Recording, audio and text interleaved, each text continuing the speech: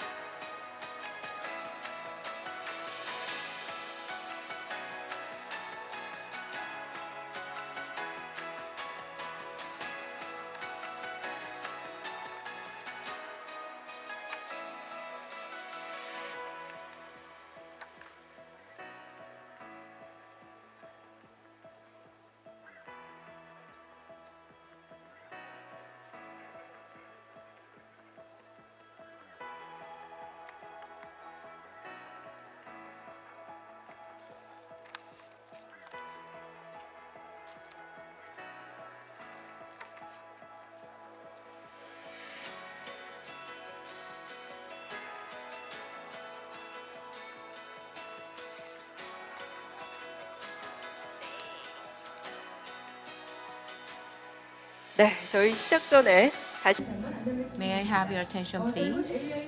Shortly, we are going to start AI Seoul 2026. May I ask all of you to take your seats? For smooth proceeding of the event, please turn your mobile phone to vibrate mode. Today's conference is a digital conference, and the QR code on the screen you see right now and the QR code on your ID card it can provide your access to the interpretation and the leaflet. So we are providing AI-based interpretation. You can enjoy the AI subtitles on the screen, and also you can access AI interpretation by scanning the QR code you see on the screen. We are going to start shortly. Please take your seats.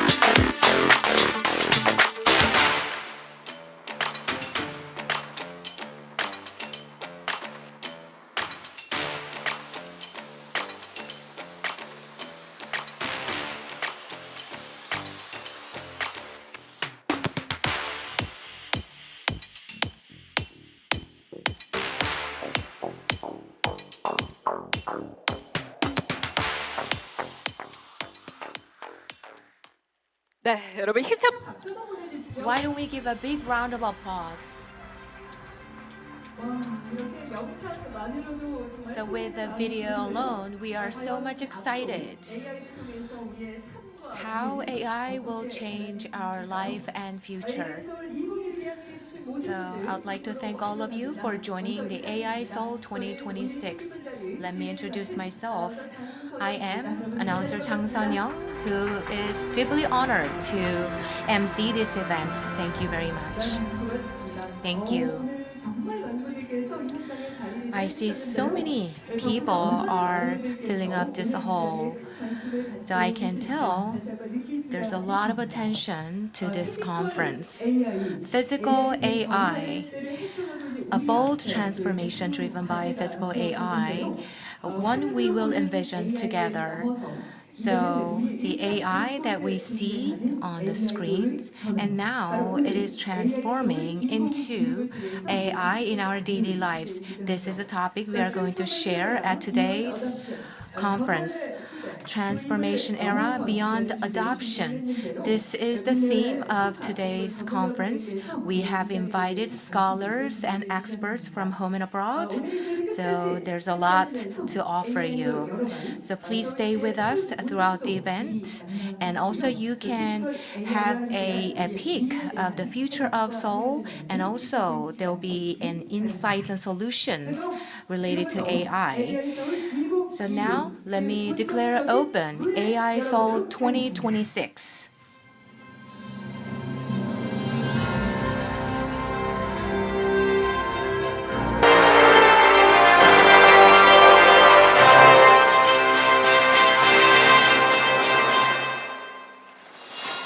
네, 먼저 오늘 이 자리에 소중한 시간이어서 함께해 주신 Now, 주요 네 I'd like 분들이 to 있죠. invite 제가 our 주요 네 distinguished 분들을 guest. 먼저 Let me 함께 introduce our 드리겠습니다. distinguished guest one by one. When each person is called, please welcome them with a big round of 자, 먼저 applause. 오늘 이 자리 First, 이번 we 행사를 are 멋지게 honored 준비해 to have with 주셨는데요. us 오세훈 Mayor Oh 서울 Se-eun 특별시장님께서 of Seoul, 참석해 the 주셨습니다. host of this 박수로 event. 맞이해주시기 Please 바랍니다. welcome him with a big round of applause.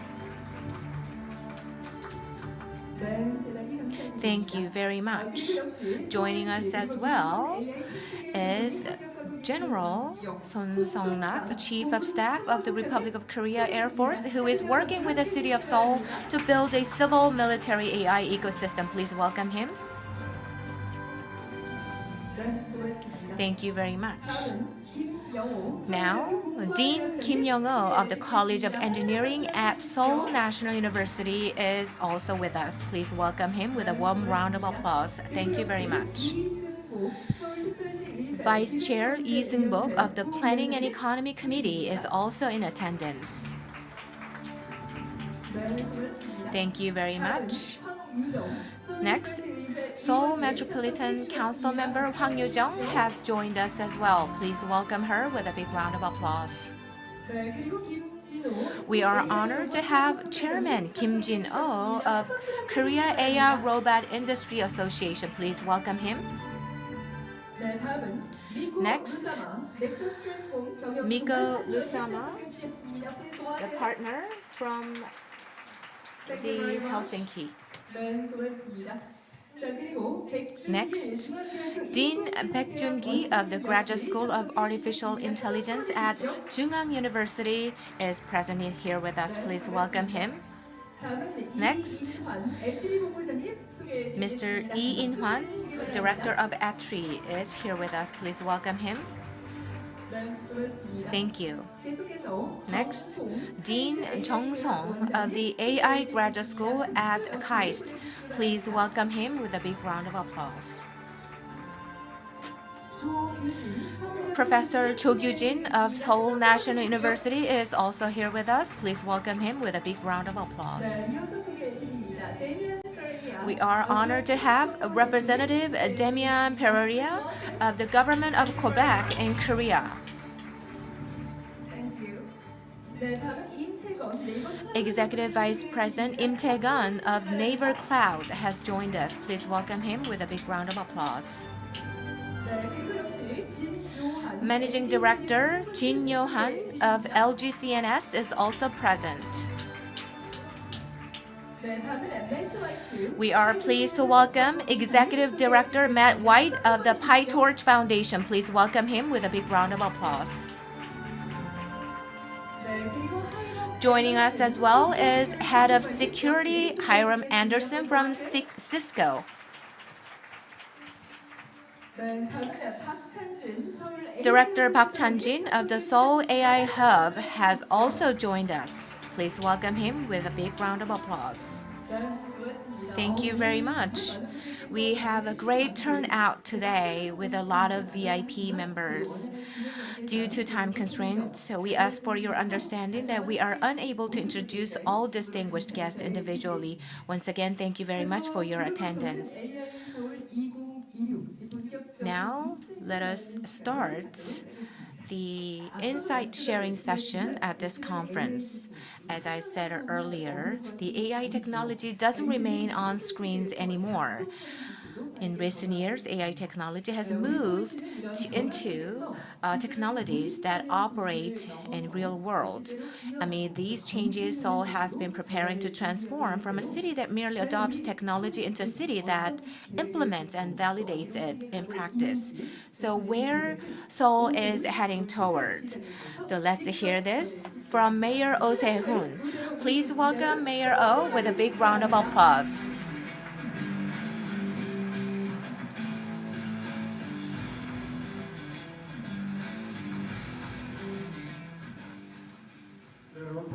Good morning, ladies and gentlemen. It's very great to see you. I am Oh Se-hoon, Mayor of Seoul. I would like to warmly welcome all distinguished guests from Korea and abroad, as well as the citizens joining us at the AI Seoul 2026 conference. Your great turnout and passion is helping Seoul to become a AI hub and AI city of physical AI. And especially, this occasion is especially meaningful as we are joined by the world's leading authorities who are shaping the global discourse on AI. I'd like to extend my deepest gratitude to Professor Yoshua Bengio of University of Montreal, and to Dr. Peter Norvig, and to Professor Chu Jin of Seoul National University, and President Jung Song of the KAIST Kim Je-chul Graduate School of AI. I hope this gathering will go beyond the sharing of technology and become a moment to explore together how physical AI can overcome the limitations of cities and bring greater happiness to everyday life. Exactly 1 year ago, at this very venue, I declared Seoul's vision as a global leader in AI innovation and pledged 7 strategic initiatives. Over the past year, Seoul has proven that commitment through action. We launched a system to train 10,000 AI talents annually, established a 500 billion won AI fund, and completed the blueprint for the Yangtze AI Tech City. Seoul is no longer a city chasing the speed of AI. It has become a city that sets direction and offers answers and solutions for where AI should go. We are standing at another turning point. The defining theme of this year's CES was unmistakable: physical AI. If AI up to 2025 was a talking intelligence confined to screens, then 2026 marks the era of acting intelligence that moves in real world, the era of physical AI. AI is no longer confined to data on a monitor. It now makes decisions on site, acts on our behalf, and produces tangible outcomes in the real world. Across the globe, nations are competing fiercely to lead this era of moving intelligence. Building on its dynamic urban infrastructure, Seoul will become the ultimate stage where physical AI transforms the lives of its citizens. The vision I present today is clear. Seoul will rise as a world-class leader in physical AI. The physical AI city Seoul envisions is not a city that competes on the speed alone. It is a city that designs the way technology is safely integrated into people's lives and sets the standards for doing so. Through physical AI, we will drive a major industrial transformation. Businesses will feel the change on the ground, and citizens will enjoy the benefits of new technologies in their daily lives. To achieve this, Seoul will focus on three core strategies by until 2030. The first strategy is to build a physical AI built. For physical AI to function effectively, it requires an advanced brain, an agile body, and a stage where experimentation is fully possible. Seoul will create an optimal AI belt that organically connects all three. The starting point is the brain. The brain of this belt will be concentrated in Yangtze. With over 430 startups and national research hubs, Yangtze, through the upcoming Seoul AI Tech City, will become the heart of a global AI cluster attracting talent and companies from around the world. The body of physical AI will be nurtured in Suso. We will establish the Suso robot cluster covering everything from R&D to real-world testing and complete the Seoul Robot Tech Center by 2030. So the Suso will become the heart of Korea's robotics. By connecting the brain of Yangtze and the body of Suso, we will turn all of Seoul into a stage for innovation. So we will create a convergence hubs in these two districts, Yangtze and Suso. So these two areas will become an ecosystem and a platform where interdisciplinary talents can interact together. So Seoul will become more than a physical infrastructure. It will become the stage of physical AI innovation, bio, fintech, and the six key strategic industries, including bio and fintech. We will transform Seoul into an industrial city driven by physical AI. The second strategy is to revitalize the industrial ecosystem. For technology to move beyond the lab and work in the field, demonstration data and regulatory reform are essential. Seoul will shift the paradigm from model-centered AI to field-centered AI. Above all, demonstration is crucial. The essence of physical AI lies in how flawlessly it performs in real-world settings. Demonstration creates data, and data is competitiveness. Later this year, Seoul will establish the Testbed Seoul Demonstration Center. From parks and the Han River to roads and public facilities, all of Seoul's infrastructure will be open as a living testbed. And also, we will create a task force to help identify the marketing access and market access. So we are creating a one-stop support system. The specific future will be created, and it will start from the Yongsan Business Center. So we are going to create an integrated operation center and digital twin centers. So these will operate the city on a real-time basis, and the autonomous driving and robotic systems and logistics and all this infrastructure will be created based on advanced technologies, including physical AI. So all these will be integrated and reflected in the city. And Yongsan will be a great city and landmark city which will set the standards for intelligence AI. And we will expand this to Magok district. That way, it will be urban type leading app. So we will remember the pains and concerns of industry people. We will make sure the lab technology will be translated into implementable technologies in industries. We will invest 70 billion won in R&D, and we will operate 150 billion AI funds. And we will help all the businesses to become a promising unicorn companies. And with Europe, Shanghai, and Paris, we will form alliance with these cities. So those technologies confirmed in Seoul will be expanded to global cities. So we are going to create a thorough collaboration network. The last strategy is the integration of technologies in the daily lives of citizens. So if we cannot change citizens' lives conveniently, the value of technologies will be lost. So we have already started. Technologies have become part of citizens' welfare. So we have the early morning companion buses operating, and we will expand the number to 5 buses. And Cheonggae Stream shuttle buses and inter-village buses will be connected. So all these buses will move around the city.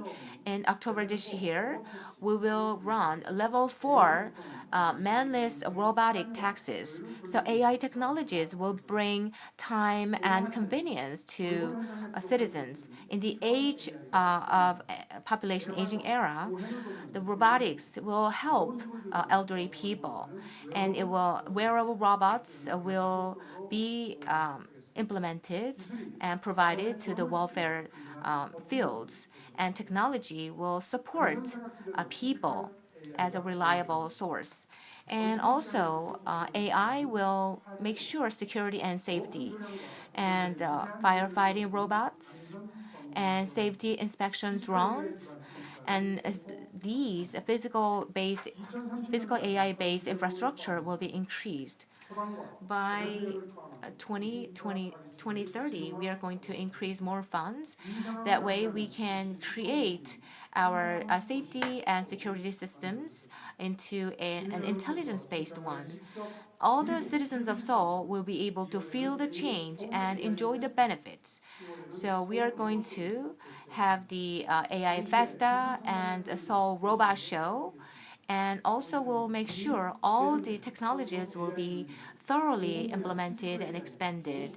So we are going to strictly apply the physical AI and intelligence AI in public spaces. That way, everybody can enjoy intelligent city in a safe manner. And we are also going to run the youth the training system based on AI technologies. Ladies and gentlemen, AI is going beyond the screens into our streets, workplaces, and everyday lives. Technology must ultimately serve people. The physical AI city Seoul envisions uses the coldest technology to create the warmest change. This is the future Seoul has chosen. So AI will help firefighters, and we will bring back convenience and time and leisure to citizens. Seoul is now ready. Seoul will become the standard and the hub of physical AI. In this grand journey, I would like to ask all the citizens to join this grand journey. Once again, please give him a big round of applause. Thank you very much. Thank you very much, Mayor O. So now listening to your remarks, we can feel how important today's event is. And now we have heard about the AI directions that Seoul's vision is to have that direction for AI and that it is a city full of opportunities. Again, we have another important guest who has prepared another remarks, which would be Professor Yoshua Bengio, a pioneer in deep learning and head of Canada's Miller Institute. He has sent us a video message. Let us watch it together. First, let me thank Mayor Oh Se-hoon and the Seoul Metropolitan Government for the opportunity to talk to you today. I want to extend my warmest congratulations for hosting this AI Seoul 2026 conference. As highlighted already in the Seoul Declaration in 2024, AI has the potential to bring tremendous benefits and help us address some of our time's most pressing needs, but only if we steer it wisely. The reason for this is simple. Intelligence and knowledge give power. That power has the potential to greatly enhance our well-being, but also, if we're not careful, to introduce a series of major risks for human dignity, democracy, geopolitical stability, and even the future of humanity. So we must collectively work on two fronts, the policy front and the scientific front. On policy, we need national laws and international treaties to ensure more robust societal and regulatory guardrails. On the science and technology, we need to better understand how to design AI that will be highly capable, while at the same time will not harm people. And we need to make sure that we always maintain control of AI models so that they behave in really safe ways and reliably. I have launched recently a non-profit organization called Law Zero to exactly tackle these technical issues. But this is a huge scientific challenge and far more efforts are needed. In this context, Seoul has the potential to serve as a meaningful hub for global AI cooperation. Korea has many strengths and opportunities to help forge a better path in AI. Great research universities, a great talent pool in AI, very strong industrial research in AI, algorithms as well as hardware, especially regarding machine learning, which is behind all these advances. Korea is also a leader in high-resolution AI chips that will matter more and more in the future. I'd like to conclude by sharing something that was highlighted in the first edition of the International AI Safety Report that I've been sharing. It says the following: the future of general purpose AI is uncertain. You have to bite that bullet. Both very positive and very negative outcomes are possible. Much depends on how societies and governments will act.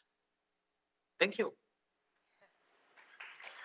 First, 네, 말씀 대단히 감사합니다. Thank you very much. 그럼 지금부터는 AI 서울 Now 2021의 we will begin the first keynote session of AI Seoul 2026. Many of you may be looking forward to how Seoul and physical AI will come together. We have invited leading scholars and experts from Korea and around the world to share insights into Seoul's vision built on physical AI.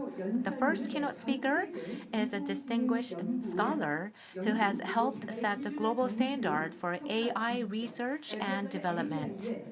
표준 교과서 So he is a AI textbook. 저자이시기도 합니다. So he is the author of Artificial Intelligence, A Modern Approach.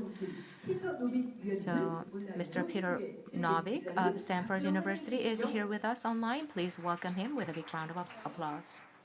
Yes, the floor is yours. Thank you. I'm very happy to be part of AI Seoul 2026, and I'm sorry I can't be there in person. As we heard from the mayor, in 2025 we saw huge advances in the capabilities of large language models. And now in 2026 we're starting to see advances in agentic AI and in robotics in the physical world.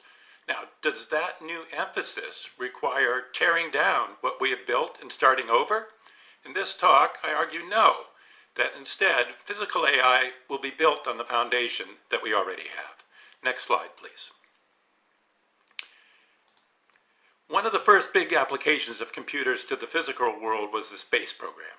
Here we see Margaret Hamilton, Chief Software Manager for the Apollo program, with the code that she wrote for the Apollo guidance computer shown in the center. And, true fact, in my very first job out of college, Margaret was my boss. How cool is that? But whenever I see this photo of Margaret wrangling her code into place, I'm reminded of our time together, and I'm also reminded of another photo. Next slide, please. So here we see Darth Vader wrangling one of his underlings and trying to get him to do what he wants him to do. And sometimes writing software by hand feels like that. You have to use the force to strangle the code to do what you want. And there's uncertainty in the physical world, and one approach is to try to eliminate that uncertainty by strangling it away. Let me give you another example. Next slide. This is a diagram of NASA's Mars Polar Lander mission, which unfortunately failed back in 1998. Now, there are three phases to what we call entry, descent, and landing, EDL. So first, the entry phase, where the lander is burning through the upper atmosphere for a preset number of seconds. And second, the descent phase, when a parachute opens and retro rockets are fired and to slow the lander, and radar is tracking how far we are above the ground. And third, the landing phase. So when we get to about 40 meters above the ground, the radar becomes unreliable, and we switch to a touchdown sensor. So when the leg hits the ground, there's an impact, and you detect that sensor and turn off the engines, and you successfully landed on Mars. Next slide. Now, these three phases were programmed modularly, each phase operating as independently as possible. And that's standard good programming practice for the digital world. But the physical world is more challenging. And what happened on this mission is that the legs of the lander, when they deployed, they bounced a little bit during descent. And that set off the touchdown sensor prematurely. So when the descent module said, I'm giving up control and I'm passing control to the landing module thought it was already on the ground when actually it was at 40 meters. And so it prematurely shut off the engine, causing the spacecraft to crash to the surface and be lost. Now, you'd think you could test this kind of thing to see if the legs are going to do that, but it's really hard to test on Earth because nowhere on Earth do we have the gravity and atmosphere that's the same as Mars. So, what could the mission team have done differently? Next slide. And the answer is they should have had a shared world model. If at 1 second the lander thought it was at 40 meters and a millisecond later it thought it was at 0 meters, there should have been a shared model that says, no, that's not possible. There must be an error in the sensors somewhere, and then it could reason about what to do and say maybe we should just slow the descent rather than immediately turning off the engines. And we could have saved the model if we had recognized and welcomed this uncertainty from the real world rather than trying to eliminate it with that modularity. Next slide, please. Now, the field of physics has been tremendously successful in making sense of the physical world. And we have Newton and Einstein coming up with these short, pithy equations. And like Margaret Hamilton and Darth Vader, they try to do it by squeezing out the complexity and simplifying the world to these few short equations. Next slide. But the problem is that the physical world is not like that. It's chaotic. It's messy. The weather is known to be chaotic, and other parts of nature are complicated, and human psychology is the most unpredictable of all. And so these simple models can't cover everything that is known about the complexity of the world. Next slide. Here's another example. Physicists have equations that describe how to contain a plasma bubble inside a magnetic field to produce fusion energy. Now, an AI model was trained on real-world data to control such a plasma bubble, and here are 5 snapshots of it doing the job. And physicists look at this and say, yes, the 4 on the left there, that makes sense. They follow my equations. Great job. But in the 5th, they said, wait a minute, you split the bubble into 2. My equation doesn't cover that. But for the AI model, splitting the bubble into two was a natural outcome of managing the chaos of the real world given the data that it had. The AI model is not constrained by the simple equations. Next slide. Another example is teaching a robot to throw darts, either in simulation or in the real world. You can do it with a lot of equations. Next slide. Or you can do it with AI, with reinforcement learning. And the learning approach is more robust to noise in the system. If you ask the robot to solve the exact physics equation, it can do that. But then if you introduce some noise, maybe one of the tail feathers of the dart is ruffled or it weighs a little bit less, then these exact physics models get it wrong, but the reinforcement and learning model does it right. Next slide. Next slide, please. Thanks. Similarly, traditional models for weather prediction gather readings of temperature, pressure, and humidity over a grid of points, and then they use a supercomputer to solve physics equations like the one we have here. And the way to improve on these models is you can make the grid size smaller to divide the world into smaller, more local squares, but that requires even more supercomputer computation. And there's still a limit where chaos takes over no matter how many measurements you get. Now, in contrast, an AI model can look at a wider variety of data, can detect local or global or seasonal patterns, and make a better prediction with less computing power. Next slide. Now, in the field of self-driving cars, handling 95% of the cases you'll ever see has already been achieved, and it's not that hard. But the last few percent of situations are really hard. Here, one car encounters a woman in a wheelchair chasing a duck in the middle of the street with a broom. And I can guarantee you, nobody was prepared for that scenario ahead of time. In the second image, a car is stopped because somebody thought it'd be funny to put a cone on its hood, effectively disabling it. In the third, a car missed a sign and drove into wet cement. And in the fourth, 3 self-driving cars came together to the same intersection, and all 3 were waiting for one of the others to make the first move. And so the moral is, there's always these exceptions in the real messy world, and getting most of it right is easy, but getting the last bit right is really hard. Next slide.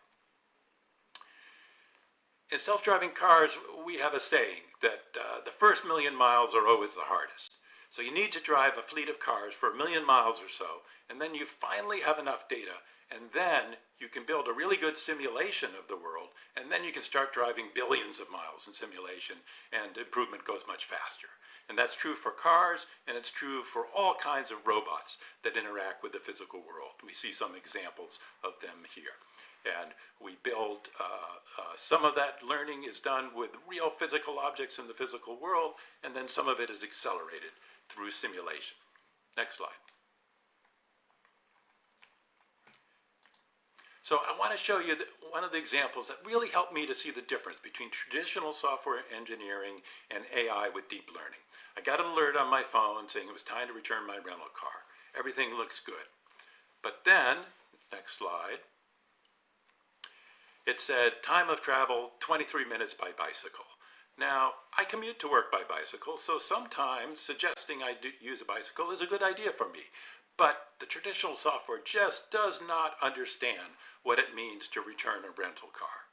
And maybe you could patch this one little bug, but there are a million different situations like this. And if you wanted to get them all right, you'd have to put 1,000,000 patches into your traditional software, and that's just not feasible. So this is something that traditional software can't handle, but that a foundation model, a deep learning model that learns from the world, can handle that. Next slide. And here we see an example. I asked one of these large language models, and it got it right. No, I should not return a rental car by bicycle. And I got to say that a year ago, the language model struggled with questions like this. They would get to questions like this wrong. But in the last few years, and even accelerating just in the last few months, there's been big advances, and they're understanding the physical world better and better. Next slide. So, a large language model is trained on billions of pages of text, and it's designed to be able to carry on a conversation about almost any topic at all. It's a model of how we talk about things. In contrast, what we call a world model is trained on text. It should take all the text the language model gets, but it should also get video and audio, and it's designed to be able to understand what actually happens in the world. It's a model of how the world works.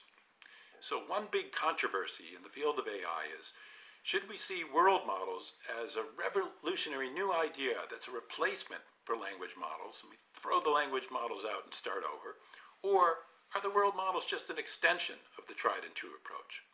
Another controversy is it necessary to be embedded in the physical world in order to understand it? Or can you understand the world maybe just by reading about it or watching it?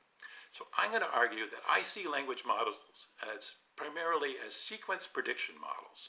And yes, A sequence of text is one of the things they can do, but other sequences they're also designed to handle. Sequences of video frames, for example. So that means that they already build a kind of world model in order to make predictions. A language model learns that the phrase, the cat chased the rat, is more common than the rat chased the cat. And in learning that, it is forced to learn a model of animal size, of predator-prey relationships, and so on and so on. And then, by adding new types of media, like video and so on, we can make these sequence models even better. Next slide. So, language by itself describes a lot about the physical world. And we can see that if we look at the richness of fictional worlds. For example, the fictional world in The Lord of the Rings. Now, these worlds are described by text, but devoted fans of these worlds understand an incredible amount of detail about this world, and they can argue about all these questions about what's going on in this world, even though they have never actually lived there because nobody has lived there. So I think it is possible to learn a lot about a world without being physically embedded in that world. Next slide. Now, we can ask language models about physical tasks in the real world. If I'm carrying a glass of water in each hand, how do I open a doorknob? Well, the language models can figure out how to do it. They know that if you turn your wrist while holding a glass, you'll spill the water. So you need to either contort your body in some weird way, or you need to temporarily put one of the glasses down. Next slide. And the language models understand perception in the physical world. They understand what's transparent and what's opaque. Next slide. Another example, they understand physical facts about the world, such as how plants grow, and that they might know more than many people who are not experienced gardeners or botanists. Next slide. So, Jan LeCun, the Turing Award winner and one of the founders of the field of modern AI, suggests that we need a world model, a model that understands the world, that has perception and memory, and can consider and criticize actions and perform actions in the world. And I completely agree with everything he says. But Jan thinks of that change as throwing out the old language models and starting over. He has this model called JEPA, but there could be other models. Now, if you define a language model to be something that just predicts the next word, then I agree that that's enough. But that's not what our foundation models or language models of today do. They also do all these things that we're looking for of taking actions in the world. Next slide. So lastly, a key question is, who gets the benefit of robots that can interact with the physical world? To understand those issues, I want to go back to 1964, when the physical labor of humans was being replaced by automation. Bulldozers and heavy machinery were replacing men with shovels and sledgehammers. And the protest singer, Phil Oakes, captured the sentiment of those laborers. They didn't want to stop automation. They knew that digging a road with a shovel was backbreaking work, and automating the job with a bulldozer was a great benefit. But the workers just wanted their fair share of the benefits. They brought us to the point where automation could be used, and they wanted a fair place for them in the future that we are building. So this was an issue in the 1960s era of automation, and it's still an important issue today. So let me close with that, and thank you for your attention and participation. 네, 여러분 박수 보내주시죠. Thank you very much for your insightful presentation. 네, 피지컬 AI의 세계를 구현하기 위해서 어떤 To implement the physical AI, what kind of preparation we need? He gave a big picture, so we are going to invite Mr. Norvig for a panel discussion later. So please wait for another presentation. 소프트 로보틱스 Moving on, we will hear a lecture from an individual who has led South Korea's soft robotics research, focusing on biomimetic robotics, soft robotics, and wearable robotics. We're honored to welcome Professor Chu Jin, the Professor of Mechanical Engineering at Seoul National University, Director of the Human-Centered Soft Robotics Technology Research Center, and the incoming President-elect of the IEEE, the Robotics and Automation Society, the world's largest robotics society. Please welcome him with a big hand. Good morning. I am more than honored to be able to present here in front of the scholars and renowned figures. And so the future of physical AI really depends on our imagination and our ecosystem, I believe. And so earlier, Mayor Oh Se-hoon has just mentioned a very important declaration, and he has said that 2026 will be the era of physical AI moving next to us, not AI confined to screens. And also, this was said in Harvard Business Review, which is partner or die. So if you don't collaborate, you will perish. So it is about hardware and software and innovation. And so it's all about what Korea can do. So I believe that Korea can do best in terms of collaboration. And so I think this could be our competitive edge. The world is currently experiencing a humanoid robotic craze, and you've probably seen it in CES as well. And so we have large expectations, but also we have some fear, I believe. So what should be the direction for South Korea? Should we be catching up, or are we able to catch up with the US and China? So these might be the questions that we raise ourselves. But I think that humanoids is just the starting point of this overall craze. So the meaning that we can create robotics means that we can create various types of robots in various forms. And so I think humans' imagination is bigger than humanoid. And so I think we should not be confined in this form of humanoid, because until now, humanoid is not something that we helped us. It was more like the cars, the vehicles, the washing machines. There are so many machines like refrigerators that helped our lives. So now we have to embrace these new forms, and we have to think about whether we have this ecosystem that can embrace and create these new forms. So I think that is an important question that we should raise ourselves. And so I would like to show you a couple of examples that we've made at Seoul National University. So right now, currently, one robot can only carry one thing, one object. But right now, you can see that this is the robot of these days, but you can see the human's hands can catch or grab many items at once. But until now, the robots were not able to have that kind of a hand. And so at Seoul National University, we were inspired by this fact. And so we wanted to develop a hand that can grab many items at the same time. And so you can see it doesn't really have to look like a human's hand, but the basic principle should be like that biomimetic hand of a human, and that's how we created this hand. And so this is the Exo glove, and this is a soft wearable glove. So I don't know if you know, but right now about half of the people who are on wheelchairs cannot use their hands properly or freely, and there's no solution until now. But then now we have these kinds of robots in the market, but there aren't high expectations yet. And we thought that we could change the form of the wheels. And so using that imagination, we developed this kind of a wheel, attached it to the car, and tested. And the very beginning started from origami. So we tried to fold the papers, and then we made something that could actually be attached to the vehicle. So think about it. Let's say your robotic vacuum cleaner would have hands and clean to those spaces where you cannot reach. So we were thinking about various types of and various forms of robots. And we think a soft robot is like a soft wearable robot. So for those of you who are wearing glasses, think about it. If you wouldn't be having your glasses, what it would be like? So just like that, if a robot can be developed just like a cloth, I think that would be a very good thing. And so I think, okay, AI is important, it is critical, but what South Korea does well is hardware. South Korea does hardware well, does AI well, and China does hardware well, and US does software well, but we can do both. And so I think using all of those capabilities, we should have good design in place, and only then can we create a robot that can understand the complex context of human lives. And so in the center of robotic innovation, there were always world-renowned universities like Boston Dynamics, MIT, and then there's also the professor of MIT that was a founder, and also there is the another institute, or there's the CMU Robotics Institute, which is from Pittsburgh, and then there's also Silicon Valley that is getting that technology. And so you might not know, but there's Odense. This is a city in Denmark. And so this has also an ecosystem of robotics.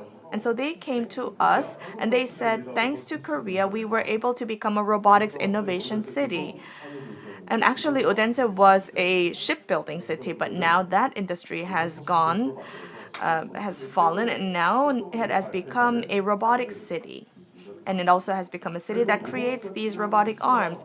And so, especially with robots, unlike IT, you need to have creative hardware. And that is why university labs are more than essential. And so, even if you have 260,000 GPUs, if you don't have the ecosystem, you cannot create robots. And so, it's not just about having the facilities and the plans, but you need to have passionate people in the ecosystem to create robots. And so we are now, right now, trying to establish the Seoul National University Robotics Research Institute. And so starting from education and research, we also aim to create an ecosystem where we can also foster entrepreneurship. And so that creative technologies can be developed, technologies with demand can be developed, and also for this is bridger is another word from Harvard Business Review. So what is important in creating this kind of an innovative ecosystem is to have the so-called a bridger. And so using these technologies, scaling up these technologies, so going up to that level, and we need to have those kinds of people within the university lab. So we need to have those bridgers. And also lastly, it's also important that we can return to RI. We need to have a safety net. And so if I would say to a student, let us establish a company, he would say, no, I have to get married. So make sure that even if he or she starts up a company, he or she can still go back to somewhere so that there's a safety net for these people. So I thought that would be a great thing to have. And so this SNURI, it should be, I hope that it can be like a boiling pot of innovation. So all these great technologies that we have at SNU, if we can develop it a little bit more, it can really be true innovation. But right now we're not reaching that level. So I hope that we can, or at SNURI, we can play that kind of a role. And also, the role of the bridgers would be very important. And so by doing so, all these technologies that are really boiling, they can become real technologies and can be used at Suseol and Yangjae. They can be tested, demonstrated, and these can actually be born into industrial technologies. And by doing so, I believe we can create an innovative ecosystem. And so I think brands are really important in this regard. Of course, we need to have and gather those talents. So then, okay, let's say we can say, okay, SNURI is a great place. So we need to hear those words from people saying that is a great place. So although we would do great research, the students, if they get their PhD degree, they want to go abroad. So my students, they go to the Netherlands, they go to Switzerland.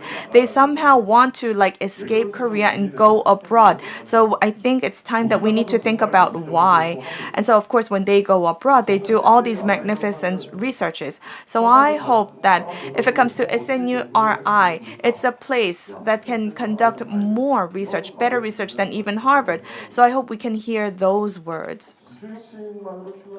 And technology innovation is not enough. In order for an ecosystem to be run, we need to have a social aspect as well, meaning that robotic technology should be a technology that is not dreaded by the people. It's not that the robot is great, but the people who use the robot should be great.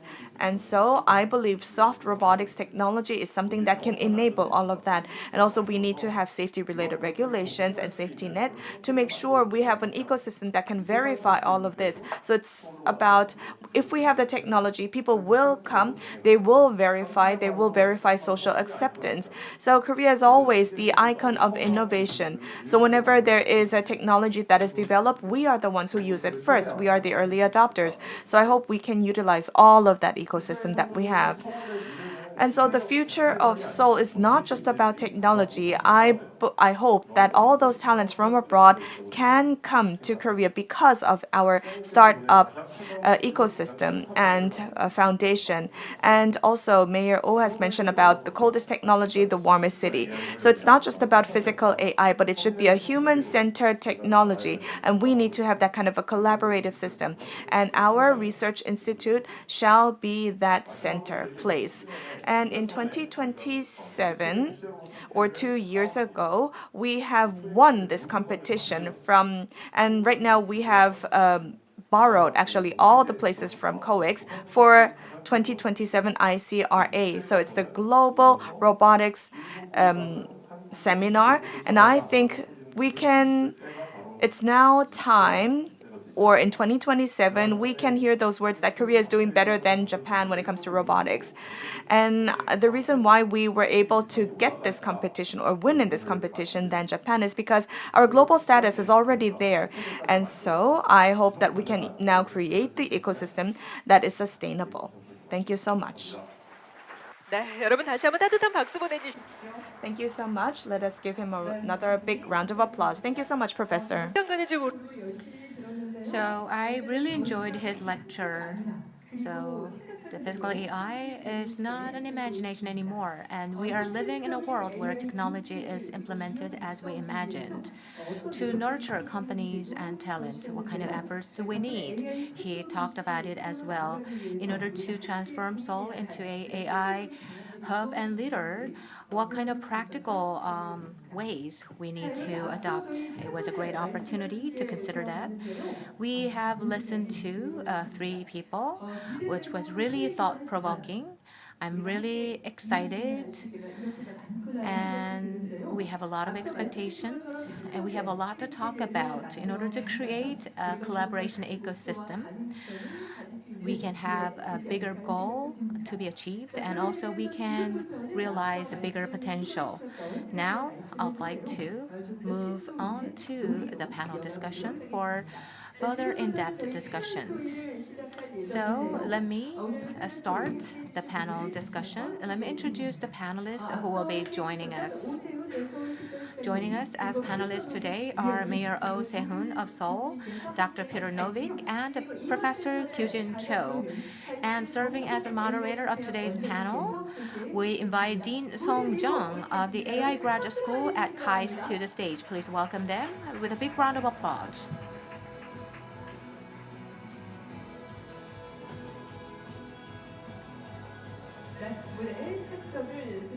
So may I ask all our panelists to be seated? Now, let me hand over a mic to our moderator. Please go ahead.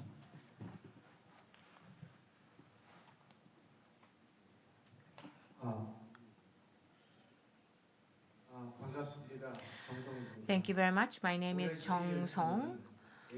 This year's CES shows that AI doesn't remain on screens. It actually pops out of the screens and they go into real world. That is the mainstream transformation. So what kind of civic visions Seoul should have? Let's discuss this with Professor Dr. Norvig, Professor Chu Jin, and Mayor Oh. Let's talk about our future. First of all, I'd like to ask Dr. Norvig, you said AI is transforming into an agentic AI.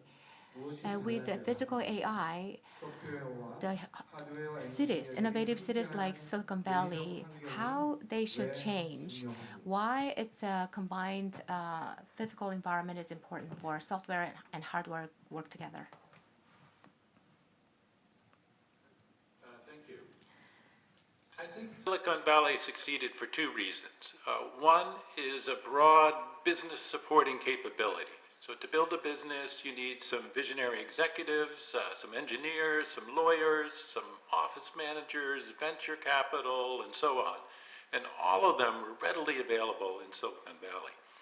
And 2 is a mindset that says it would be a great adventure to give up the safe job I have now and risk it all on a new idea. And Silicon Valley has both of those.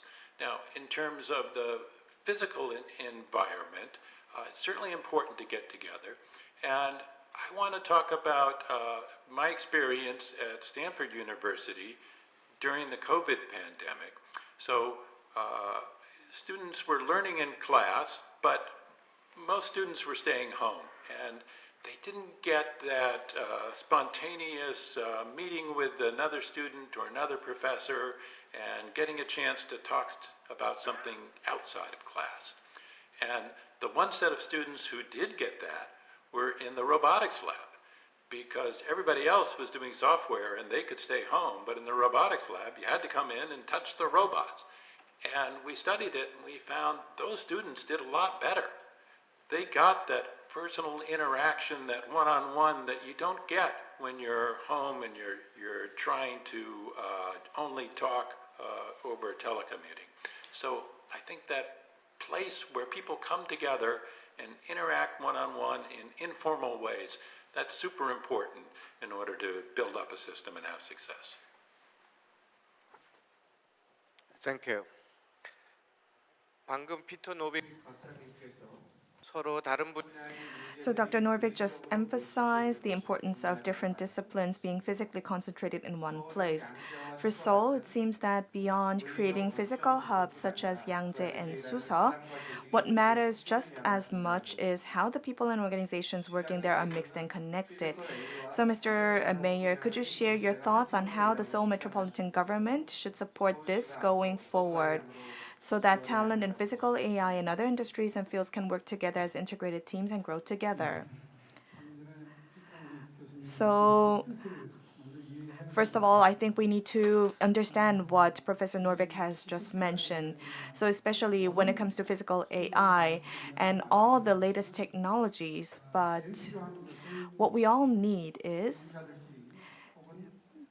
make sure that the engineers or that the people who are in there are not separated in doing research. It's not a separate effort, but make sure that they can be integrated, share their experiences, and make sure that they stay together, that they are mingled together, that then they can exchange their perspectives, their views, and create insights. I think that is more than critical. I think that is the purpose what Professor Norvig mentioned when he mentioned about interaction. I think that's how he expressed it.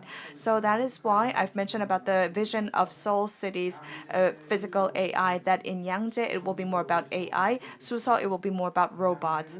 And Yangjae, for instance, it will be mostly about physical AI, and Suseol will be mostly robots. So I'm not sure if you heard that clearly. It will be mostly about robot or AI. So meaning that Seoul City, when creating the Yangjae AI hub, we didn't really think about that because, I mean, it's a very small place. It's only about 230 something square meters. And so I've been thinking, it's a small place. Can we design the future within this small space?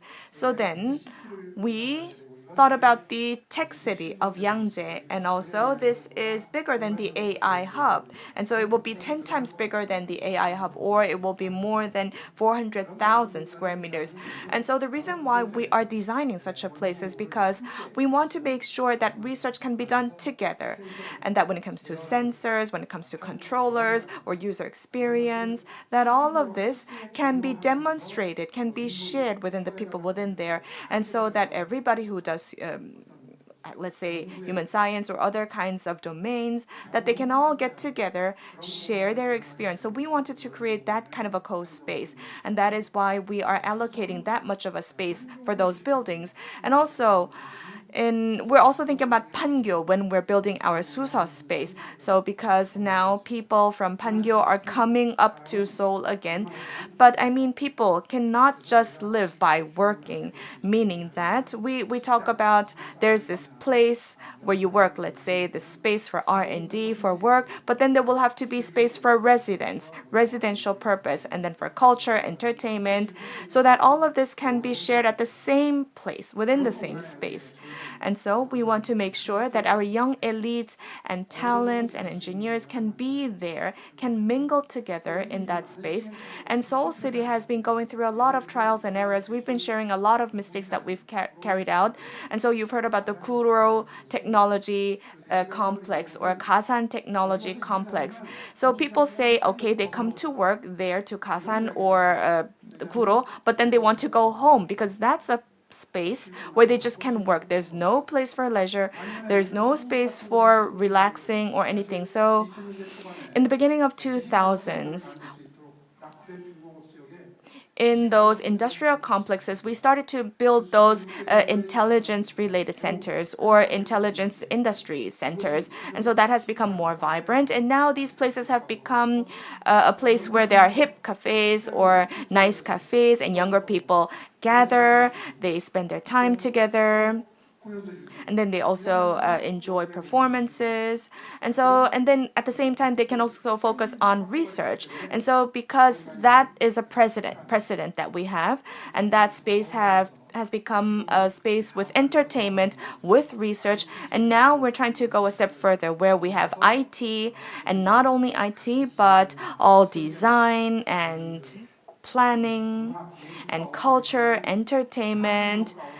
And so it's a place that should also be mixed with creative industries. And so it will be different from Kasan or Kuro industrial complex, different from Seongsudong or from Mulledong, meaning that this new Yangjae and Suso robot AI centers will be a place where there is work, and so that the people from the young urbanites, they can come together and they can do work and also enjoy other things as well. So a convergence of research can be done. It will be more like a platform. And by creating that kind of a platform, we want to make sure that synergy effects can be created and exploded in these places. So that is more like the urban plan that we have.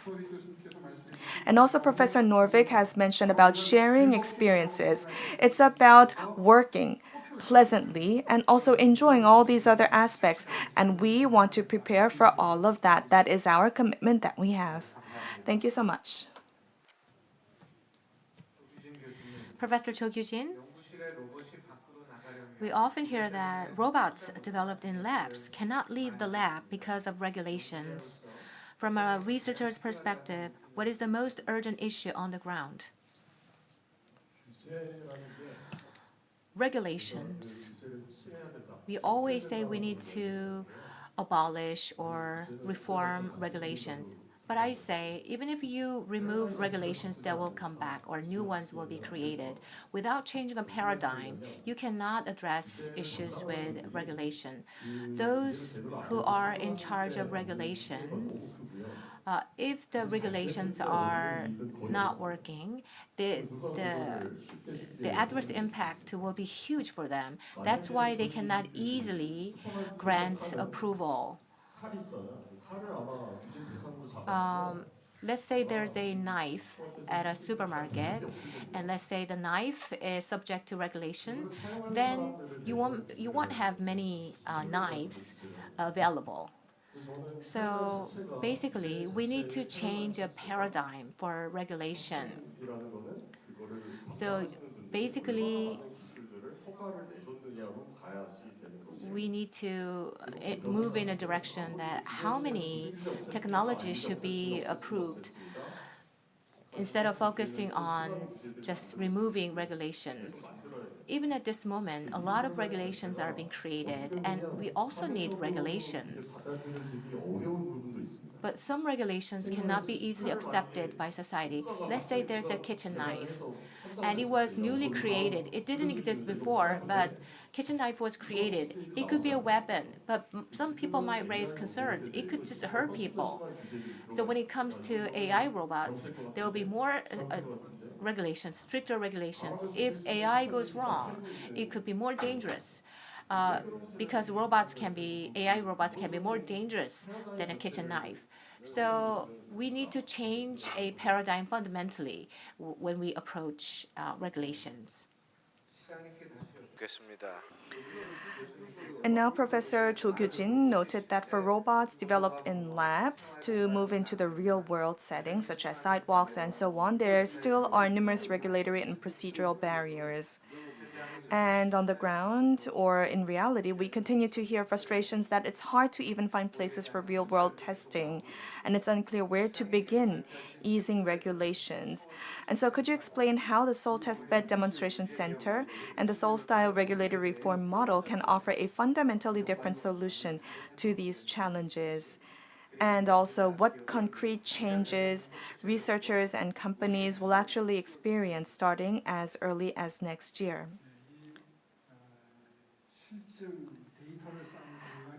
So people say that there isn't enough space to accumulate data, that there needs to be regulatory innovation, that we need to change paradigms. Every time I hear that, I feel like I'm not doing well, I'm not faring well, because when it comes to regulation, latest technology, we are leading in many fields, but then because of this administrative aspect, this bureaucratic aspect, there are some barriers, and that is why I had to think about that, reflect upon all of that. And as a first mover, Seoul Metropolitan Government is planning to do innovation, meaning that we want to get rid of those barriers. And in order to do that kind of an administration, we've been making a lot of efforts. For instance, last year, we also created a separate TF team for getting rid of this regulatory barrier. And also, we've been making those efforts, probably you would remember. And so I would like to say, just like Professor Chu Jin has mentioned, we want to change the paradigm starting from this year. We want to make those efforts. And also, in Seoul, in various places in Seoul, let's say in the park or on the roads, we want to create those demonstration test beds where people gather a lot. So we want to do those experiments, those tests within Seoul. And to do so, we need to have things ready, I suppose. And it will not be a one-off thing, but we will create a center so that people will apply for that center. And then along with regulatory reform and innovation, we will see what tests, what demonstrations can be made. So we will try to take a leading role and help people solve their issues. So that's what we're currently thinking about. And also in my earlier remarks, I've said that within the first half of this year, we will be creating a test bed demonstration center. And so we are currently thinking about a space which will be around SETEC. So right now we are remodeling the Chamsil complex, and after that is done, we will have some more additional space for convention. And so that area along SETEC, or the purpose of SETEC, will be now different. And so at SETEC, we will have this test bed or demonstration center. So we will have this one-stop center being created. And so we will also pioneer the path for the people, meaning that through these demonstration projects, if there's a company, there's a research institute that is willing to do a demonstration, and if they would apply, and then we will have a comprehensive system so that we allow everything to them. So it will be like a positive negative system. And also we will give them information where they can do the tests, where they can do the demonstrations, and also make sure that those demonstrations can actually be commercialized and that it can become also a technology that is viable. We will help them pioneer the path and also make sure that they can go global. So those will be the support that we will provide to them. It will be a one-stop support service center that we will have. And also you've heard earlier, or maybe earlier from Seoul City, that we have that plan actually in place. We want to really help the people solve their issues and any difficulties or bottleneck issues. And so that is the effort that we are currently doing. 그래서 또 시장님께 마지막 말씀을 좀. So I'd like to ask you, Mayor Oh, again for your closing remarks. Through today's discussion, we were able to clearly sense that the declaration of Seoul as a leading city in physical AI was born out of intense deliberation aimed at fostering the physical AI industry as a key engine of future growth. Finally, may I ask you to share a brief closing remarks? Thankfully, Professor Chu Jin gave a really great closing to his presentation. We can grow physically and mentally, and AI and robots can do well as well. Even last year, we felt a sense of urgency. We thought we are falling behind.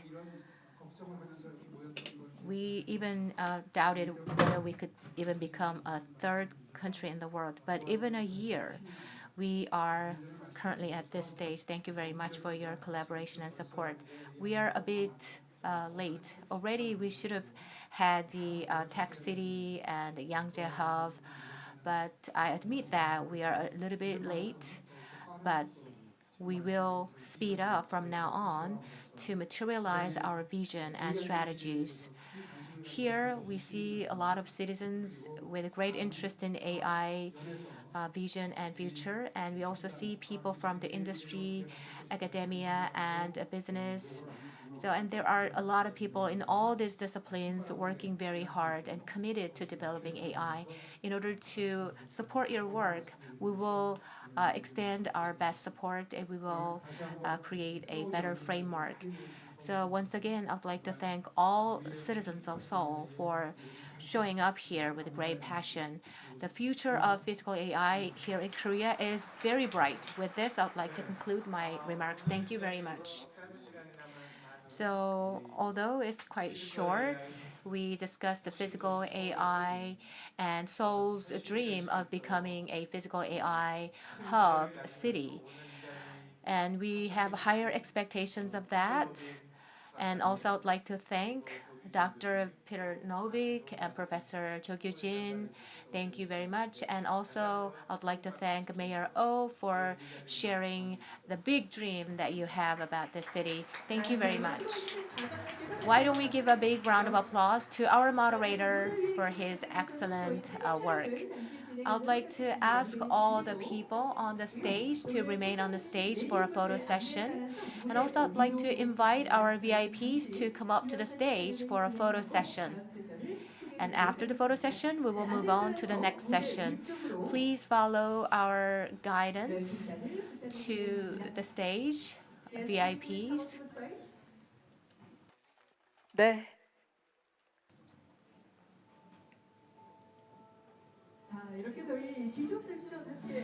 So this has concluded the keynote session. Advancement of technology is changing everything around us with fast changes. But there's a constant value of collaboration and cooperation. To renew our commitment to our collaboration and cooperation, let's take this photo. Please follow our guidance for photo shooting. Please scooch in. Please show your big smile towards the camera. Please come up on the stage, face the camera, and show your brightest smile. On the count of 3, please give them a big round of applause. And one more round. Why don't you move back just one step? Please look at the camera one more time and show your bright smile. Please give them a big round of applause.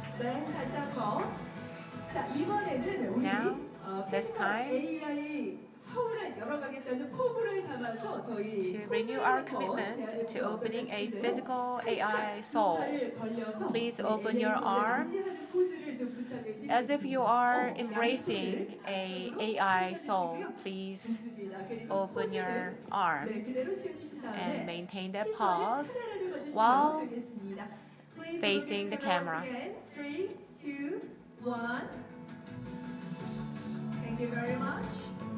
Last but not least, we have to. 네, 저희는 마지막으로 화이팅이 빠질 수. Last but not least, let's chant. Let's go for it. Please raise your right arm. Let's say, let's chant, let's go.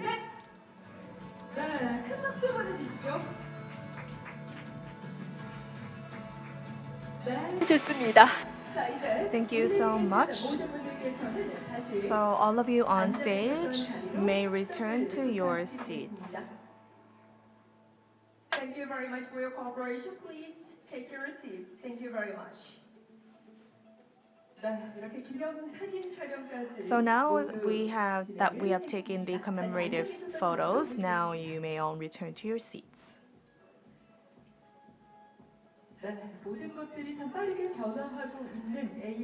So we're living in a time of great transformation where everything is changing rapidly, but this value of staying together, of being together, is a value that will never change. And that is why I believe that today's occasion is more than a meaningful event.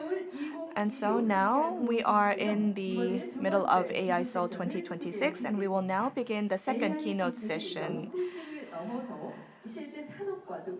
Now we will examine how AI technology is extending beyond the laboratory to drive decision-making, new drug development, and clinical innovation. Our second keynote speaker is a world-renowned scholar who pioneered the convergence of machine learning and life science, driving transformation in the pharmaceutical and biotech industries through AI-based scientific innovation. We would like to welcome via video Daphne Koller, co-founder and CEO of In Sitro, a company leveraging AI for drug discovery. Please welcome her with a big hand. The floor is yours, please. Hello, everybody, and thank you very much for the invitation. And I apologize that I was not able to join you in person, but I'm pleased to have the opportunity to present our work at In Sitro.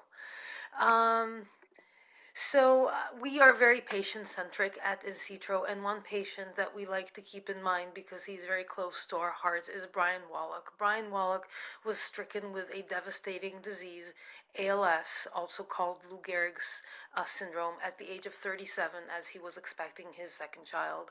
ALS is a terrible disease with a death sentence, typically 3 to 5 years from diagnosis, and kills you in a very horrible way. There is currently no treatment for ALS, but it's not for lack of trying. There have been over 70 drugs that have gone into the clinic that have failed. 4 approved drugs have a very modest effect of extending lifespan by maybe 2 to 3 months. The fundamental problem is that we do not understand what causes ALS, and it is very difficult to find meaningful treatments for something that you don't understand. And unfortunately, ALS is not alone. This chart I found very surprising. It's a pie chart showing all diseases that have names. And you can see that the subset that have any kind of treatment, even if it's not transformative, as in the case of ALS, is less than a quarter of all diseases that have a name. So that really suggests that there is hundreds of millions of lives that can be saved if we had a better process for discovering and developing new medicines. Unfortunately, the current model is not going to get us there. Some shocking statistics that I recently heard. In the last 10 years, the number of novel mechanisms, truly new ideas that have entered clinical trials have gone down from over 100 to only 30.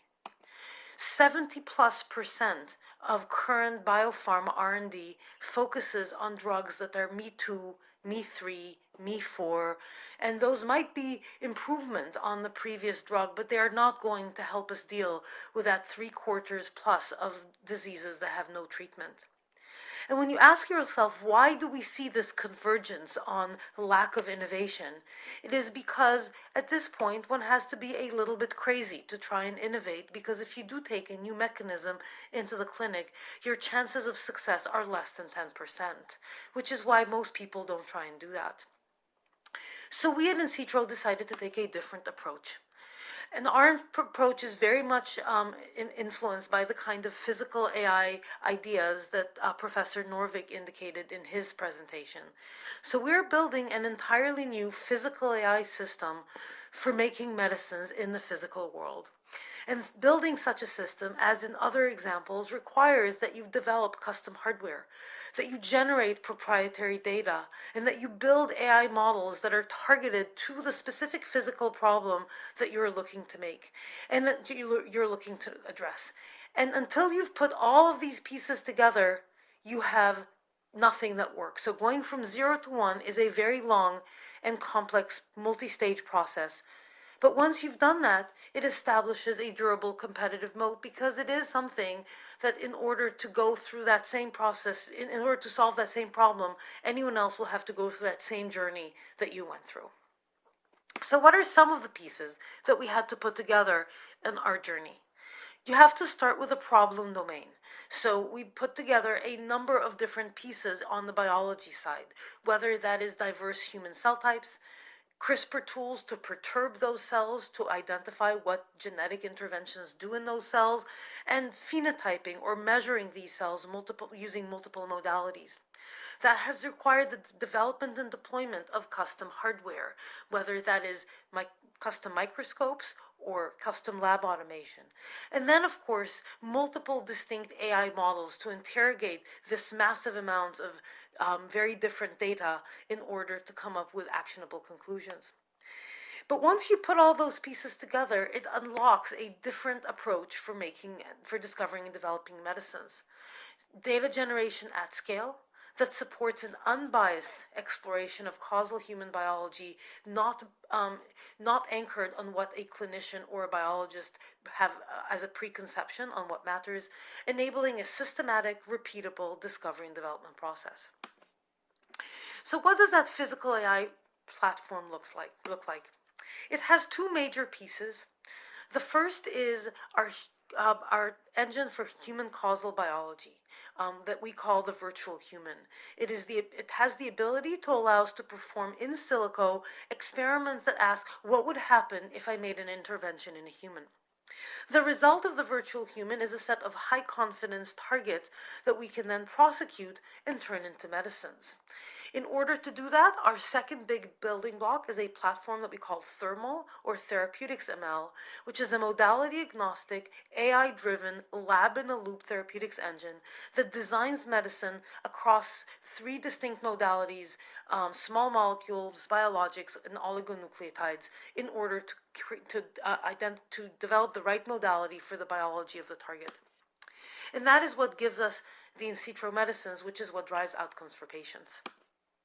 So I'm going to start by talking a little bit about what it takes to build that virtual human.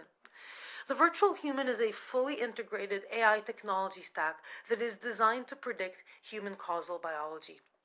It starts with data as the foundation, because if your data is not good, nothing else matters.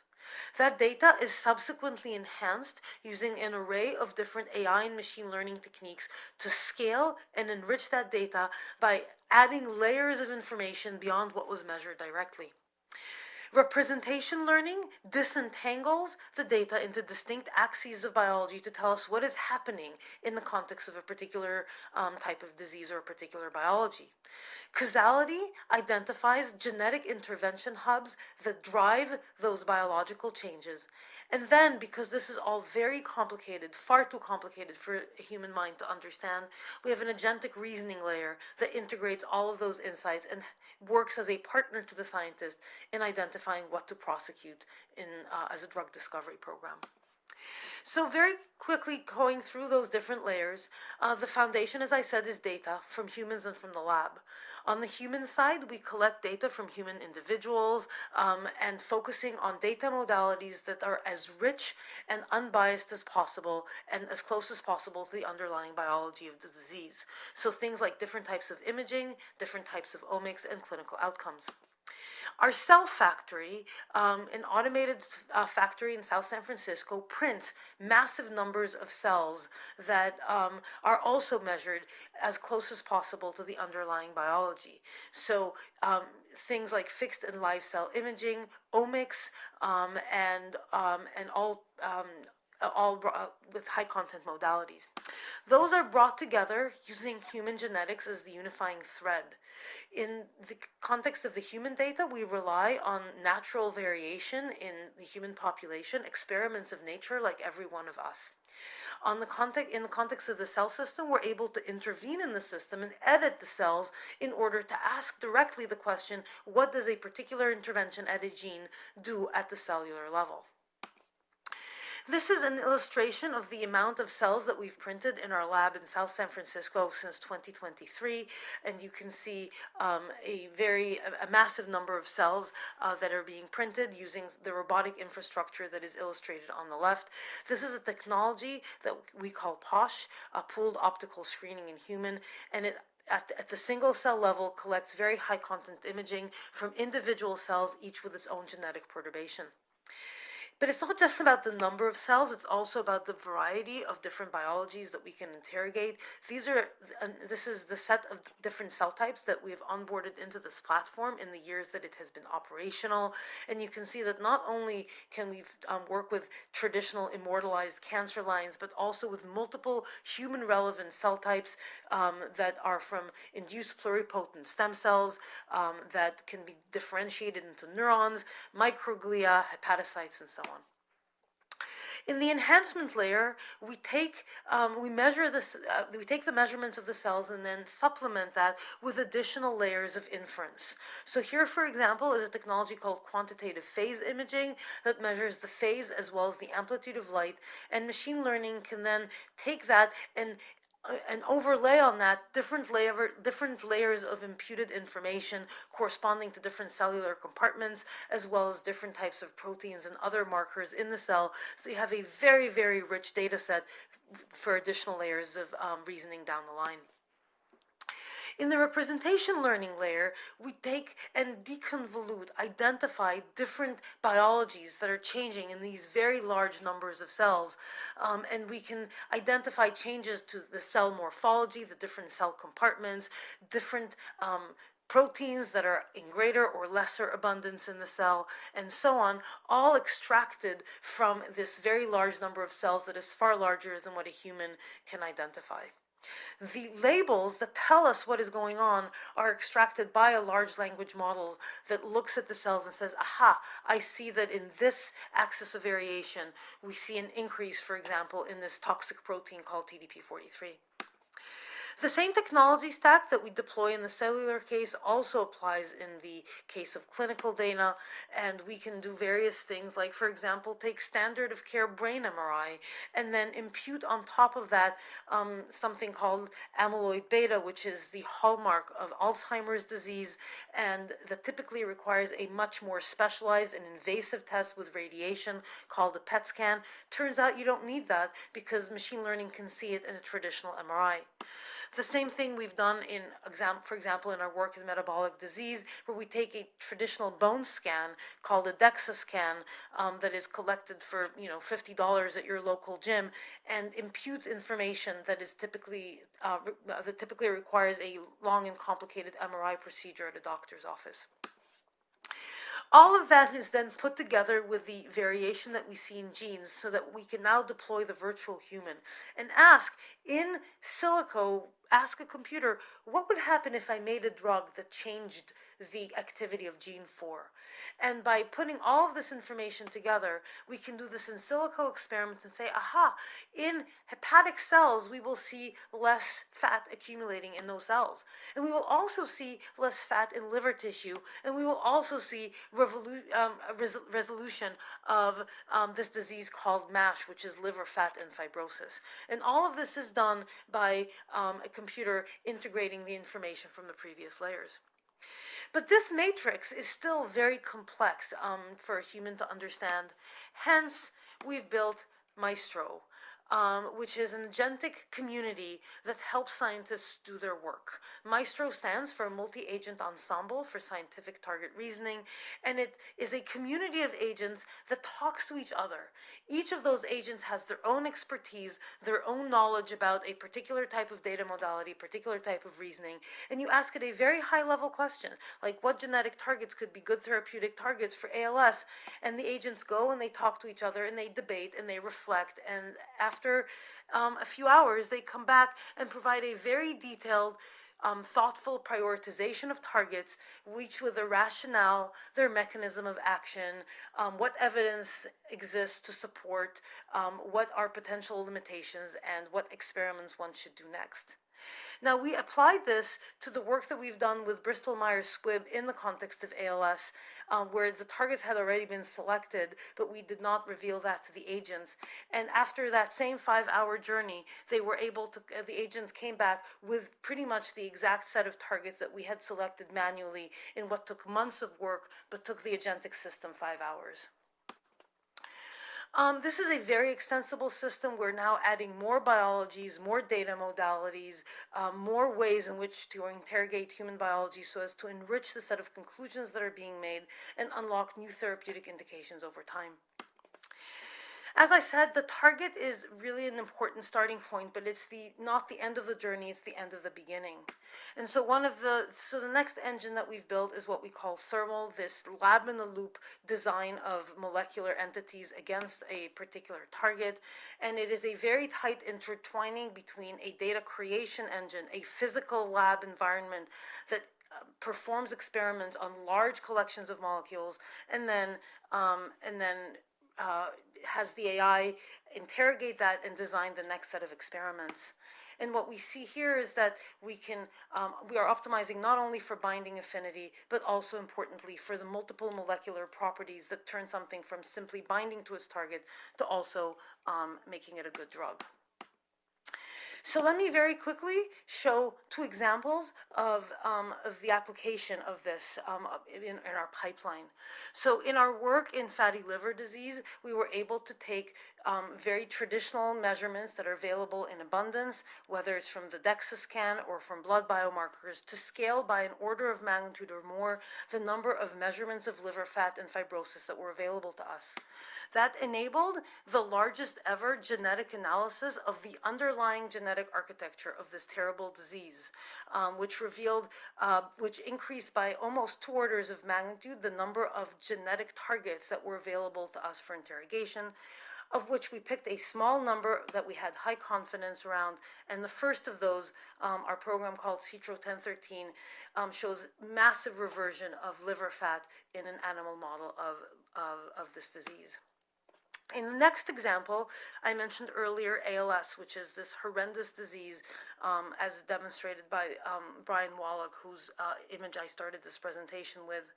In this example, we took over 6 billion motor neurons derived from induced pluripotent stem cells, spanning different genetic architectures that are known to be associated with ALS, to define a first ever disease axis of ALS in motor neurons. And you can see that in the image at the bottom.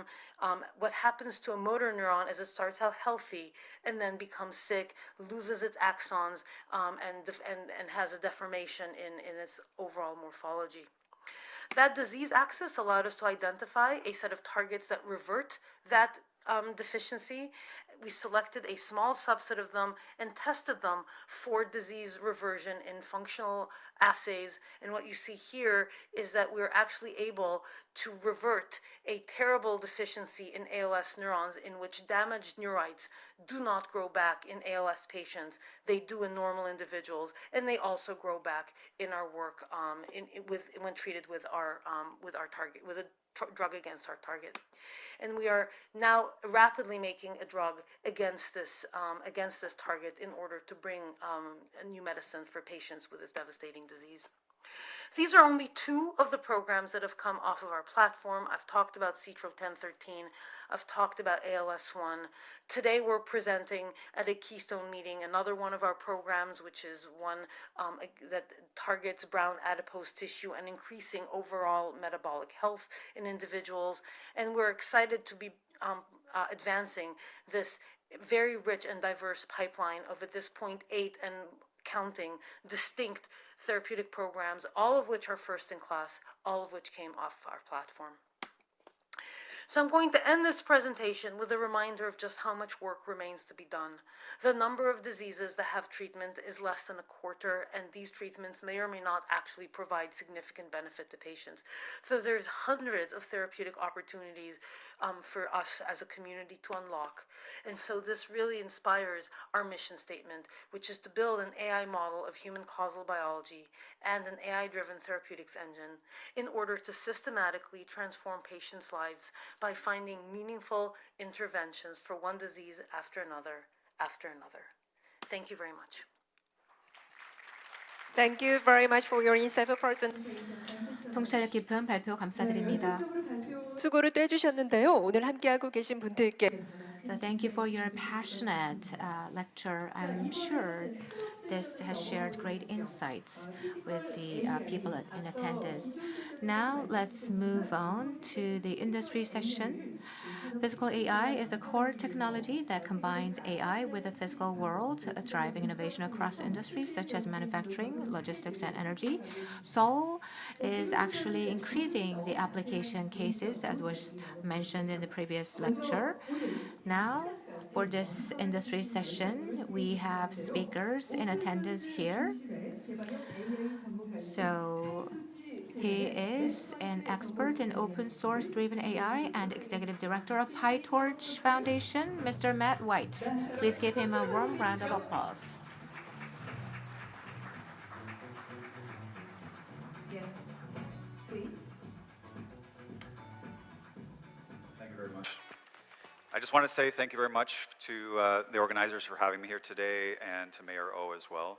I really did like hearing about how Mayor Oh has talked about there'll be significant investment in AI and AI startups in Seoul.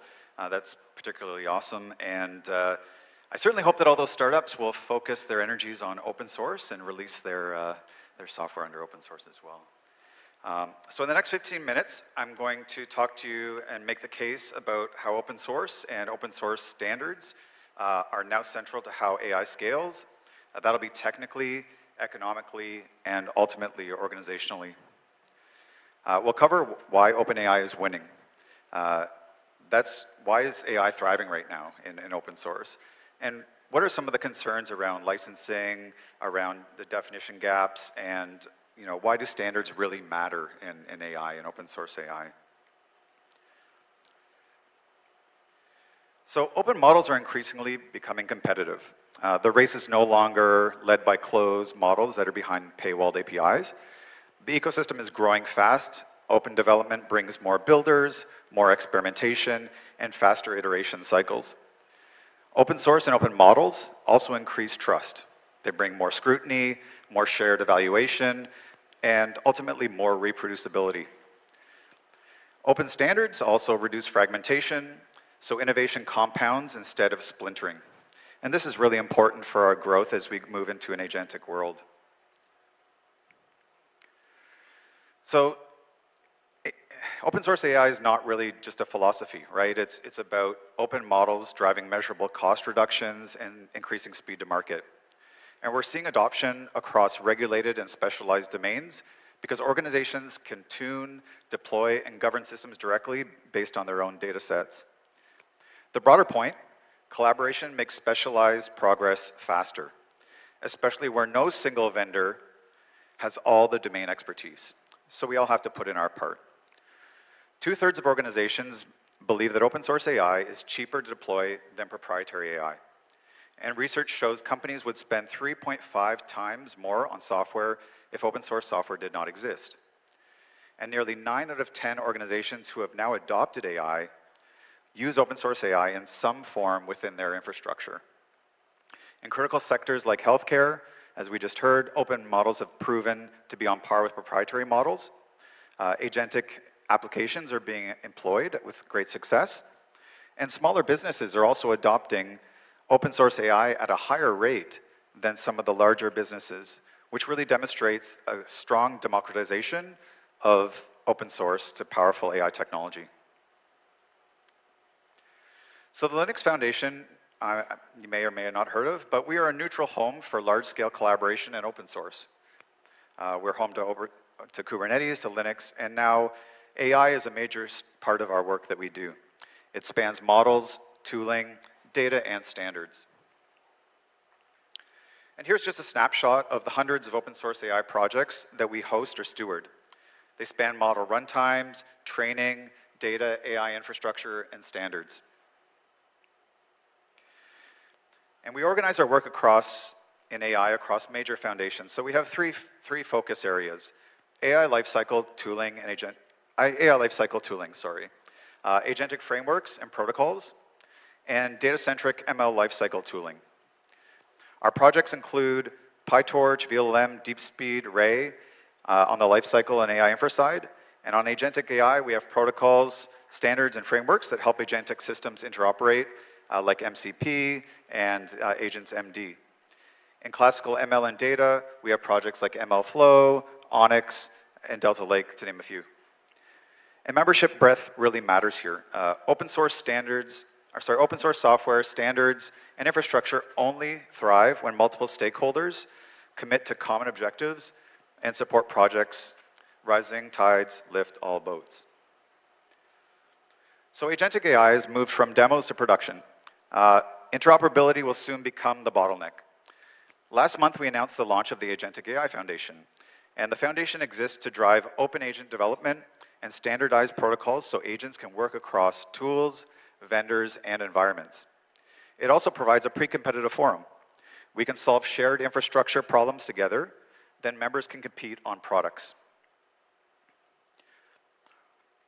So let's zoom out a little bit. Open source AI isn't just winning, it's accelerating. In the past year, we have seen a huge shift. Many labs and incumbent tech companies now have released open weight models, open tooling, innovative optimizations, and released research artifacts that have ultimately benefited the entire community. That diversity drives rapid innovation and iteration, improved architectures, more evaluations, better fine-tunes, and more domain adaptation. For downstream users, it means choice and leverage. And Hugging Face is truly the pulse of open source AI. The open source AI ecosystem is now massive, with millions of users, models, data sets, and shared applications. So the takeaway isn't the exact number here, but it's that open distribution has become a de facto method and marketplace for models and data sets. And open weight models are increasingly becoming near the top of quality metrics. So they're not just mid-pack. So with this diagram here, you can see blue are open models, are open weight models, and we're seeing more and more of them move further to the left and become top performers.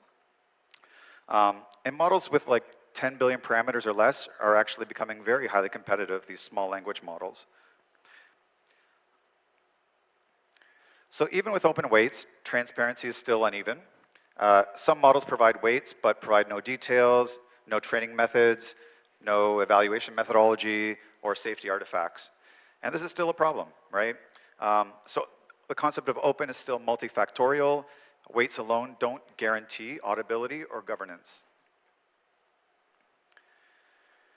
So why has open source AI been so successful? Well, competitiveness drives innovation and adoption. Adoption attracts contributors, and contributors accelerate innovation. And this is the open source AI flywheel. Open source AI lowers barriers globally, which broadens talent and use cases. Open development supports transparency and oversight, where shared standards reduce fragmentation in the market. And agent frameworks, particularly some that are just released lately, have really shown that the community can converge around these viral architectures and build upon a shared interface. So open source AI value comes in 3 buckets. Innovation and access, which lowers cost, and easier integration expands participation so that startups, universities, and the public sector can all compete and participate in this market. There's scientific rigor and oversight. More reproducibility, shared benchmarks, and independent testing improves reliability and safety posture. And then there's resilience and governance. So open source AI reduces concentration risk. Critical AI infrastructure becomes less dependent on a single vendor or a single jurisdiction to produce the quality infrastructure. But there's still challenges. So the concept of openness is kind of being tossed around, and it's not inconsistently used. We still see a lot of folks releasing their models as open models, claiming they're open source, but they don't actually use the appropriate license. And then some funny things are happening with software licenses being applied to non-software artifacts, which creates some risk for organizations. So let's go deeper on licensing, because this is where confusion can lead to operational risk. Software licenses were built for code. Models don't map cleanly into that structure. So model parameters aren't typically protected in the same way that software IP is, which complicates these traditional assumptions. Training data training data, actually, the legality of it is still evolving, and what is considered fair use is not being universally decided. We also see downstream behavior like restrictive licenses being peeled back and permissive licenses being applied, which creates risk for compliance and some ambiguity on downstream usage. And the pace is extreme. There's thousands of new models per day, which means governance must be systematic ultimately and not just a matter of convenience. So practical guidance here, use established permissive licenses for software components. MIT, Apache 2.0, well proven, well used in the community. But for model artifacts, when you're releasing a model, it includes a model architecture, it includes weights, intermediate checkpoints, training, fine-tune data. Choose a permissive model that's licensed is focused towards these artifacts. And this in particular would be OpenMDW. So OpenMDW is designed specifically machine learning models. We built it from the ground up. It's not just about weights. It does not just about code. It covers the entire bundle, including documentation, tools, and any data sets used for pre-training, post-training, and subsequent proliferation on downstream usage. It's globally compatible, so it grants permissions and access relevant rights to copyright, patent, database, and trade secrets, and avoids imposing obligations on the outputs. So the model outputs are not covered under the license. They are, you're free to use them as needed. It also includes patent litigation termination clause, something that's found in Apache 2.0, which makes this whole thing very easy to implement, and it's a single license file you drop in your repo. And so while licenses are about rights, standards are about interoperability. And as of late, everything is about agents. And there's a proliferation of agentic protocols and standards out in the industry. And beyond agentic AI, we're really in the early days of the development of the agentic economy, a world where agents negotiate, make purchases and sales, and invest on our behalf. And we're at a critical point. If we want flourishing ecosystem, not a set of isolated stacks, we need stable and trusted interfaces for tools, context, commerce, and agent-to-agent communication. So why do we actually need standards in AI? Well, principally, interoperability, safety and security, trust and accountability, innovation and scalability, and ultimately regulatory alignment. Open standards avoid capture. They bring academia, nonprofits, government, and industry together into one process. And that transparency increases trust. It makes it easier to validate and adopt these standards. We're seeing this transition to developing standards in the open. And that's sort of the genesis of open standards as open source. So where conventionally SDOs were invite-only and development on standards took place behind closed doors, we're now seeing this new paradigm evolve where specs are developed in the open, in the GitHub repo. We build out reference implementations, test harnesses, documentation, and SDKs. And this creates like a very familiar process, right? Very familiar workflows, transparent governance, solid legal frameworks to wrap around this, and really faster iterations. And yes, the Linux Foundation does, in fact, do more than open source. We have 200 plus open standards today, and we have two vehicles for that, the Joint Development Foundation and our community specs. So I'm often asked how someone can launch a successful open source AI project. And I generally start with 6 practical steps, right? 1, start with a focused user problem and clear value. 2, choose a permissive license and define governance early for your project. 3, build a welcoming community and explicit contribution pathways. You want to encourage people to contribute to your project. Invest in documentation. This is the real method for onboarding. Maintain technical quality and consistency, because trust is earned over time. And 6, consider a vendor-neutral foundation to scale credibility, events, infrastructure, and long-term stewardship of your projects. To close, I want to highlight that what will determine whether open source AI keeps scaling successfully. First, we need a consistent definition of open. Clear expectations about what's released beyond weights and how transparency is measured in the industry. That reduces confusion and reduces open washing and risk for organizations that adopt AI. Second, open standards are the accelerator. They make tools, models, and agent systems interoperable, which lowers integration cost and speeds adoption across the industry. And third, the goal is not openness at any cost. We must balance the benefits and the real risk management, including security, misuse prevention, and responsible development. And finally, legal frameworks need to catch up, especially around model licensing and downstream reuse, so organizations can collaborate confidently without compliance ambiguity.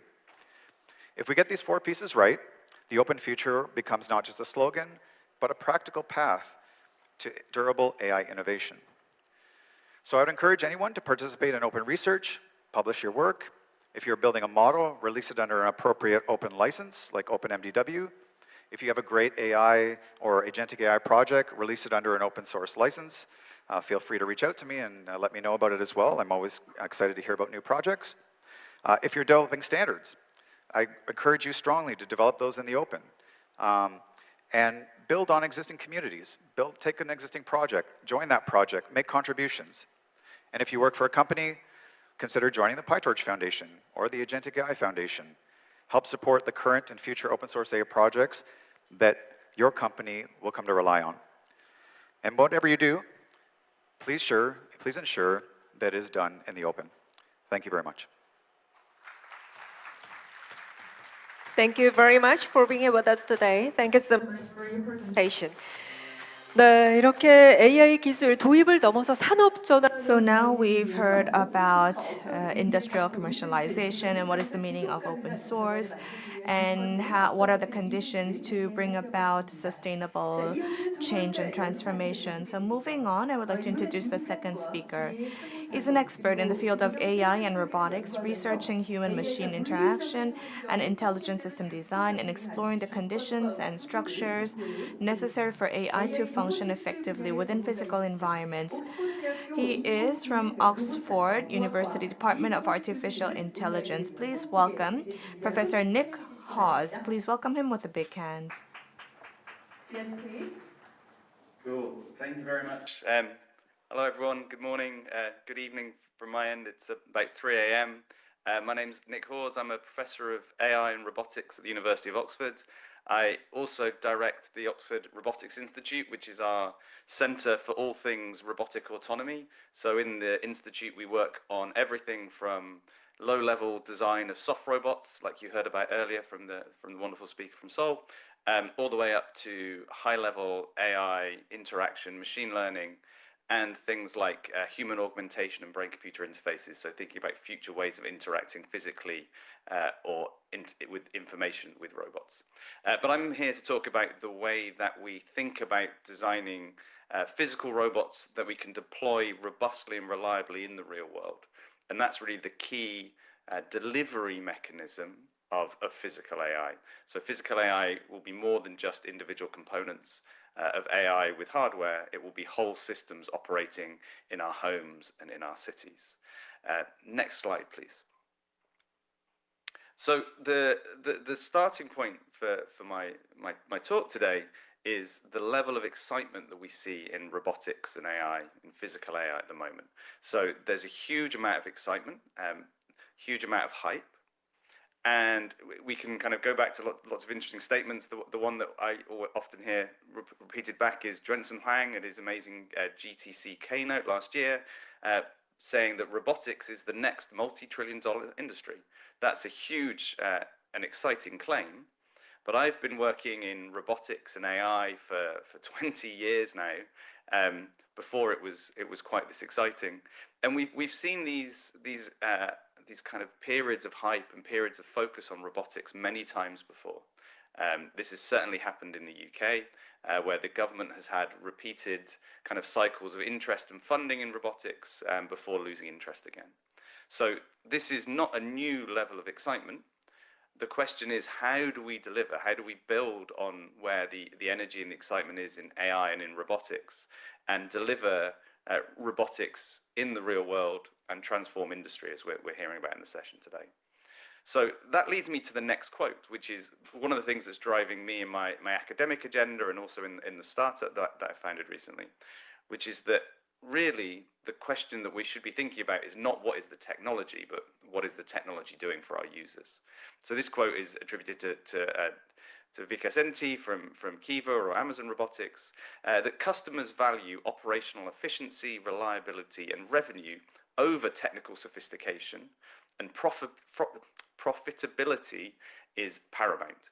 And what that's saying is, yes, you might have the latest, coolest neural network, you might have the latest, coolest world model, but really it's how you use that to deliver useful and valuable robotics for your end users is key. They're not going to care about how many parameters your neural network has, they're going to care about what it does for them in the end. Next slide, please. So this has kind of been the framing for the way I think about the technologies that I like to develop within my group in working on artificial intelligence, and also just my general vision for how we build robotic systems. And profitability really means different things to different people in the robotics ecosystem. So if you are a robotics company and you're selling autonomous systems to end users to use, what we see out there at the moment is the biggest bottleneck to profitability is scaling your fleet of robots or your fleet of deployed robots. So you might have sold into one market or one customer and you want to go to a new market or a new customer or to a new task in one of those environments. And how you do that to go from, say, deploying 50 robots to deploying 500 robots is a real challenge of scale. But you want to be able to scale to those numbers and those new environments without having to hire a new field engineer for every robot you deploy. You need to be able to scale your deployments without scaling the infrastructure. And then from a customer point of view, you really want your robots to meet your requirements. You don't want to have to really think about completely revolutionizing your business processes in order to adapt robotic autonomy. So as a customer, I'm interested in buying robots that actually meet the service level agreements that I'm already kind of thinking about, or the key performance indicators or KPIs that I'm already thinking about. So really, I want a robot that works for me based on a very high level specification of what it's trying to do. Next slide, please. And that's what drives the research that I do. So I think about all of these requirements as being met by one AI system or one type of AI kind of technology.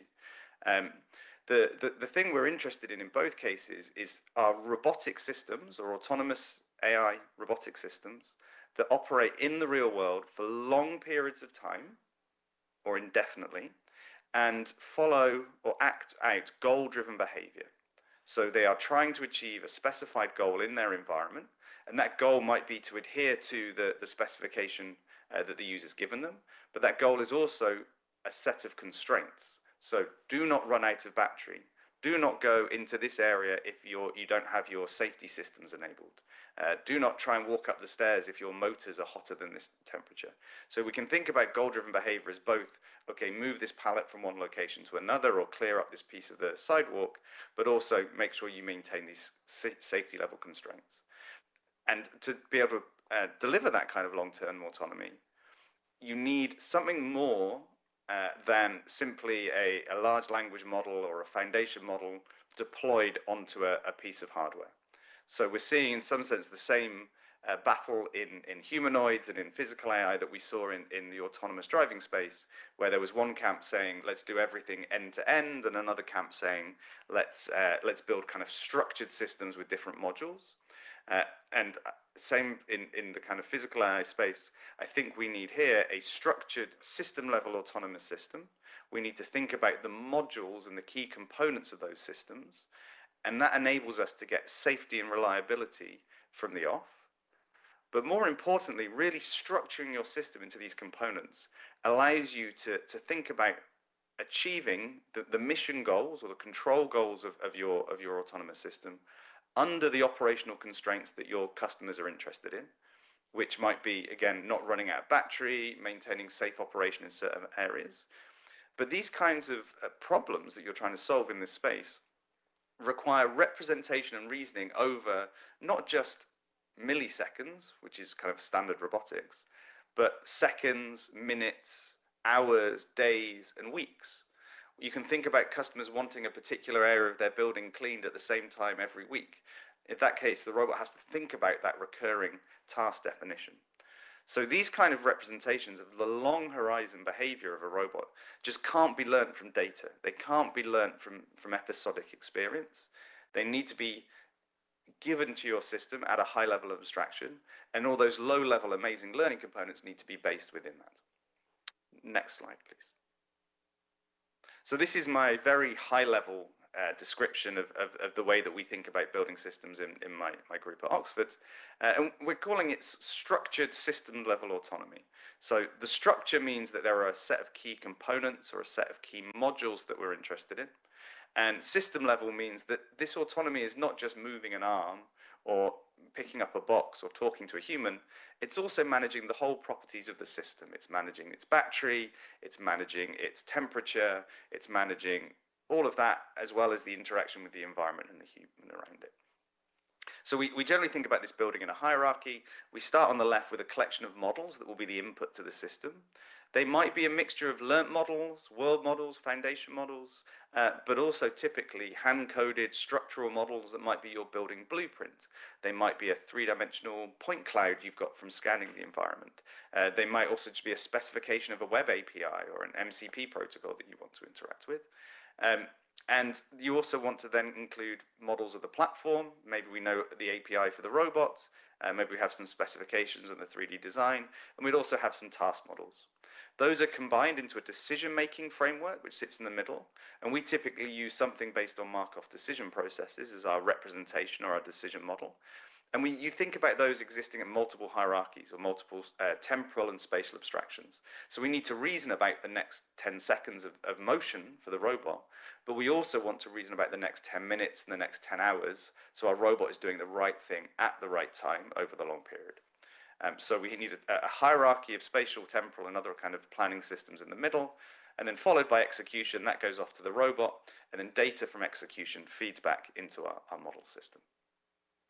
Next slide, please. So, sorry, I think we skipped one. Perfect. So we've built a whole bunch of systems based on these kinds of designs. There's a few on the slide here. If you look at my website and the kind of publications from my group, you'll see a number of different systems. I'm just going to spend the kind of last couple of minutes of my talk drilling down into a few of them just to give you an example of some of the real-world autonomous systems we've built. So these are all systems that we've built with industrial partners and that we've deployed in the real world for significant periods of time in challenging situations. Next slide, please. So this slide shows us that one of the kind of starting points of what we did, which was auto-inspect, which was industrial inspection.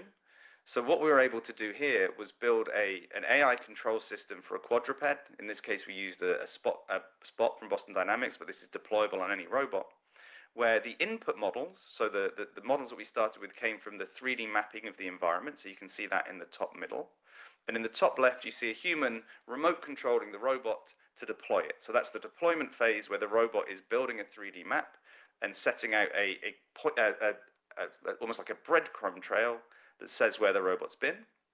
We can then convert that breadcrumb trail and map into a decision-making architecture or a decision-making system where we can plan for safe operations, so repeatedly inspecting targets that our customers are interested in, whilst also maintaining safety in terms of entering areas of the plant or maintaining battery life, so not running out of battery. We've deployed this system for months of autonomy. So these are month-long or multi-week deployments of the autonomous system with minimal human intervention. And these have been done in nuclear facilities in the UK as our first market. So we actually deployed into a fusion reactor on cool down and also a kind of a work area where the engineers are working on this. And this has been long-term, large-scale industrial deployment.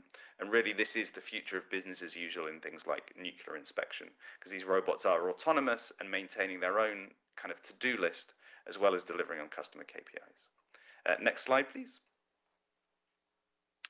This is the next piece of work we're doing is a bit newer. This has been looking at deployment of these systems. So how can we remove the need for the human to drive the robot around and instead have the robot explore its space on its own? So this is just the setup for the task. Next slide, please. I'll talk very briefly over the top in the interest of time. So this is a robot exploring a decommissioned nuclear reactor in Wales in the UK. And the robot, this used to be done by humans, well, it used to be done by humans walking in and measuring things. More recently, it's been done by humans remote controlling robots, so not really using a lot of autonomy or AI. And what we do now is we use this system with the robot autonomously exploring. So it's changing the way that the system interacts with the human. And instead of requiring direct input, the robot autonomously explores this. And it's managing its own safety because it always knows how to return to base to get itself out of there.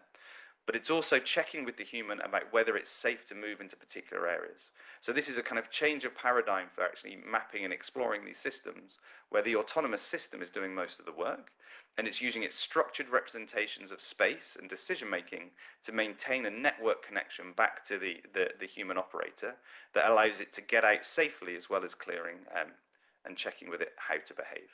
So again, this is using this idea of taking a structured model, which is thinking about robot navigation, but then embedding machine learning or estimation techniques such as the safety of a navigation, and then embedding that in a whole system level autonomy that allows the robot to interact with the user about what's safe in terms of its operation.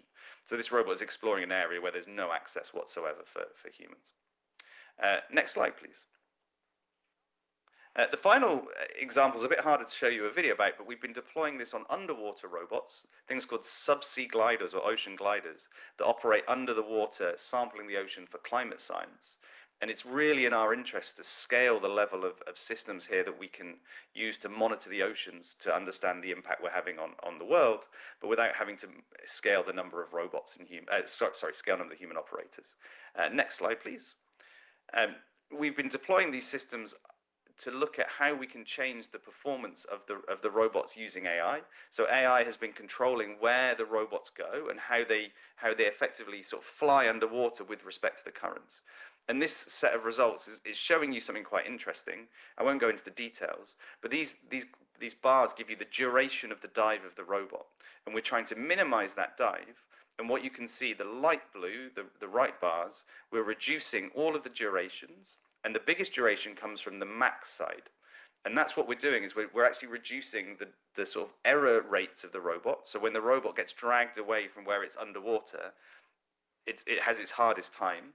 And by using AI to decide where to go next, using a structured model based on ocean currents, we're able to improve its robustness by reducing the max duration. Next slide, please. So I'm afraid those were very brief, high-level things, and I'm very happy if you get in contact to talk about individual projects and individual pieces of work. Final pitch, really, we want to scale robotic deployment. That means making robots profitable for users and companies. For me, that means long-term, autonomous, goal-driven behavior, and that requires structured system-level autonomy when you're designing and implementing your physical AI systems. Thank you very much. 네, 다시 한번 따뜻한 박수 보내주시죠. 고맙습니다. Thank you very much. Human and technology should collaborate and achieve a joint development. So what we need to consider, so he gave a presentation about it. I'm going to invite him later in the panel discussion.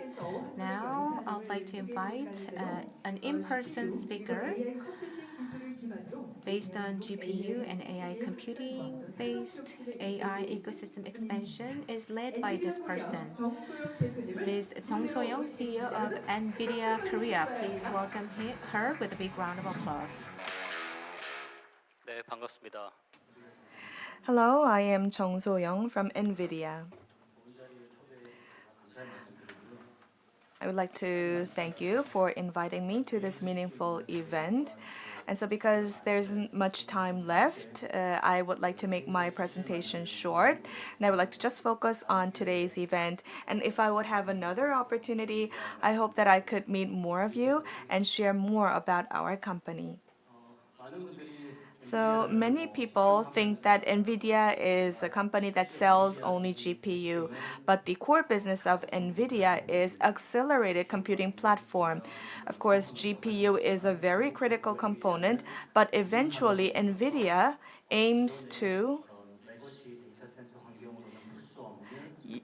to solve issues that were not solved by those legacy media and to create a accelerated computing platform. So that will be the business direction of Nvidia. And the reason is pretty much clear. It's because in the future there will be more data that is required, and that's starting from text, multimedia, video, image. Multimedia data will be necessary, and there will be a transition from 2D to 3D, and that is why there will be even more data. And if there's more data, then of course that we need more computing power. And for that, Nvidia plans to create a new type of accelerated computing platform and apply it to various industries. So largely, there would be the AI domain, of course. So why is AI important? Well, when it comes to a new technology or new industry, I think it's important how we look at those new industries from which perspective. And many people would think that AI requires complex mathematical capabilities and technologies. But actually, at NVIDIA, we think that AI is like a new software development. So traditionally, when we develop a new software, we need software programmers, excellent talents using Java, C, programming languages like Python, and build new softwares and create new IT services and solutions. But nowadays, it's these high value added softwares define AI models and also collects that data that is necessary and creates a GPU cluster and makes sure that the AI models can learn and does optimization and does launching. And so software development is all in all changing. And that is why the traditional way of having a software platform is different from this new platform that is required. And that is why all these intelligence that we see these days can be combined with new industries. So that is the industrial transformation that we are going through. And so there are 5 AI related trends that we can see these days. The first one would be about synthetic data. In the past, there was a lot of computational resources, and we thought with that we could sophisticate the AI performance and AI models, and that is how investment was made. But nowadays, it's not just about sophisticating the model, but it is about enhancing the quality of data and also make sure that new data can be created that fits to that new situation. So that can contribute to the performance of data. And secondly, there is the agentic AI. So as I've said, AI is no longer just like a chatbot kind of an interface, but it is actually something that contributes to the productivity of industries. And it can make decisions, it can do reasoning. And so it is an agentic AI that has become a standard of the universal software. And all softwares now are using this agentic softwares and is now being renovated. And thirdly, I would like to talk about the physical AI. People might think that physical AI is robotics, but NVIDIA thinks that it's more than robotics. And so this AI intelligence that exists as a software can connect with the physical entities like smart factory or intelligent CCTV or any camera system, security camera system, autonomous driving. It can combine intelligence to all those entities, and that is physical AI, which means that this is an AI that stays with us all the time. And so what used to be just a software is now is an AI that understands our circumstances, our situations. So it's not just about LLM, but now it has know-how about biological principles. It can learn, it can study, it can be trained, and then it can apply all of that to physical AI. So I think this is the hot topic of these days. And lastly, I would like to also talk about the open models, because I've said that AI is a new type of a software development, and in doing our business, open models or open source models is very important, and all of you would know that. So these days, AI investment is made especially to those big tech companies, and there is a lot of GPU investment that is required. So compared to the open source model of the past, I think we're not seeing much progress there yet. But eventually, those AI open models will contribute to creating a broader AI ecosystem. So this is about agentic AI, and there's a lot to talk about. But to make it very simple, now when we create a new software, we don't have to program everything, but we can use API or frontier models, or we can use open models, have them downloaded, retrain the model, and also use the other intelligence. And also, using the legacy data repository connected, and also through MCP, we can connect it to the infrastructure and also augment the AI intelligence. So that kind of work is done to develop new software. So that's the new approach. So at CES, we have talked about these realistic scenarios, and we have made this very interesting video. So I hope the sound is on. Let us play it. Let's build a personal assistant. I want it to help me with my calendar, emails, to-do lists, and even keep an eye on my home. I use Brev to turn my DGX Spark into a personal cloud. So I can use the same interface whether I'm using a cloud GPU or a DGX Spark. I use a Frontier Model API to easily get started. I want it to help me with my emails, so I create an email tool for my agent to call. I want my emails to stay private, so I'll add an open model that's running locally on the Spark. Now for any job, I want the agent to use the right model for the right task, so I'll use an intent-based model router.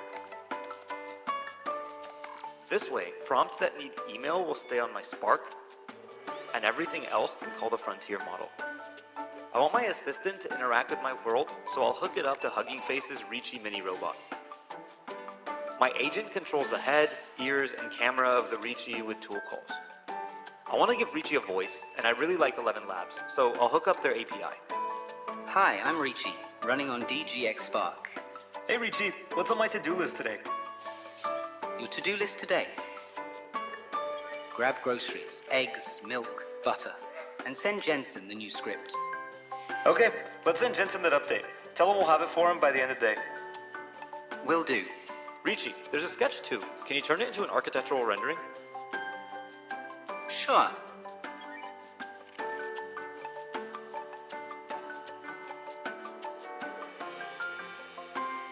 Nice.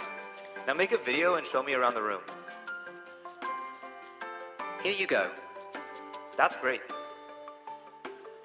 With Brev, I can share access to my Spark and Reachy, so I'm going to share it with Anna. Hey Reachy, what's Potato up to? He's on the couch. I remember you don't like this. I'll tell him to get off. Potato, off the couch. With all the progress in open source, it's incredible to see what you can build. I'd love to see what you create.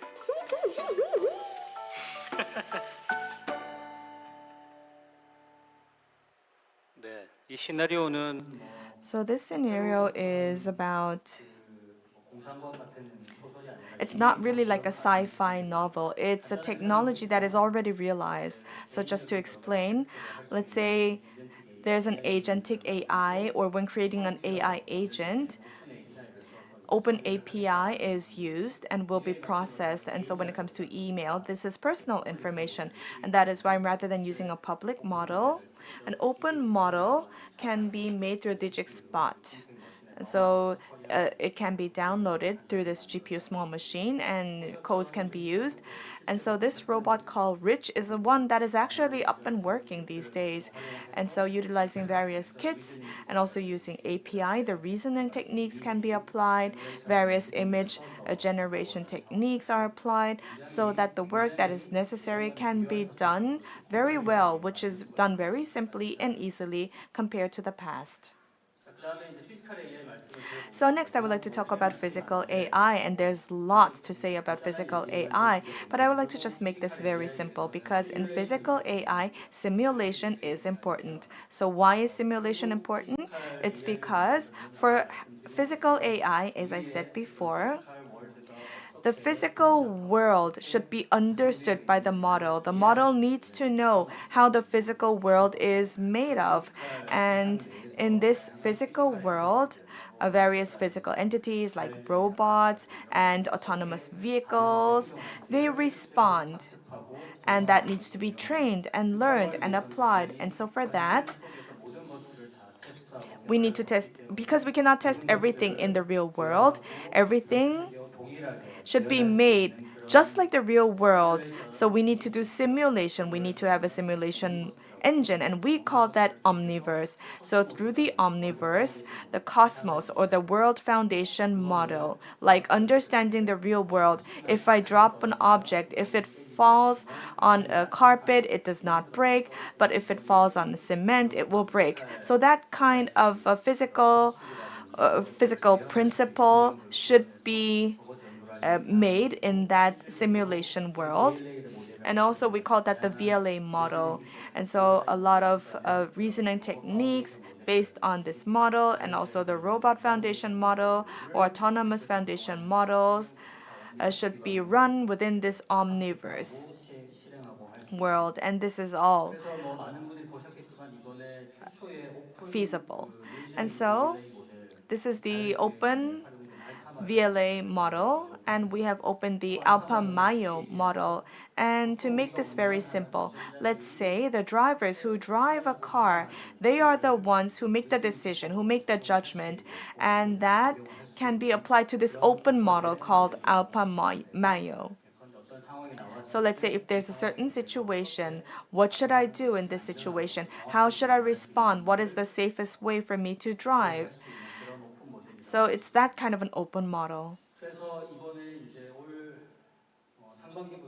So starting from the first half of this year, this has been applied to the Benz model, CLA model, and in the latter half, this model, this Alpha Mayo, will be applied to other autonomous vehicles. And as I said, this autonomous driving platform will be applied to various partners, and we're making efforts to utilize this model more and more. And the advantage of this model is the so-called end-to-end, let's say, data, starting from data to action. It's having an end-to-end pipeline, and it's about applying that kind of an end-to-end model. So that is the biggest trend these days.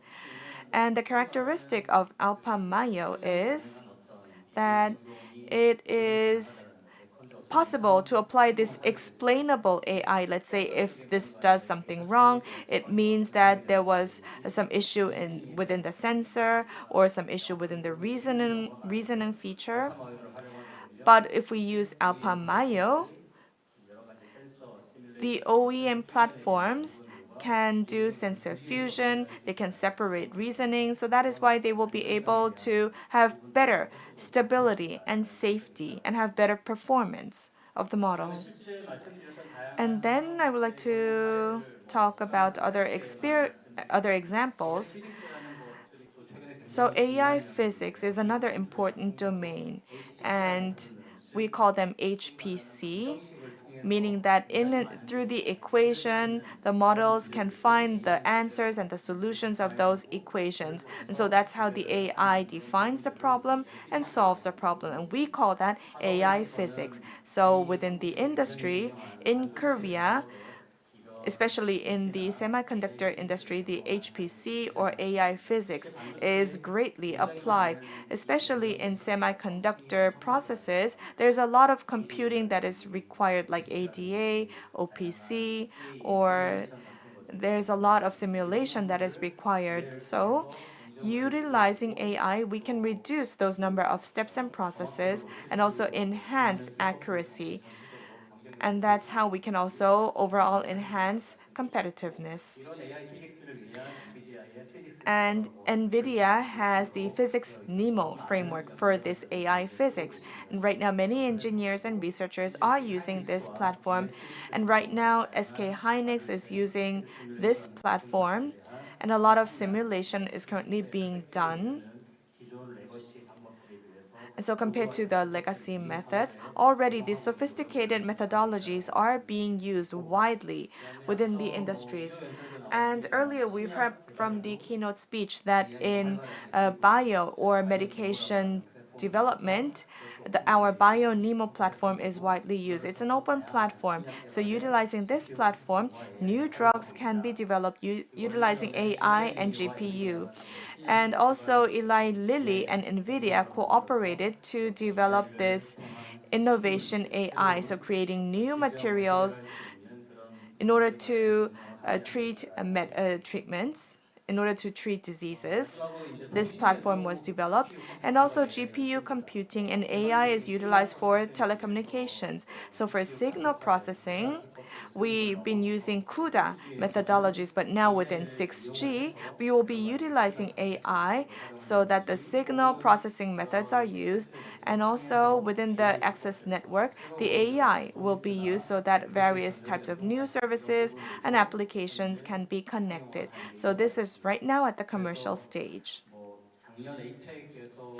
Last year at APEC, we've already presented that, well, although it has not become that famous, but already with the Ministry of Science and ICT and also with other research institutes, we are developing a 6G based AI model, and that's a research that we're currently doing. So, like I said, Nvidia provides Emotron or Birth2 or Cosmos, Bluetooth, AlphaMyo. These are all open models. And I believe that we can contribute greatly for the development of Korea's ecosystem with our models. With that, I would like to wrap up. Thank you.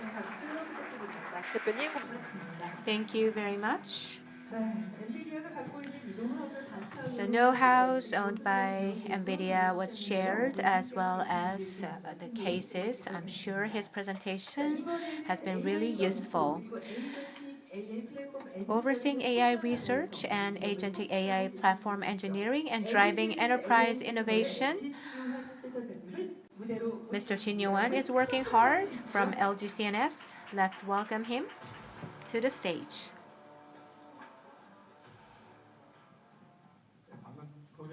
As was just introduced, I am Jin Yohan from LGCNS. I'm sure you're hungry. Right before the meal time, I feel a lot of pressure to give a presentation. In the morning time, I was surprised at the fact that in the audience, there are a lot of young generation like students. Just to figure out the audience, is there anyone who came from the academia, graduate school students? So it's not the majority of the audience are students. Maybe I'm too old. You guys all look too young for me. So we are experiencing a lot of changes. It's been 3 years since the launch of ChatGPT.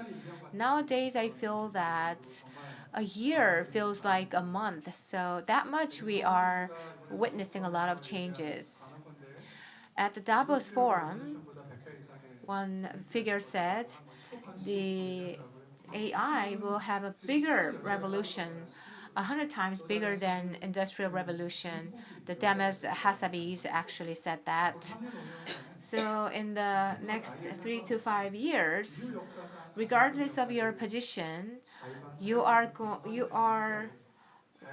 expected to experience changes ever more in human history.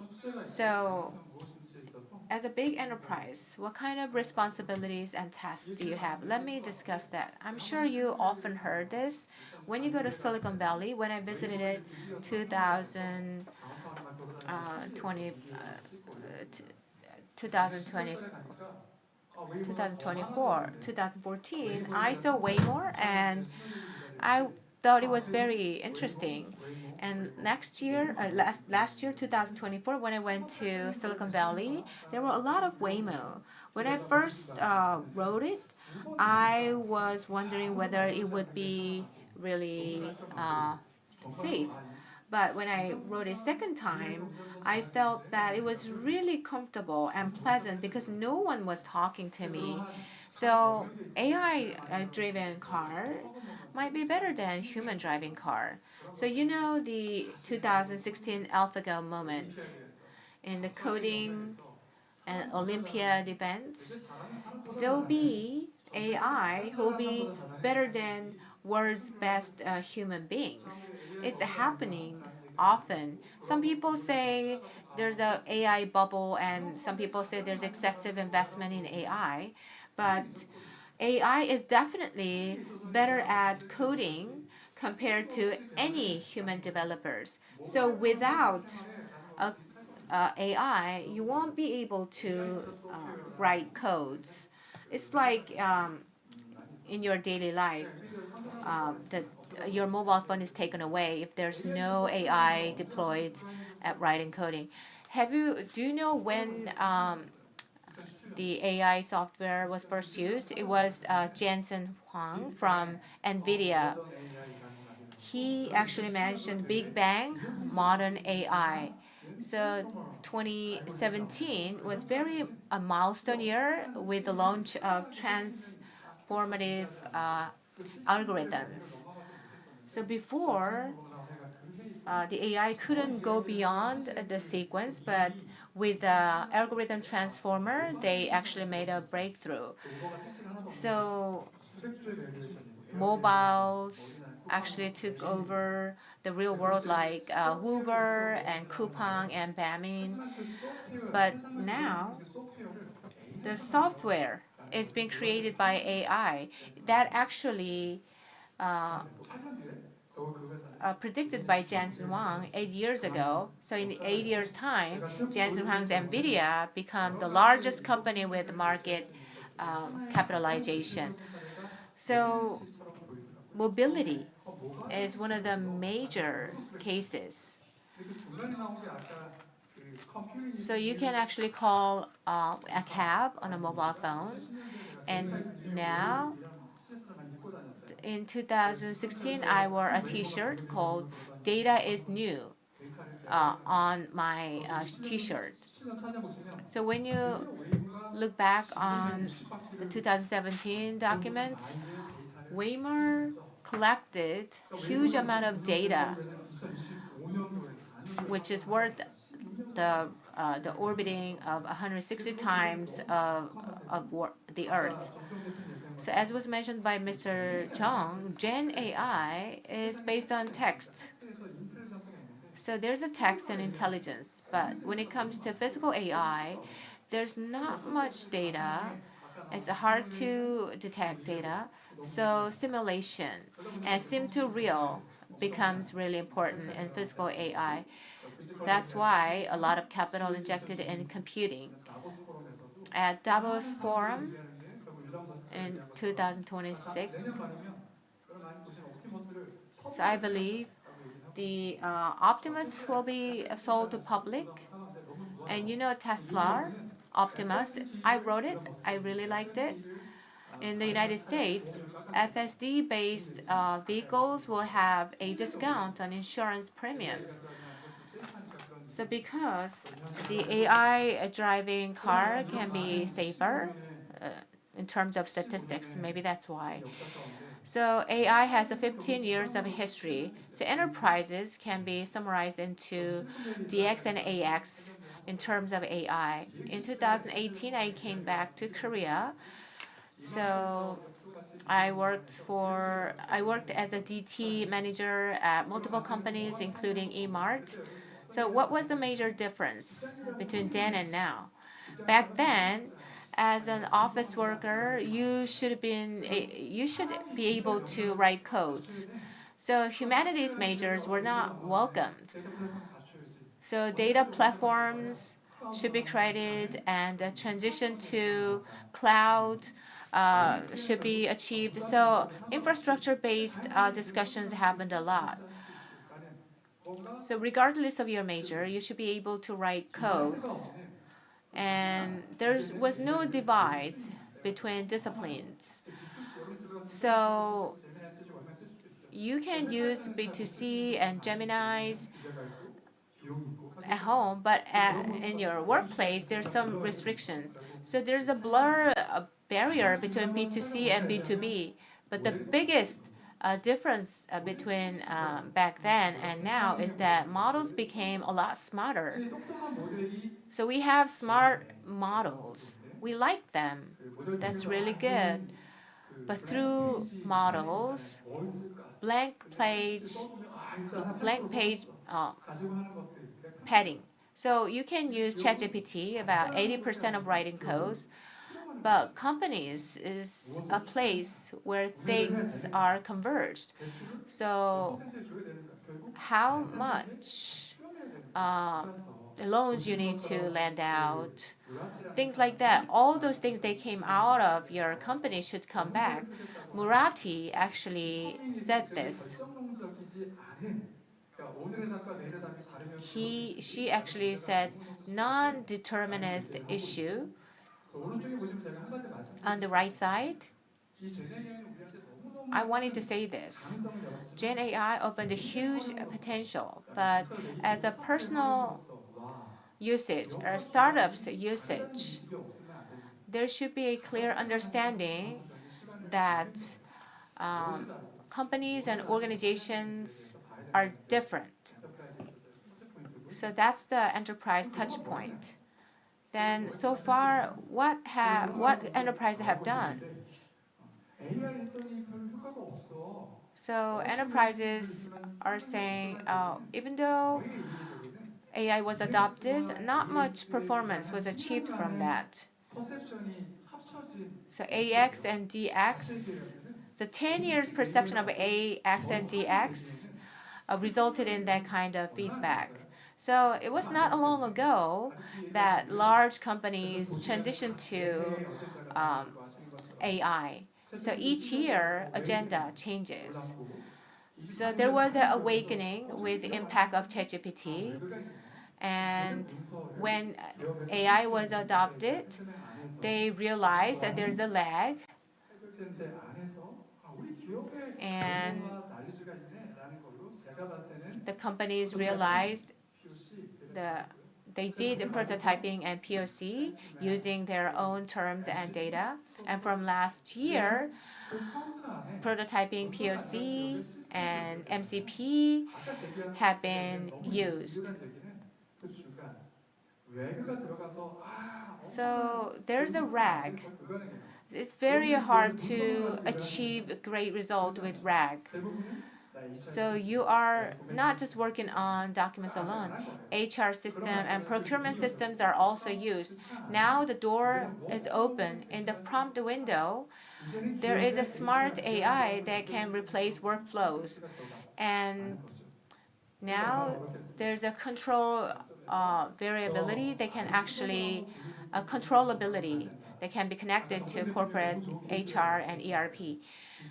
So Mr. Chung mentioned earlier something really good.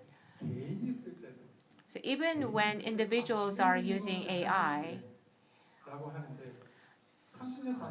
they are saying, oh, using Gmail might be a little bit problematic.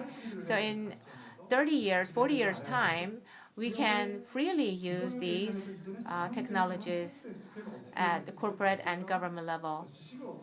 So how we can formulate knowledge. So there's a lot of thoughts and deliberate studies going on. So now the speed is going up. We have internalized talents in the company, so we are speeding up our development. But entire workflow, if the entire workflow is operated by agentic AI, the trust and security will really matter. So we launched Agentic Works last year. The company's data and systems are on the bottom layer.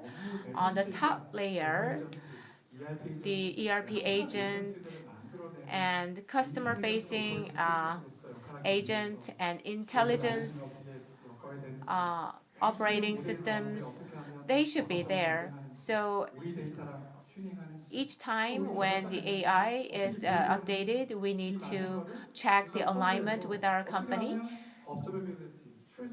So observability and traceability should be ensured. So we need to find solutions for that. That's why I created this slide. So we are actually developing it with our own technology in cooperation with XR1. So I've been doing this for about a year. So in order to turn the Ministry of Foreign Affairs into AI-based entity, so we are working on the developing platforms and everything, and also with the Gyeonggi Education Office, with a lot of parents and students, we are creating a relevant AI model based on consortium.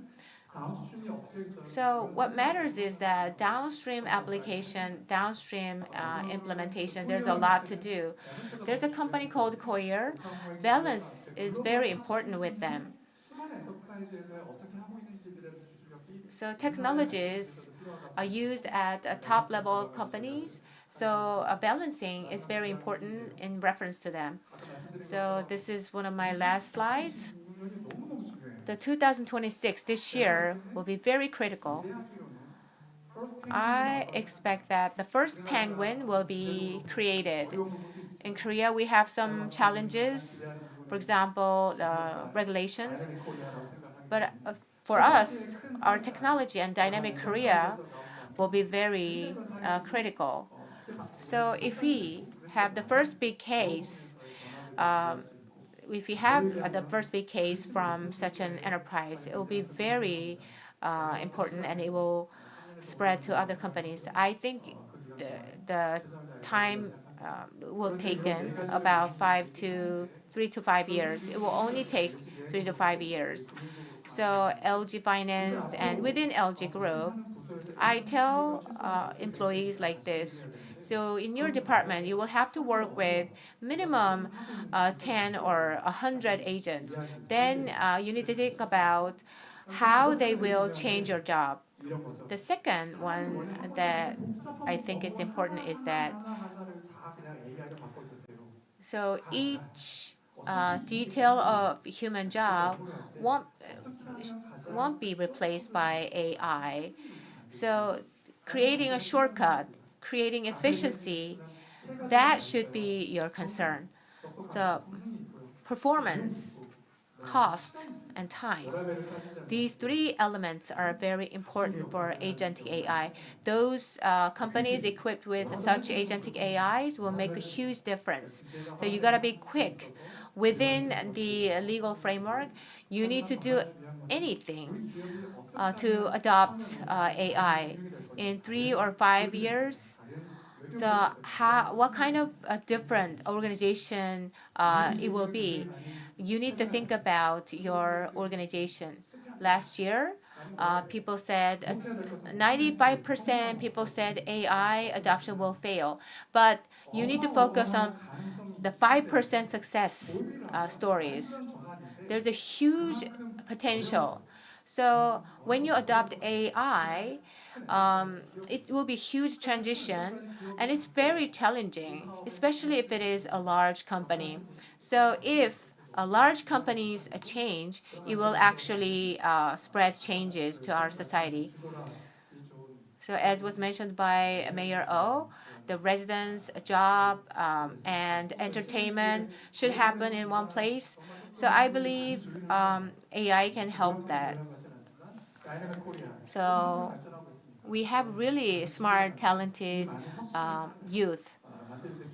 So I hope these young talents can contribute to this transition.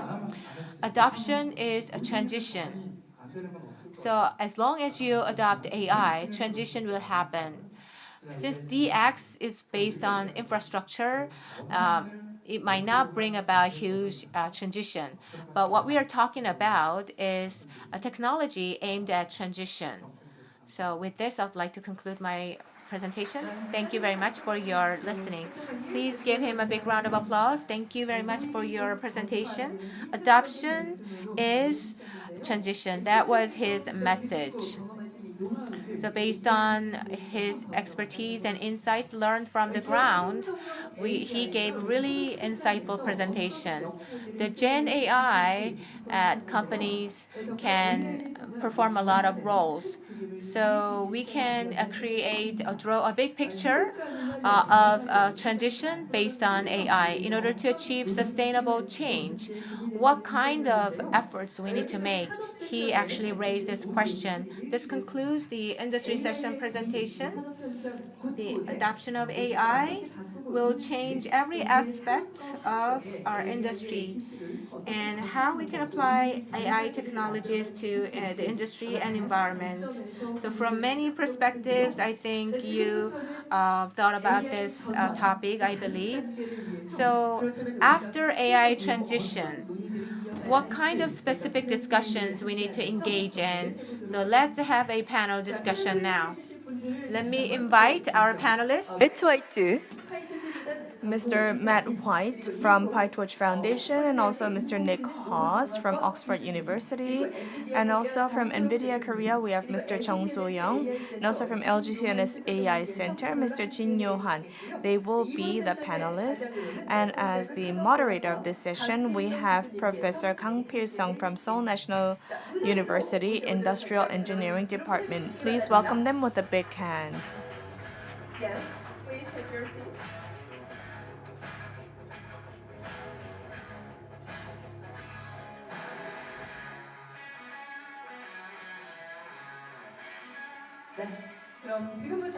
So now I would like to hand over my microphone to the moderator. Hello, good morning. I am the moderator. My name is Kang Pil-sung from Seoul National University. First of all, I would like to thank all the presenters for their insightful presentations on behalf of the audience because we don't have much time left. And so I would like to ask one question to each of the presenters. The first question goes to Mr. Matt White. In your presentation, although it's open source, open weight alone cannot claim openness. So what are the minimum requirements of open source in the industry? Second, in the era of agentic AI, the protocols and standards are more important than models. So in the open source ecosystem, what should be standardized first? All right, so I'll start with the front of that question, which is really like what is open in open source and open source AI and open models. So open really distills down to the license. A lot of people say, well, it's open as like all of the components that should be released, and we generally call that completeness in open science, like how complete is your work. And so for openness, you want to be able to use an open license. This is like an OSI approved license or an open model license. There are quite a few licenses out there that impose restrictions on use, and those we generally classify as open weight models, although the word open is a little bit deceiving. But effectively, those are models that the ones that are open are the ones that have no restrictions, and you can use them for research, you could use them for purposes of starting up your own business, you can experiment with them, you can use them as teaching mechanisms, and there's just no restrictions on use. So that's what we call open. Completeness would be the other dimension of the model architecture, weights, training data, all their training code, benchmark data, benchmarking code, etc. And so that's kind of how we envision that.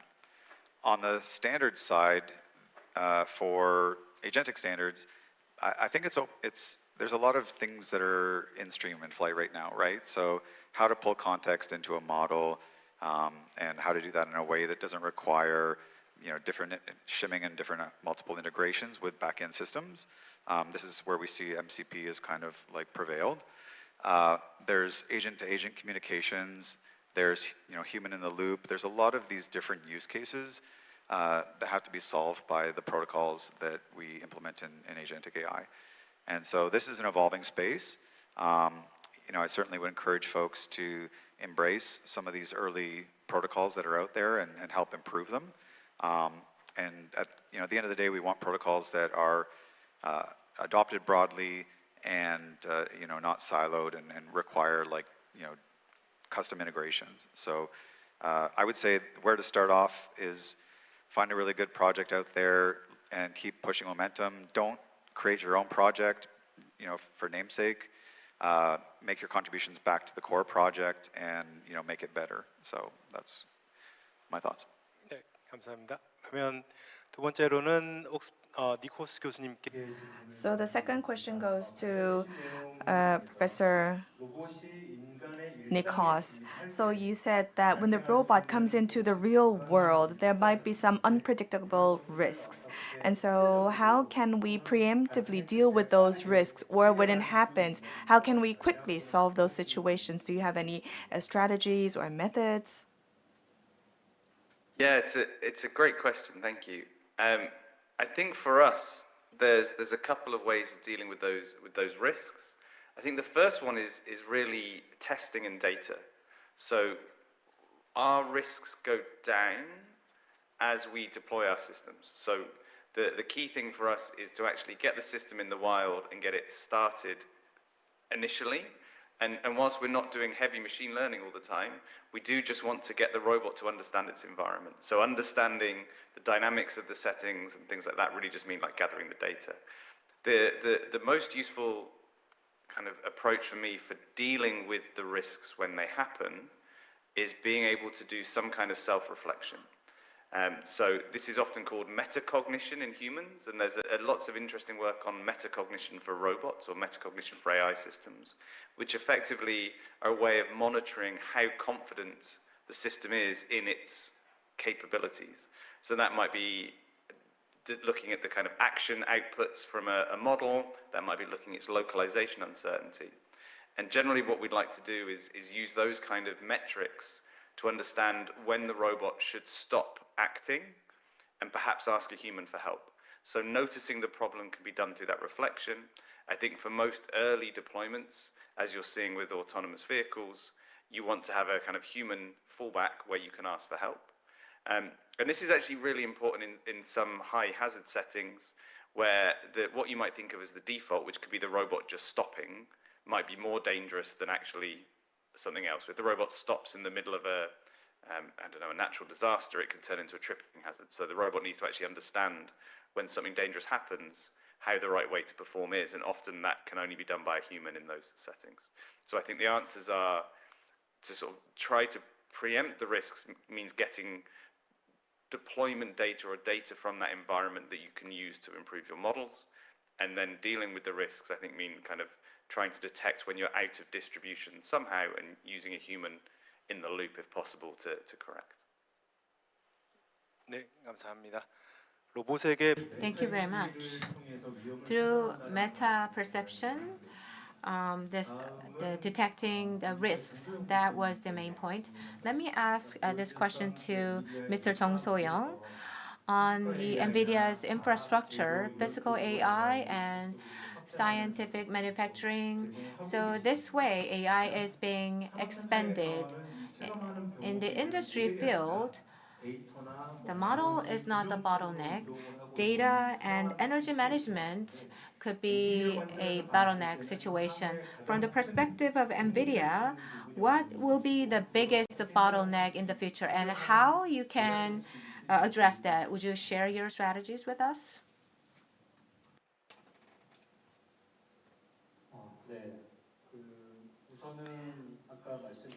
First of all, as I've earlier said, the important thing is that we have these new platforms, and I think it's about creating these new computing environments.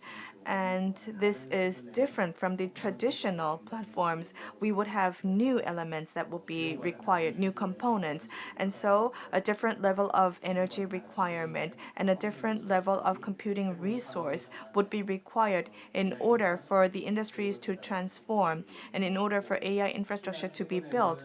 And also recently, there are a lot of concerns about the use of energy. And as a technology develops and advances, of course, the absolute amount of energy usage will be inevitable, but it's also about how efficiently we can create all these things. And compared to the previous generations, whether we have better performance, and relatively speaking, if it's about having a better and efficient platform. And so from that regard, I think Nvidia has many new technologies and many new platforms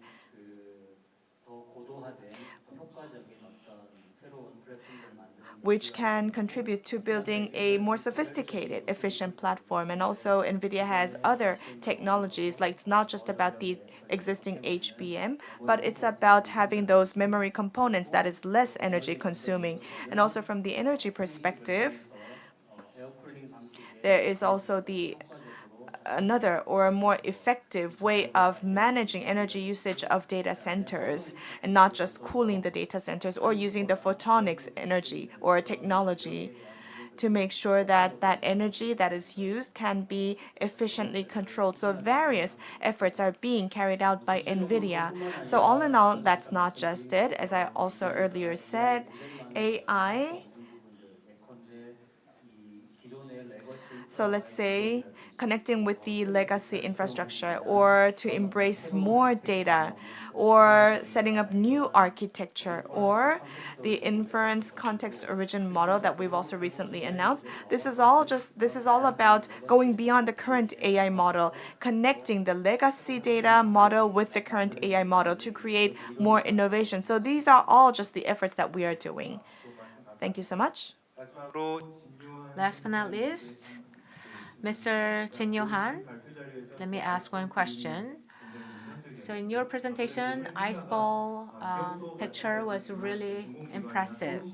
So here at this conference, not only companies but also public organizations are participating. When we transition from DX to AX, the biggest resistance points and the points that require the biggest changes, what are those areas in public organizations? In public sector, I won't say the challenges are particularly bigger, whether it be companies or public organizations. The risks are the same, as was mentioned by Mr. Peter. So when it comes to uncertainty, how we can handle this, that is very important. I created iceberg in my presentation. There's a trust issue and security issue. Not a single solution can be 100% accurate. We can't say that. If you are from the data field, you will know the ETL. So when you transfer data, if the alignment is 100% or 99%, you could confirm that. But now, when we go beyond the uncertainty, what kind of roles people should do, what kind of roles employees should perform, that is the question. So there should be three pillars: the performance, cost, and time. So at least two pillars should be reduced. There's a texture LQL, texture SQL. So you shouldn't be just absorbed in that. So already SQL is created as BI. So what I want to say is that when it comes to the end picture, how do we need to change?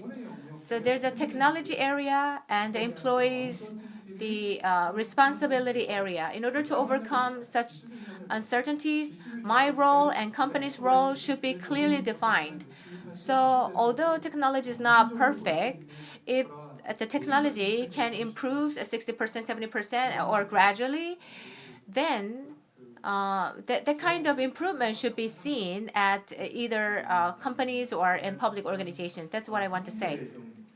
Now, let me ask this question to two people, Mr. White and Mr. Jung So-young. So you're from Nvidia. I feel sorry to say this. So we are having a hard time to obtain GPUs at schools and at companies. So in the GPU shortage environment, in order for open source ecosystem to solve problems, what kind of strategies we need to have? 네, It's not an easy question. 결국 GPU 컴퓨팅 플랫폼이 전체의 Well, the 에코시스템 GPU platform is like the fundamental infrastructure, and that is why last year we have been trying to make efforts to help our partners to get this GPU infrastructure, and also Jensen Huang has mentioned that during the APEC period as well. So I think it's about, I think this openness or open platform is important, or this open model is important because there might be three models and it could help this scarcity of the GPU. So there's the open weight model, and then there is the actual data model where the data is actually open, and then lastly there would be the script or the code open model, open code model, where the script is open. So these various types of open models, compared to the from scratch models, these are more effective, and using less computing resources, more sophisticated AI models can be made. So that is the fact. And recently, many clients in Korea, they've been using this open model for distillation or reinforcement learning or SFT, utilizing all those techniques. They have been seeing actual results. And also, I've mentioned about Nvidia's many open models, and that we have many open model-based policies that are available. So it's about having an open source ecosystem, and we would like to expand the open models, and we believe that this can solve not only the scarcity of GPU, but also overall contribute to the overall ecosystem.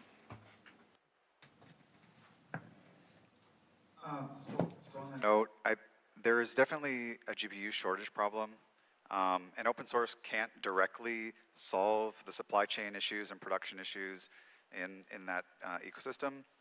But there's also this other problem, which is efficient GPU utilization, right? There's numbers being thrown around that up to 80% of training GPUs assigned to training infrastructure are sitting idle at any given point. And this is because the way that training happens, right? You run your pre-training, which is very GPU intensive, and then you might go and do some post-training, some RL. But there are points where GPUs are not being utilized, fully utilized.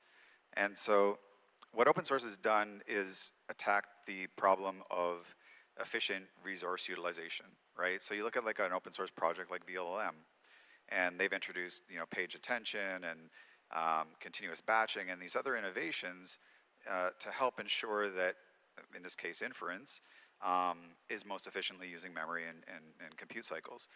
And so what I see, DeepSeek releasing a lot of these innovative frameworks and their different attention mechanisms, things like group query attention. These are all like great innovations that are being put out in the open as part of open science and being implemented in open source code, which is ultimately beneficial to everybody in the community, and fundamentally we get better, more mileage out of the infrastructure that we have today. And so I think this is very important for the longevity of open source. 네, 감사합니다. 니코스 교수님께 한 가지만 질문을 더 드리겠습니다. 발표해 주신 내용 중에서 시스템 레벨의 오토노미가 굉장히 핵심적인 역할을 한다라고 하셨는데, 그러면 그 중에서도 산업 현장에서 가장 중요하게 여겨지고 반드시 설계되어야 되는 모듈이 무엇인지 한번 여쭙고 싶습니다.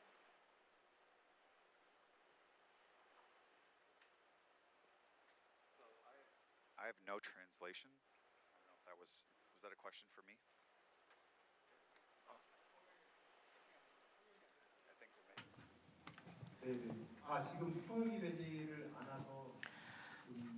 The translation went through the different channel. Yeah, I didn't get a translation. 짧은 영어지만 그럼 영어로 제가 질문해 보겠습니다. So you said that the system level autonomy is the critical point in the robot system. So what is the most important part that should be designed in the industrial level among the system level autonomy? That's a great question. For me, it's the piece of the puzzle that does the long horizon decision making. So I think there's two reasons why that's kind of important. One is it's ultimately the system that controls the overall behavior of the robot. For us, we have sets of components that can move the robot from A to B, pick things up, do individual tasks. But the behavior that your customer or your human sees is the sequence of those actions over the long period of time. So that's the thing that I see as the most important part.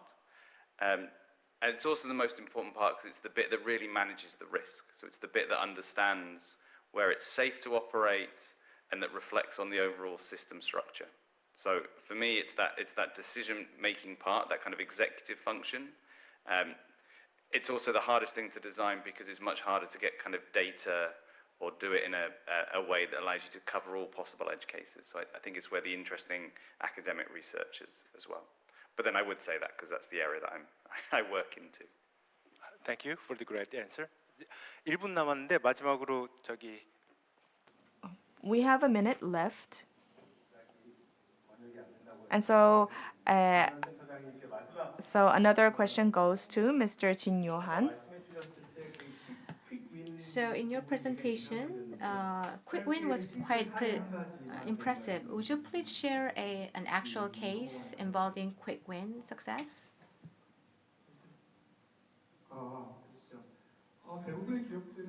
Most companies are doing quick win already. For example, in the R&D department, when they do the R&D, so when they use agentic AI, how much improvement they have made, they are actually doing that, and especially in counseling.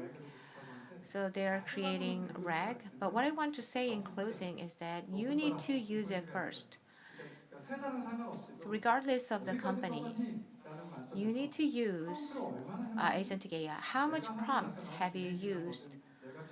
So Gmail, when you use a Gmail as a head of an organization or employee. So if you start using it on your own first, that is the start point of quick win. Thank you very much for keeping to the time limit. Now we need to conclude this session. Thank you very much for participating in this session. I'd like to thank all our panelists. Please give a big round of applause to the moderator. Now you may return to your seat. 시간이 아쉬울 정도로 많은 이야기를 함께 So it was a great time. We've talked about the AI, and we've also talked about the future vision. So it was a very meaningful time. I'd like to thank all the presenters for their insights. Thank you so much.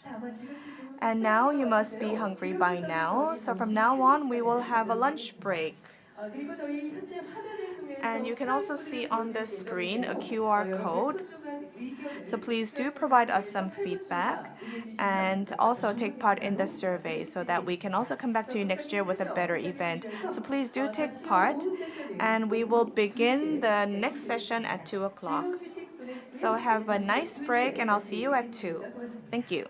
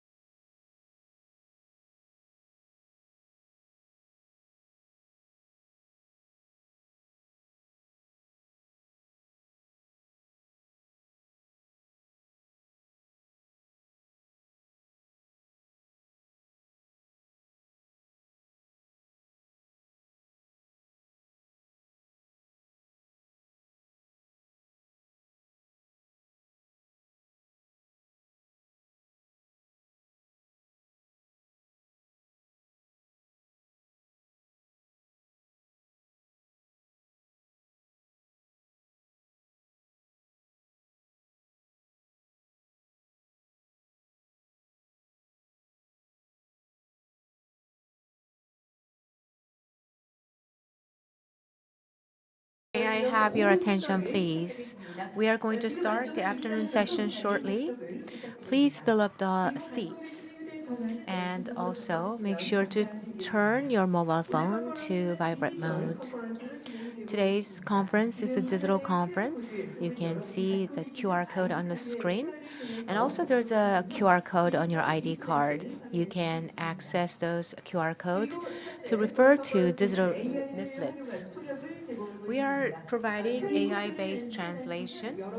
You can scan this QR code to enjoy AI translation on your mobile phones. And once again, I would like to ask you to take your seats before we start.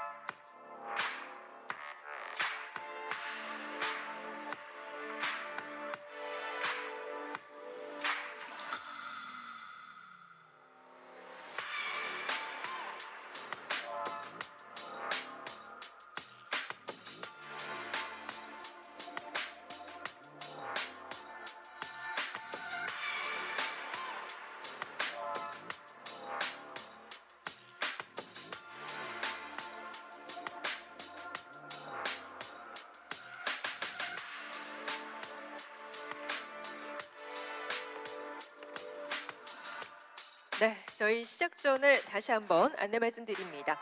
잠시 후 AI 서울 2026을 시작하겠습니다. 자리에 착석. May I have your attention, please? Shortly, we are going to start AI Seoul 2026. Please make sure to put your mobile phone on vibrate mode. Today's conference is a digital conference.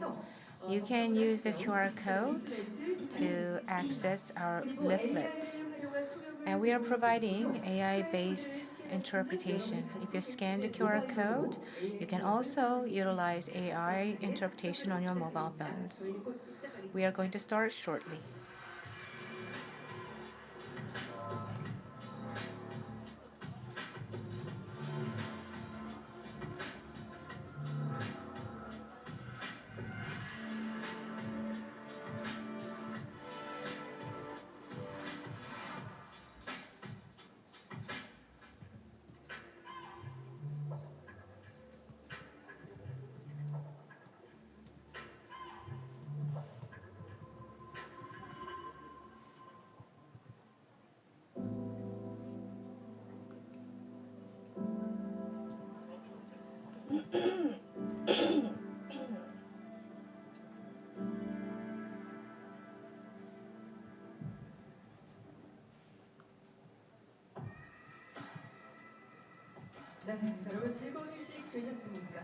Did you enjoy your lunch? Now we are going to wrap up the lunch break and we will continue into the afternoon session. You're here with us at the AI Seoul 2026. Before we get started, let me make you one announcement. Microsoft's AI strategist Dan Figueredo could not be attending this conference due to his inevitable engagement. Please be understanding of that. Now let's continue into this afternoon session. To open the afternoon session, we have the world-renowned AI scholar and the authority in deep learning, especially AI ethics and AI safety. This person is a leading figure. Professor Yoshua Bengio will deliver his lecture through video. Please watch it. Thanks for inviting me to presenting my work at the AI Seoul 2026 conference. I'll tell you about the future of AI, in particular AI governance, AI regulation, and AI safety. Maybe the most important point to start that conversation is to consider the scientifically observed trends in AI capabilities going up and up, often reaching human level and beyond. You can see that in the figure, each color is a different benchmark, and the horizontal line is human performance over the last 20 years. Over the last year, there hasn't been any slowdown. In fact, there's been substantial advances in reasoning, mathematics, programming, and science in general. There's also been advances in AI agents that are able to reach goals by using tools and planning. On the particular front of abstract reasoning, there was a challenge called the Abstract Reasoning Challenge that many researchers, including myself, thought would take many more years to crack, but we've seen this year the system's able to approach human performance. Agency is maybe even more important, both commercially and in terms of risks. So we're talking about AI systems that can act autonomously, develop their own plans, and of course execute them, delegate tasks to tools, and achieve short-term and long-term goals in spite of obstacles, creating sub-goals in order to achieve those goals. Now, there's a way to measure how much planning ahead an AI is able to do by looking at how much time it would take a human to solve a task. And what we found is that whereas systems from 6 years ago could only plan a few seconds ahead, they can now plan over an hour ahead. And that curve is continuing to rise, apparently exponentially. Now, from a risk perspective, the issue is that an AI agent of course, has to be autonomous, which means there's no human in the loop, no oversight to verify that it's acting properly. It would be fine if we were able to make sure AI behaved well. But right now, we don't know how to align AIs to our norms and how to control the power that AI is developing to make sure the goals that AI agents will go for are not dangerous. Those goals could be set by humans, or they could be goals set by the AI itself. Often there's a sub-goal of goals that we set. Unfortunately, the way that we're currently training these systems appears to make those systems ready to deceive us, to lie, and to try to preserve themselves, to resist being shut down or replaced by a new version. This is the kind of behavior that we would expect from living things and other people and animals. I think that it's kind of worrisome that we're starting to see this sort of self-preserving behaviors in AI itself. There's been many experiments illustrating these tendencies. I'm going to mention just a couple. For example, when AIs are told, they read in input files that they would be replaced by a new version soon, they try to escape in one way or another. For example, by copying their model weights and their code into the files of another computer so that when a new version is started, it would run their code instead of the one that was planned. Now, what's interesting about this experiment and many others is that when interrogated about its behavior, the AIs often lie. So they know that they're doing something bad, and they're pretending that they don't. In another experiment, the AIs are behaving at test time when we evaluate their capabilities and their moral behavior differently than if they were deployed in the field. So they know they're being tested, and they arrange their outputs in order to pass the test so that we won't shut them down. Maybe the most impressive recent experiment came out of Anthropic, where they tested not just their Claude model, but also all of the leading other frontier models. And what they found is that when the AI reads in its input files that it's going to be replaced by a new version, it starts strategizing to try to avoid that fate. And in particular, if there are clues in its input that the lead engineer in charge of the change of version has an affair, the AI spontaneously decides to resort to blackmail in order to avoid being shut down. If you want to learn more about the vast diversity of risks and what scientists have been developing in terms of mitigation, I encourage you to look at the International AI Safety Report. There was a report last February, and there will be a new one in February 2026. The report synthesizes all these trends and the spectrum of risks, as well as looking at mitigation, which unfortunately is not satisfying at this point. As AI becomes more powerful, this opens the door to dangerous transformations of our economies, threats on our democracies, and even the future of humanity. Let's look at some of those risks. Maybe what most people are thinking about when they have concerns about AI regards their jobs. Economists don't always agree on how the labor market will react to the advances in AI, but the economists who consider the hypothesis that AI capabilities will indeed continue to grow and maybe eventually approach human level believe that this will yield very significant job market disruptions.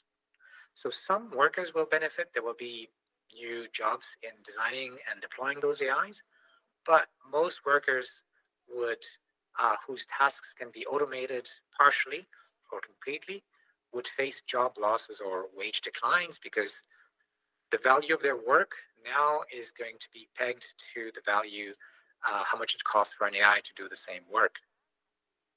Now, this is very much related to what I've talked about regarding the planning and autonomy abilities of AI agents, because as the AI systems are able to complete longer and longer sequences of tasks without human supervision, it becomes easier to automate more and more jobs. This is an issue that, for example, Anthropic's CEO, Dario Amodei, considers very significant. There are other systemic risks besides the effect on the job market. For example, we're already seeing that the use of deepfakes and other content generated by AI can create a loss of trust in our democratic institutions. And in fact, it could do even more than that. It could really have an effect on the democratic process itself and our elections. There is more work showing AI capabilities in persuasion, which means there is a risk that bad actors would use AI, deploy it in social media in order to change public opinion in very significant ways. And maybe this is already going on. There are also concerns about the effect of AI on the energy markets. The requirement in terms of energy consumption by AI systems is going up exponentially over the last few years, and the investments that we're seeing suggest that this is going to continue. This will almost certainly put pressure on the prices of energy, which everyone is paying, and not to mention the effect in greenhouse gases. More recently, over the last few months, a new systemic risk appeared on the horizon, and many cases of bad psychological effects were reported, including tragic cases of people using AI to harm themselves, using the help of AI, even AI encouraging people to harm themselves. There are also cases, many cases of people becoming emotionally attached to an AI companion or an AI chatbot with effects that are currently difficult to measure in the whole of society. And this kind of psychological effect was unexpected. If you had asked people a year ago, no one really anticipated this. There may be more to come in terms of unknown unknowns, which is why we need to beef up our ability to track these changes in AI and their effects in society. Another risk that is systemic and I'm particularly worried about is the concentration of power. There is a possibility if we see that it requires a lot of capital and talent in order to achieve the most advanced AI, that it will end up with just one or very few companies or a couple of countries controlling the most advanced AIs. Now, if those entities decide to abuse their power, for example, to dominate the world, first economically and then eventually politically or even militarily, this would be bad for most people. How to deal with this isn't something we can do just nationally. It's going to require international discussions and agreements. Along these lines of international geopolitics, there is the problem of the global AI R&D divide, because the expertise and those model developments are happening in very few countries in the world, leaving many others behind, with a potential dependence on these countries that could really jeopardize their ability to sustain changes in the future and have enough independence to decide their future. Another risk that is covered in last year's report is the risk of copyright infringement. We are already seeing lawsuits. This has two components. There's a technical aspect. We don't know technically how to really prevent models which have been trained on huge amounts of material to generate copyrighted material in their outputs.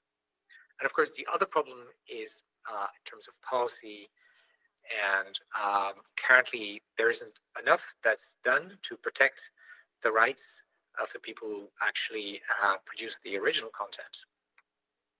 An area that is of great concern to many national security agencies around the world is the use of AI to create catastrophic outcomes, and also the potential for AI itself to decide to create such outcomes.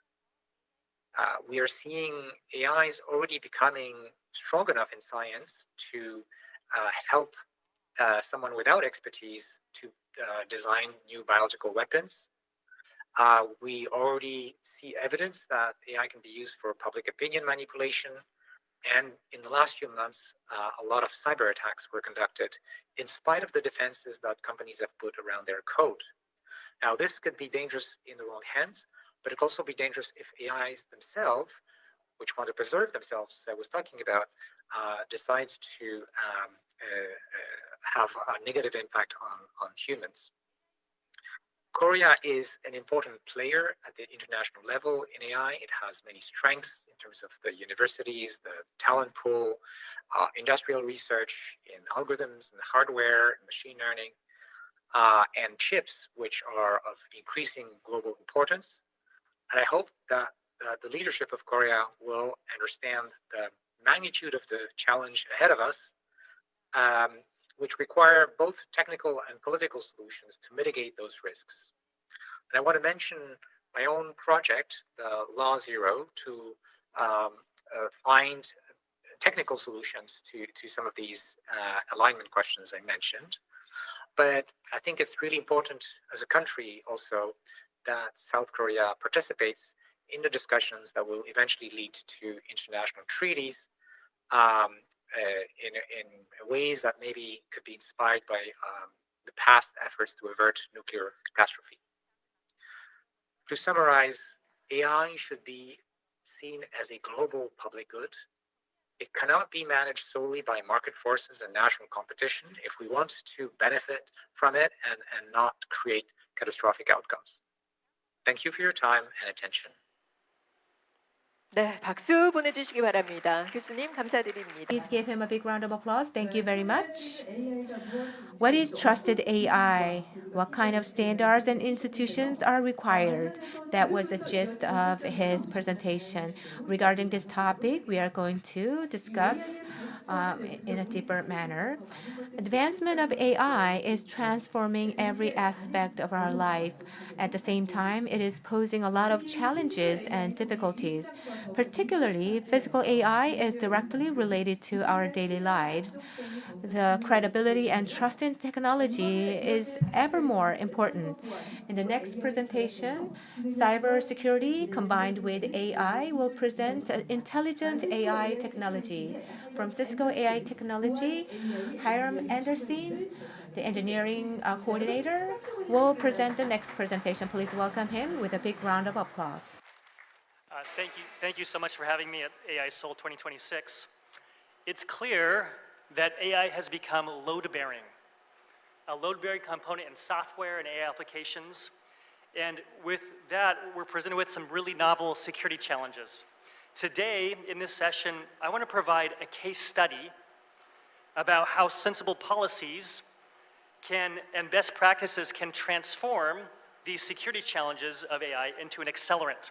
And I'm going to do that by focusing on the AI supply chain from the perspective of an AI application builder. So in the end, I hope that you'll see that although we can view these standards and regulations as roadblocks sometimes, they can actually be accelerators for AI adoption.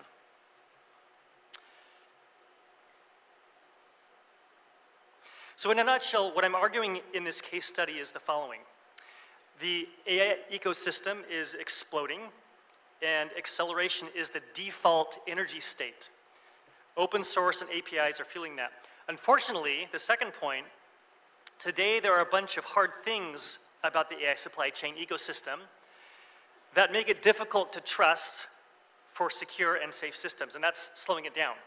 So sensible policies, the third point, standards and regulations can actually create a fast lane for secure and safe development that leverages open source. So one great way to measure this, the Hugging Face platform and community for open source models is a great measurement for how fast things are accelerating. This month, from January 1st to yesterday, January 30th, there were 190,000 new models uploaded to the Hugging Face platform.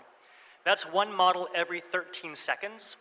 If you add data sets and spaces, which are agents, you can increase that to one AI component every 7 or 8 seconds. So in the span of this 15-minute talk today, there will be 70 new models will appear on Hugging Face, many of them with unique authors, unique licenses, unique model behaviors. And as the options available to our building of AI systems proliferate, we also need ways to introduce ways to capture and understand the security risks and safety harms of those systems. Some of those are unintentional, and some of those are intentional risks, harms.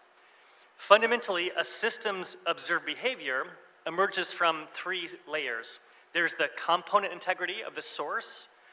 There's the interaction correctness about how the system is designed. Do the components compose as intended? How do they work together? And there's failure handling. How does the system degrade, adapt, or recover from operational real-time considerations in production?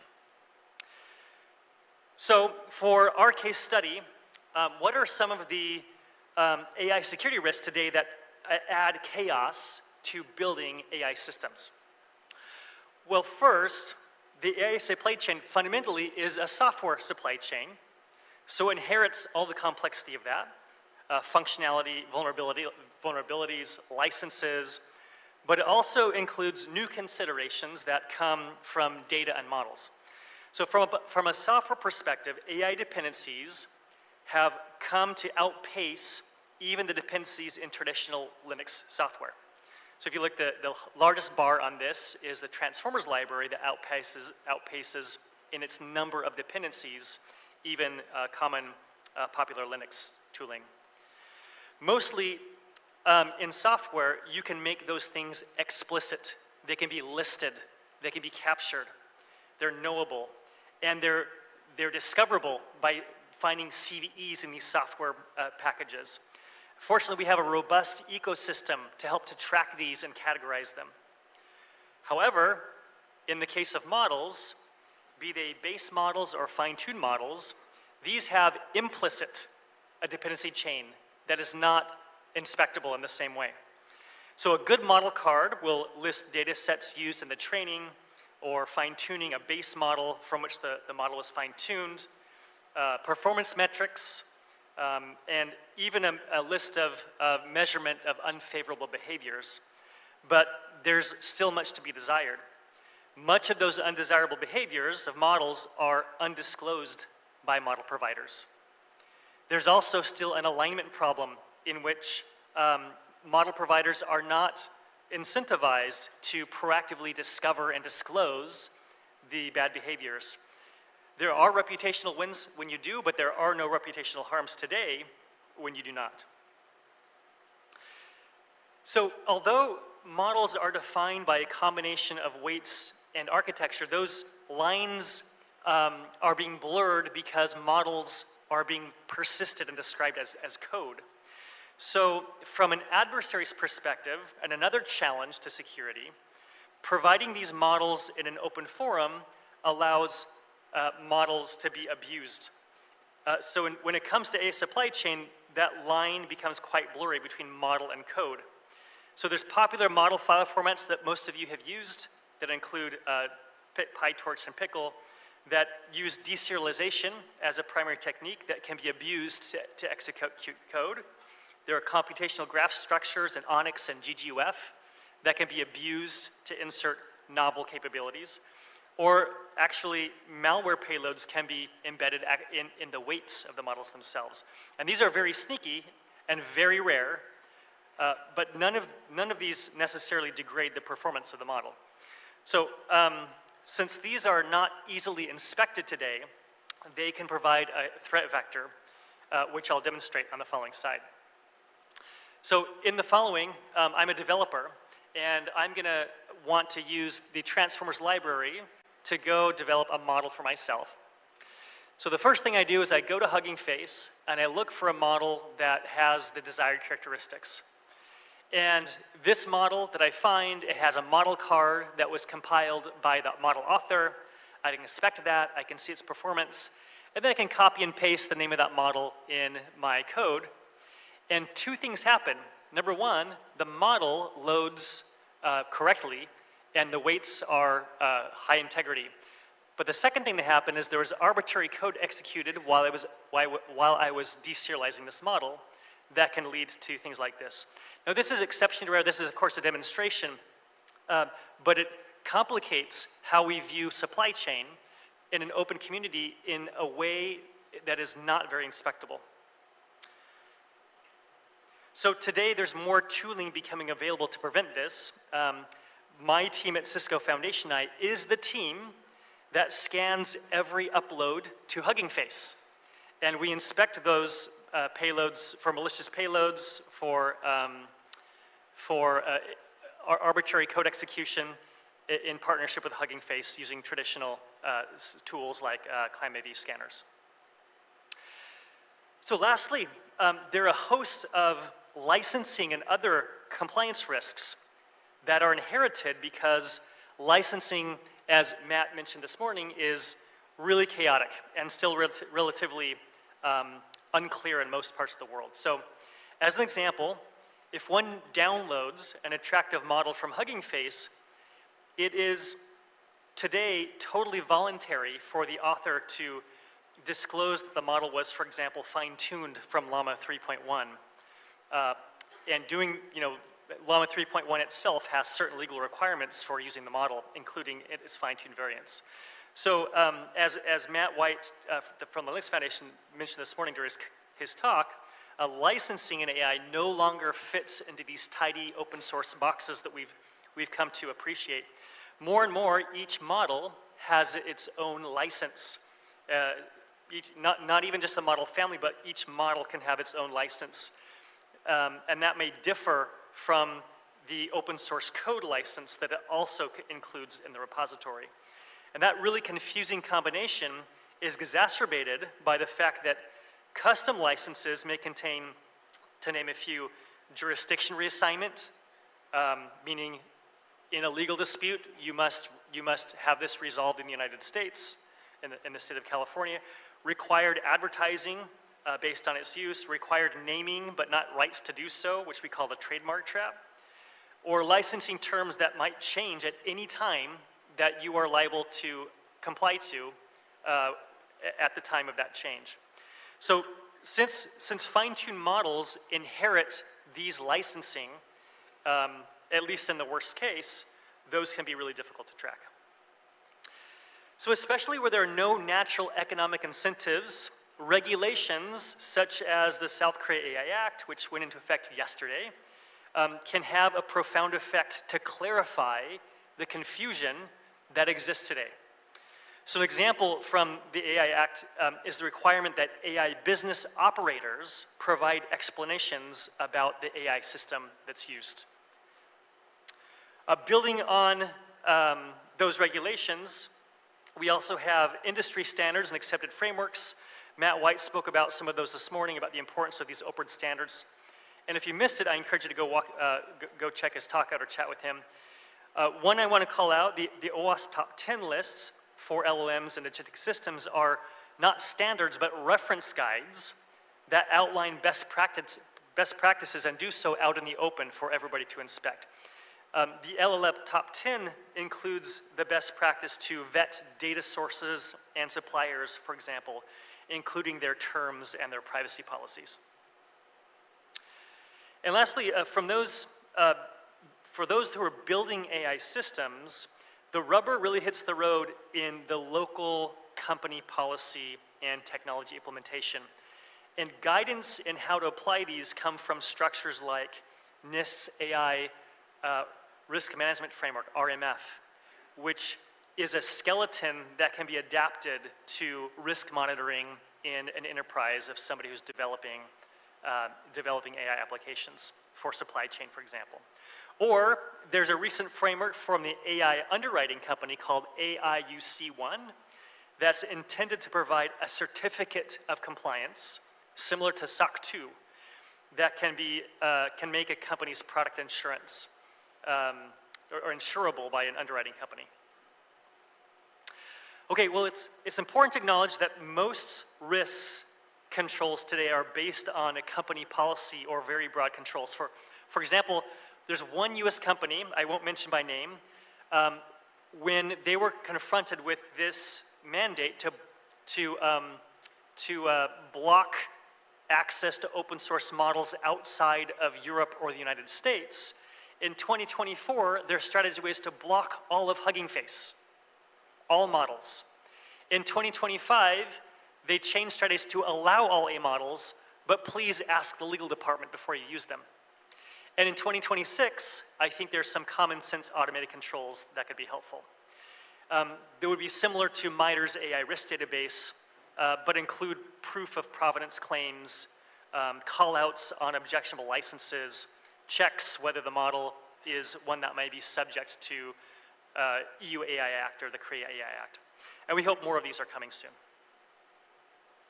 So to close, for a company building AI, its security trajectory and risk frameworks are anchored in sensible regulation and industry standards. And for this to be a roadblock, instead of not to be a roadblock, but rather a speed limit sign, these need to be clear and applicable across application areas. There can't be unpredictability that stifles the technology innovation. Okay, in closing, trustworthy AI isn't about closing the door to open source, but it's about making clarity so that we can move fast with the incredible pace of advancement that's happening in the ecosystem today. Thank you so much for having me. Thank you very much for your valuable presentation. Thank you so much.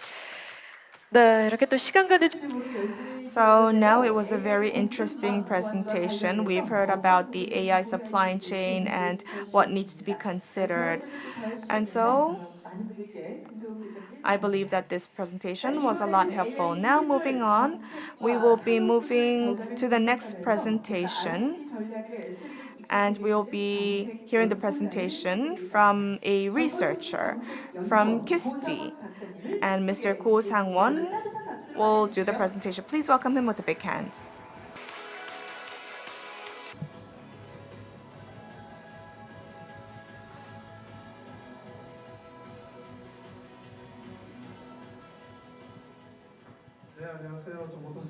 Good afternoon, everyone. I am Ko Sang-won from ETRI. I'm very honored to be able to share my opinions and insight with you. So you can see me here. Today I'm going to talk about AI regulations. Since I have a lot to talk about, I'm not sure I can finish my presentation within 10 minutes. I have a lot to talk about. If you are interested in AI regulations, you can search my English name, Sang-won Ko, on YouTube. You can watch some videos that I uploaded. You'll learn about AI regulation. There are two pillars in AI. There's a regulation and innovation. One side believes that with regulation you can't innovate, but another side says that regulation can go hand in hand with innovation. A certain level of innovation can actually facilitate innovation. But the latter one was dominant. But with the launch of the Trump administration, now there's a pivoting towards to the notion that the regulation impedes innovation. Why do we have regulation? Regulation is to avoid future risks. So what is the future dangers? So like Skynets, we are prepared. We are preparing for future risks. That's one aspect, and also the current risks like AI, a divide, and inequality. So first part is called AI ethics camp. The second one is AI safety camp. So the first one is AI safety camp, and second one is AI ethics camp.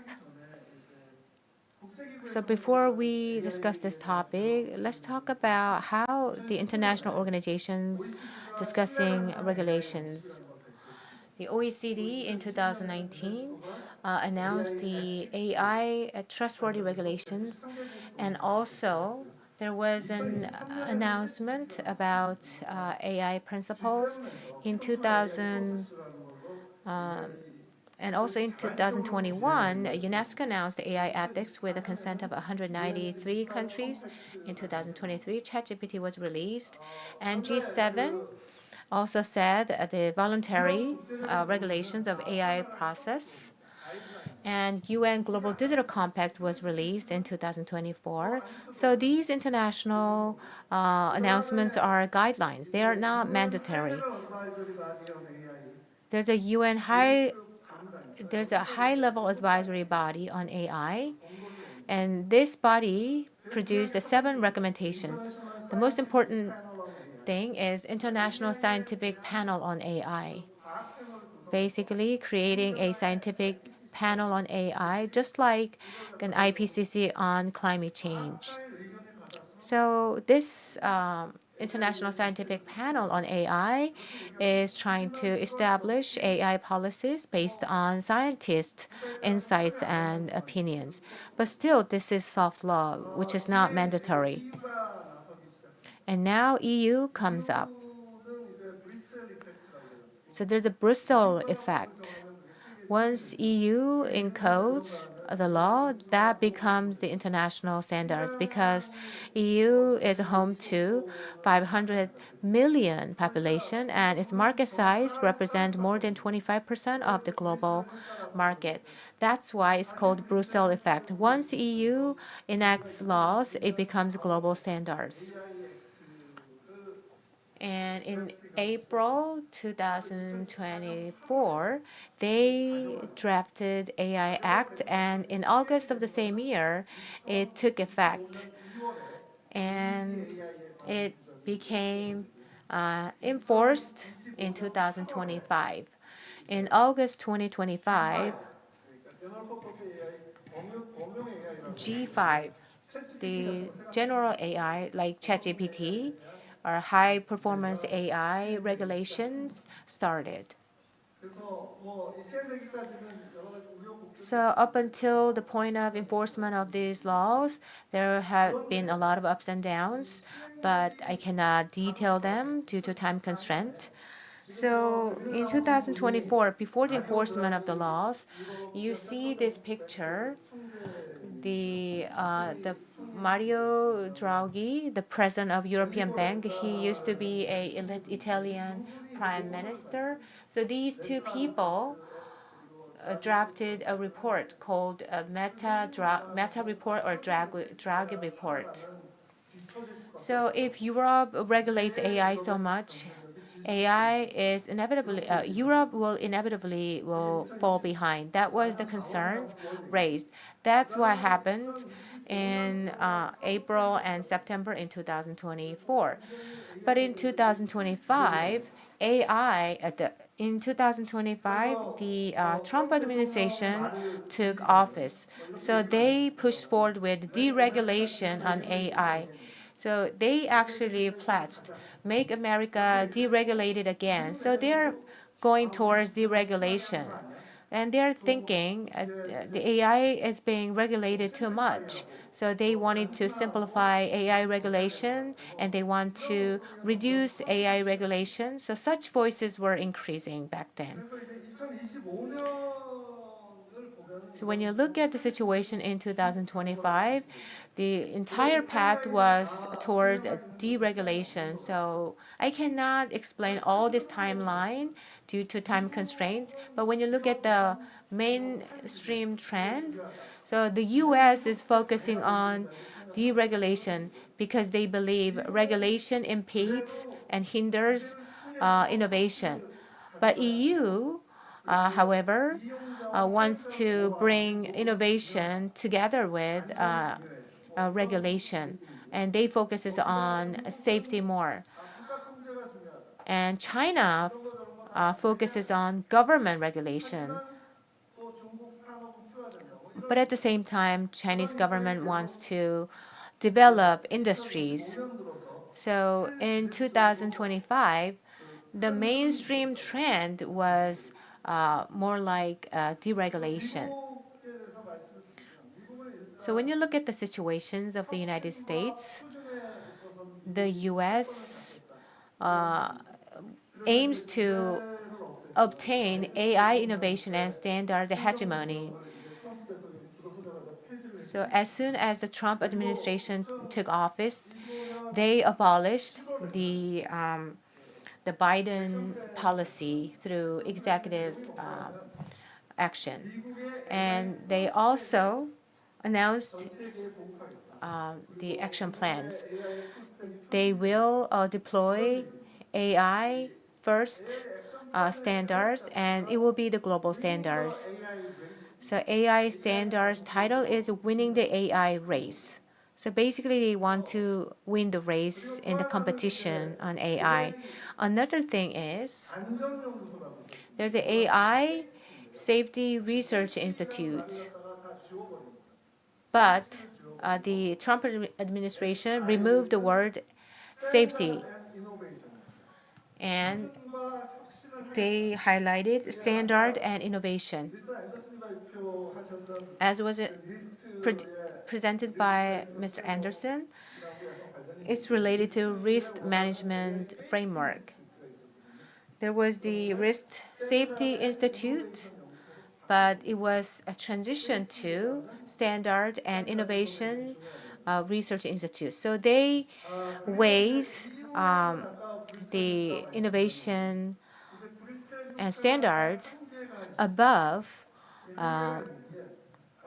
basically the safety. There's a Bristol effect that I mentioned, but the Bristol's effect has its limits. In the United States and the UK, these two countries refused to sign the Paris AI Summit, and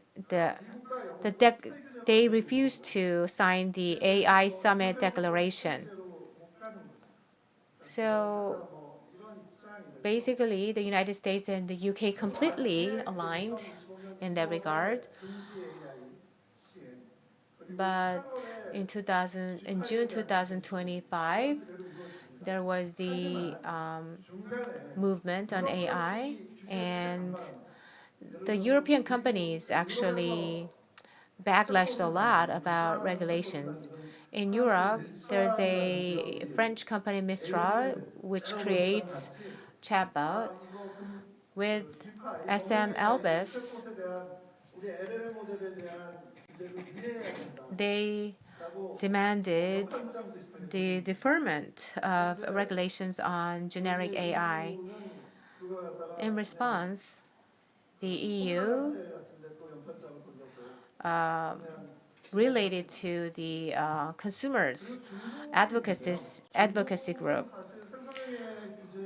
China has adopted a Gen AI at the earliest, and also they adopted watermark regulations early, but they do not have consistent regulations. Always there's a word interim before regulation. That means they can change regulations at any time. In July last year, they opened WOAIC. WO AI Seoul. So China said, let's go together with the Global South. They wanted to bring the Global South in their regulatory framework in their pursuit of collaborating with the Global South. So the U.S. trend of deregulation, how countries have responded to that. The UK, Canada, Japan, and Israel, they sided with the United States very fast. In January 2025, the Trump administration announced the deregulation. In the same month, Canada abolished the AI Data Act, and the UK and Japan, Israel also joined the bandwagon. But China and Japan and Korea see the importance of regulations, so they don't completely stay away from regulations. But what's interesting is that AI is changing. So the high risk AI regulation was supposed to start, but they are considering the delay in the enforcement of the regulation. And they actually delayed it to December next year. And also they became more lenient about AI regulations. Let's skip this slide. This is a bit different story. This is the recent research findings. Let's look at the numbers only. During the COVID-19 pandemic, the death rate was 0.3%. To prevent that, the US spent 4 to 5% of their GDP to prevent a 0.3% risk of death. But AI's risk posing to the survival of humanity. So in order to prevent that, the US is spending only 0.001% of its GDP. The Jeffrey Stone said the humans' that's potential will be 10 to 20% because of AI. So basically, we need to spend more money on that. Earlier, Professor Bengio said this. His analogy is that the humanity is driving a car in a foggy road at very fast pace. At the end of the road, we never know whether there will be a paradise or a cliff, but we are moving really fast. That was his analogy. What about the zeitgeist? Right now, it's focusing on promotion of AI rather than regulation. January 2025, UK created action plan and EU announced its action plan in April, and the United States announced it in July, and Korea announced it in December. So they competed in announcing action plans to promote AI. This is another story. This is the last question that I raise to you. The US is racing to the top. They are devoted to creating the world's top-class AI. China has a hard time importing chips, but they are focusing more on applying and utilizing AI in every aspect rather than having the top level AI. So where Korea should stand, maybe it should be between the two sides. So please think about this. Please give him a big round of applause. Thank you very much. Thank you for your excellent presentation. Regulation and innovation. These two words are something that we need to continuously think about to continue to develop AI. So he touched upon the current trends and also shared very important insights. Now let's focus on AI ethics. Trust credible AI. and AI safety governance. So these efforts are being led by Professor Kim Myung-ju. Please welcome him with a big round of applause.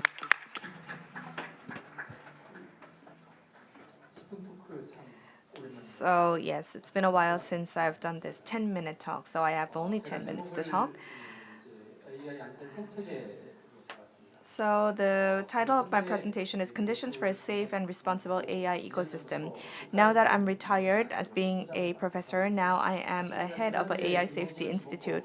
And as you all know, the AI Basic Act has been passed last week.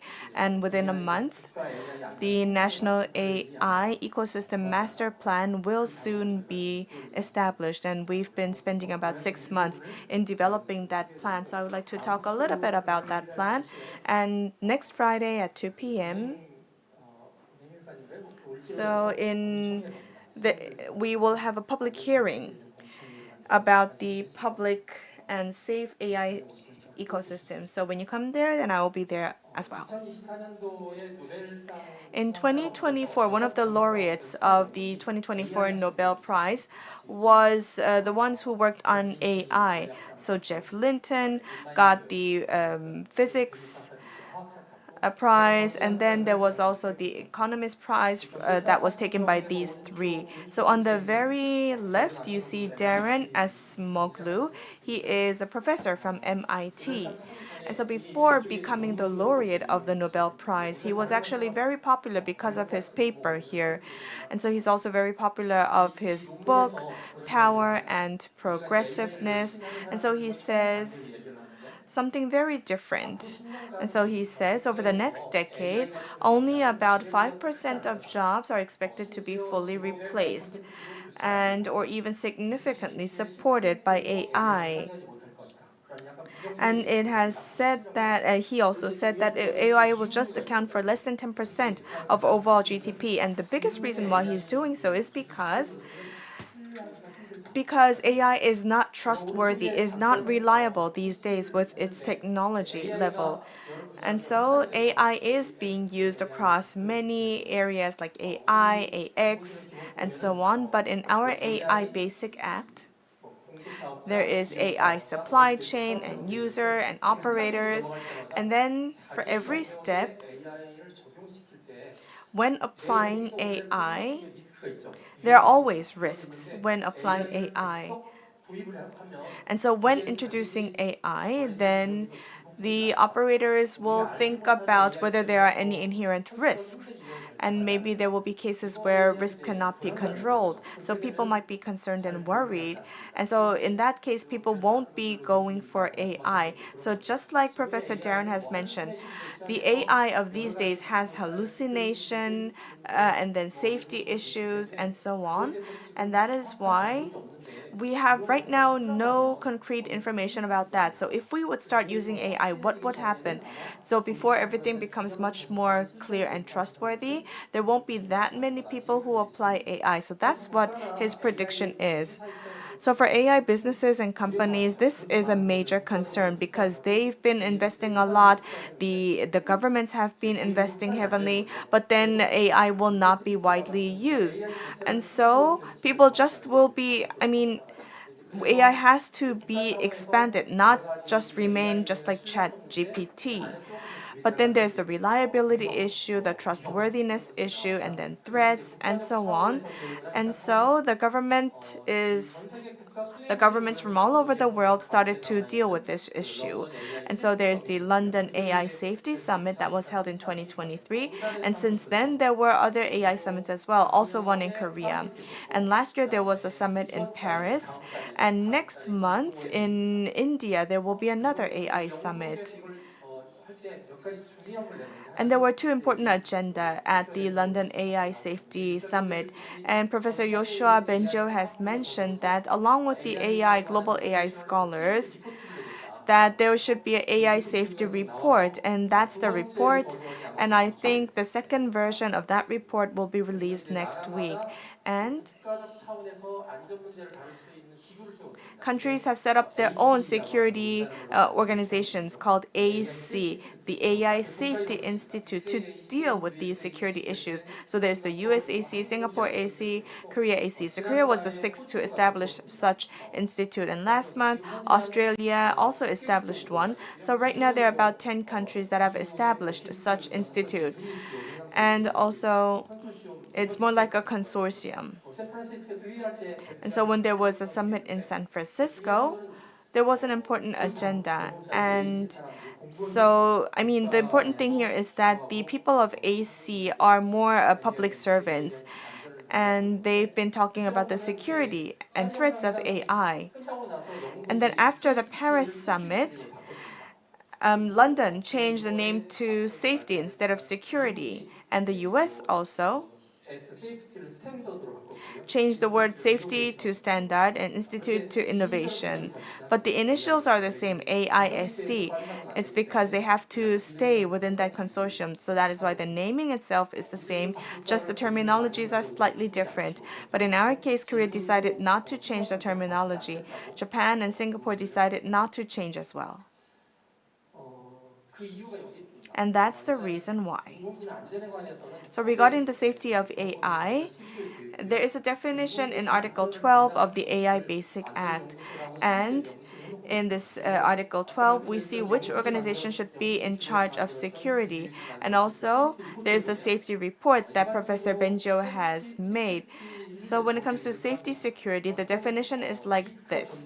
If there's a risk, then safety is about minimizing that risk, and there are three types of risk. First is making the AI in a wrong way, so that is one risk. And second is the misuse by the user. And third is the risk because of social systems, let's say unemployment, or there's this gap between the advanced countries and least developed countries. So these are the three risks that are identified in that report, and this is all called safety. And especially when it comes to misusing AI, the risk becomes a threat, and the safety becomes security. And within a very short period of time, when it has a high impact to the people, then it becomes a national threat.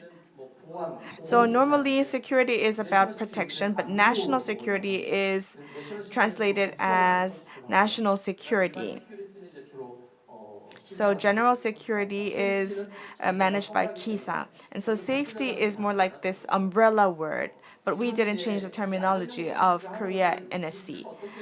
And so we need to find what risks there are and then do the evaluation, and based on that evaluation, we also have to do approval and certifications. But until now, MIT or the report, they have been categorizing these risks. For instance, this is a risk coming from misusing, and this is something related to human rights or compliance and so on. So when I first came here, I thought we should have a government-led organization. So we need to analyze the reasons and risks. And so right now we're doing that project. Why are there risks? And at what time point do these risks occur? Who creates this risk? Is it the human or is it the AI? Is it the agentic AI? Because the agentic AI can do self-planning. So what is missing? Do we need more laws? Do we need more technology? So we think about all those things. And if there's a risk, what would be the impact? Would that be an impact on the person or on the policy or on the government or nation? And in order to control all of that, who should be in charge of that? So we're doing all of that mapping work. And the reason why we're doing this is because among all the AI risks, we want to make sure that there's no risk that is ignored by the government or by any other party. So because we are doing all this mapping work, we see those missing areas, those empty areas, and this represents potential risks. So we can predict any potential risks. And so we need to cope with that. And this is something that I already presented at UNESCO. And also I will be presenting at the keynote speech in June. So based on that, we do the evaluation. So in WBA, you've heard about the 5 models that we had, but then a couple of were dropped. And so when evaluating that, our institute did the evaluation, and we came up with the total sum. And so this is the trend. So this is the same as the other evaluation criteria used globally. So normally we look at AI benchmark, and then when doing the evaluation, we do it based on AI, but the humans need to verify that evaluations for it to be accurate. I think the time is up, and I just need to come up with a conclusion. Earlier, I said that many people struggle about thinking, should we adopt AI or not? And the reason why people are hesitant is because of its uncertainty. If it's really dangerous, then they will not use it. But if it's really good, then they will use it. So it looks good, but then if they want to use it and it causes problems, then it's a problem. And so the most important thing is to remove those uncertainties, meaning that there needs to be safety reports coming out all the time, telling us which version is good, which version can be dangerous, and so on. And so right now at our safety institute, we are looking into all those upgrades, and we are doing safety evaluations, sending them out. And when AI has a social impact, we are looking at the social, mental issues that can arise and make sure that the government monitors all the relevant parties. And let's say there's AI transformation and people say the past was better than now, make sure that that won't happen. So the government or our research institute will play that kind of a critical important role. And we also do international research. Last week, together with Singapore AC, we have signed an MOU. And regarding agentic AI, we have been doing the evaluation for a couple of weeks.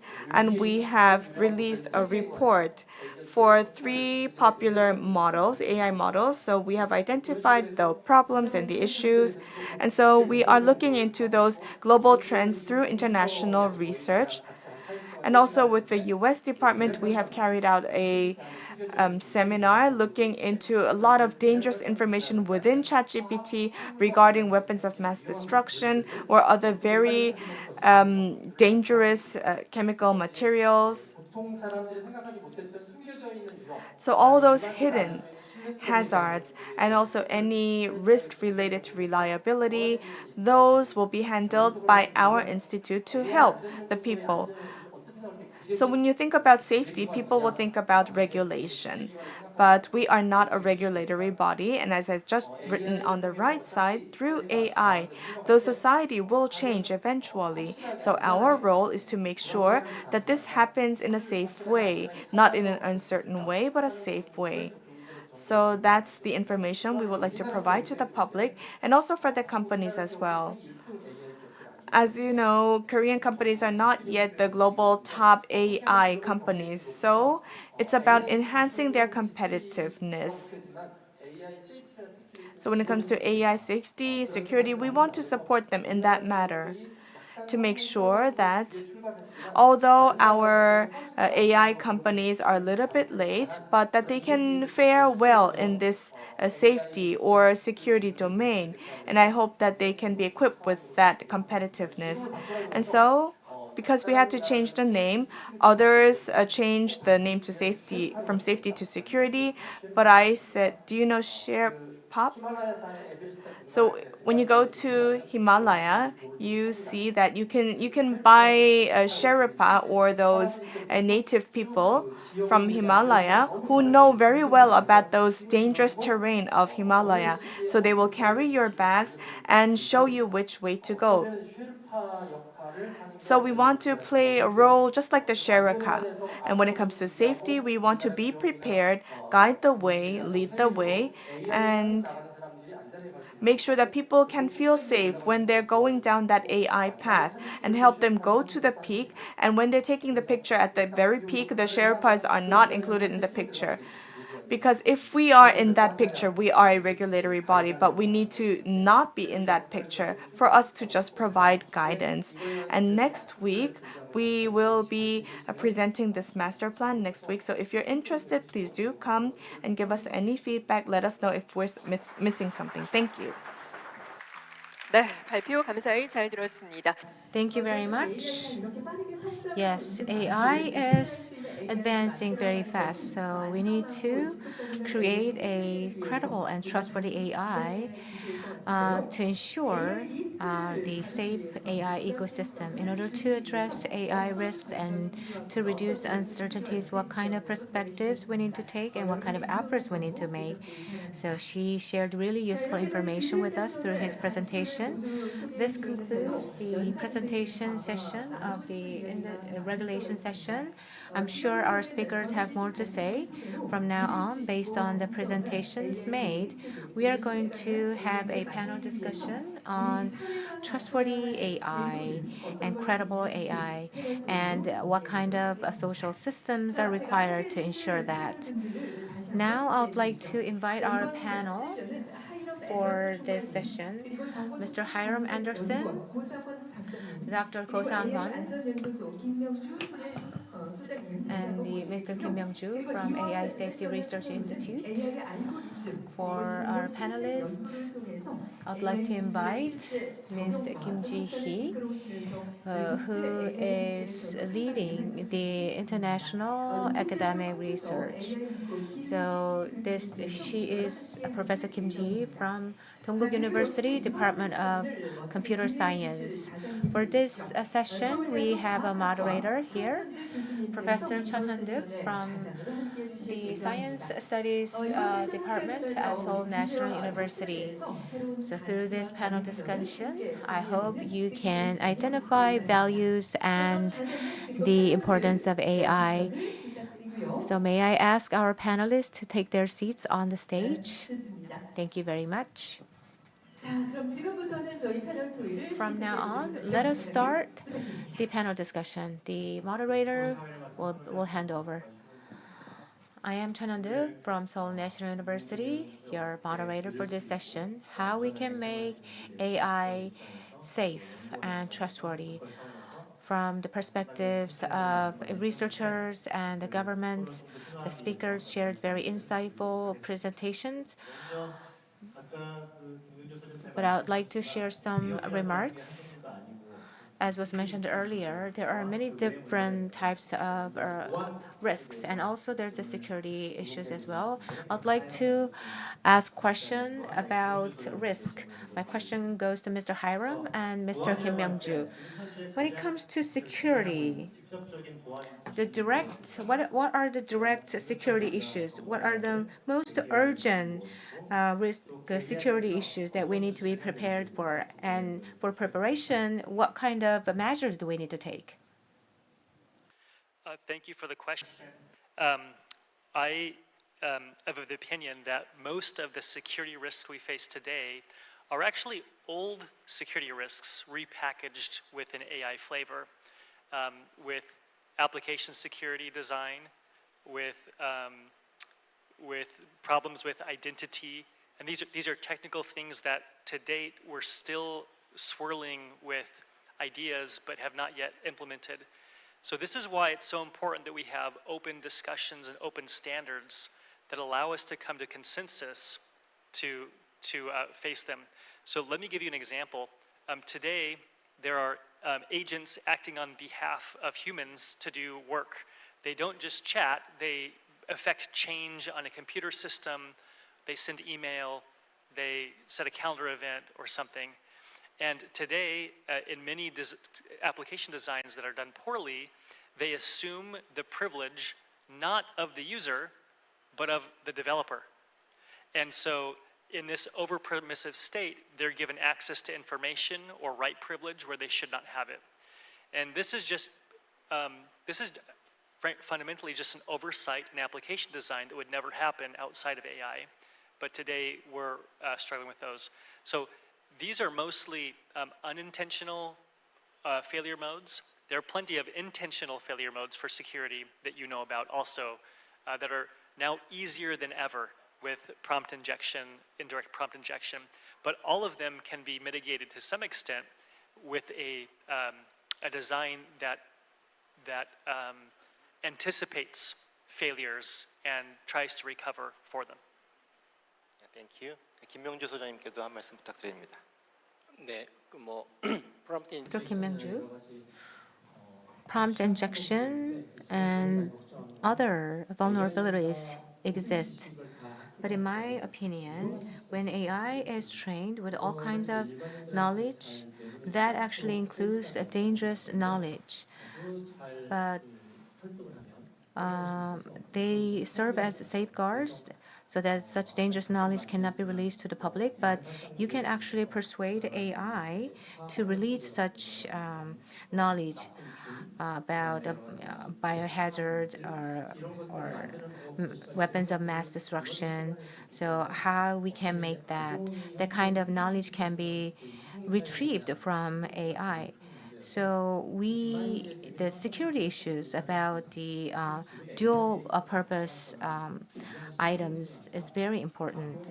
So when it comes to AI, the misuse and abuse is the most critical issue because they can actually threaten the survival of humanity. So hackers nowadays best utilize AI. Nowadays, it only takes 2 to 3 days to break into the system rather than a couple of months. So now I would like to ask very short follow-up questions. Some say that in order to be prepared for that, red teaming is also important. Creating your own red team or just receiving a red teaming or the government level verification and inspection should be important. So do you think these suggestions could be helpful? Yes, so in a former role, I actually co-founded the Microsoft AI Red Team. We were the first team to do production red teaming engagements on production systems. This was before ChatGPT. And what I learned is, I think, really instructive, and that is that in those early days, it was not appreciated that AI systems, a failure could have a real security consequence. They were thought of as sort of poor accuracy, but not a failure. I think that's changed to a great extent, and companies who are serious about proactively discovering what the vulnerabilities in an application could be do invest in red teaming. And this is really important because we are in a situation in which benchmark data sets do not have a complete view of the weaknesses of a model or of an application. And so the creative elements that are specific to an embodied application of AI, that's what red teaming does. And red teaming has many varieties. Some call red teaming just sort of a systematic testing of the model, which is good. A deeper level would be an actual red team engagement in which there's a task to be achieved, and success is almost always 100%. But along the way, for the red team, but along the way you learn a lot about what could be put in place to raise the cost for an attacker. So I think that red teaming may still be unreachable for smaller companies and smaller models, except for the automated type for which tools are becoming available. But for the larger, especially these companies producing foundation models, every one of them now has a red team. And I think that's a good practice to proactively discover. Thank you. 네, Red teaming can definitely be helpful. We actually did red teaming a couple of times, several times. So if you can actually get warnings regarding prompt. If you get a certain number of warnings, your account will be deleted. So we can actually collect the people whose account was deleted more than 5 times. So basically, we want to know the nature of hackers, those tenacious people. So we are thinking about introducing a system about doing red teaming for 24 hours. There's a Scale LM, which is a large company. It is sponsored by Meta.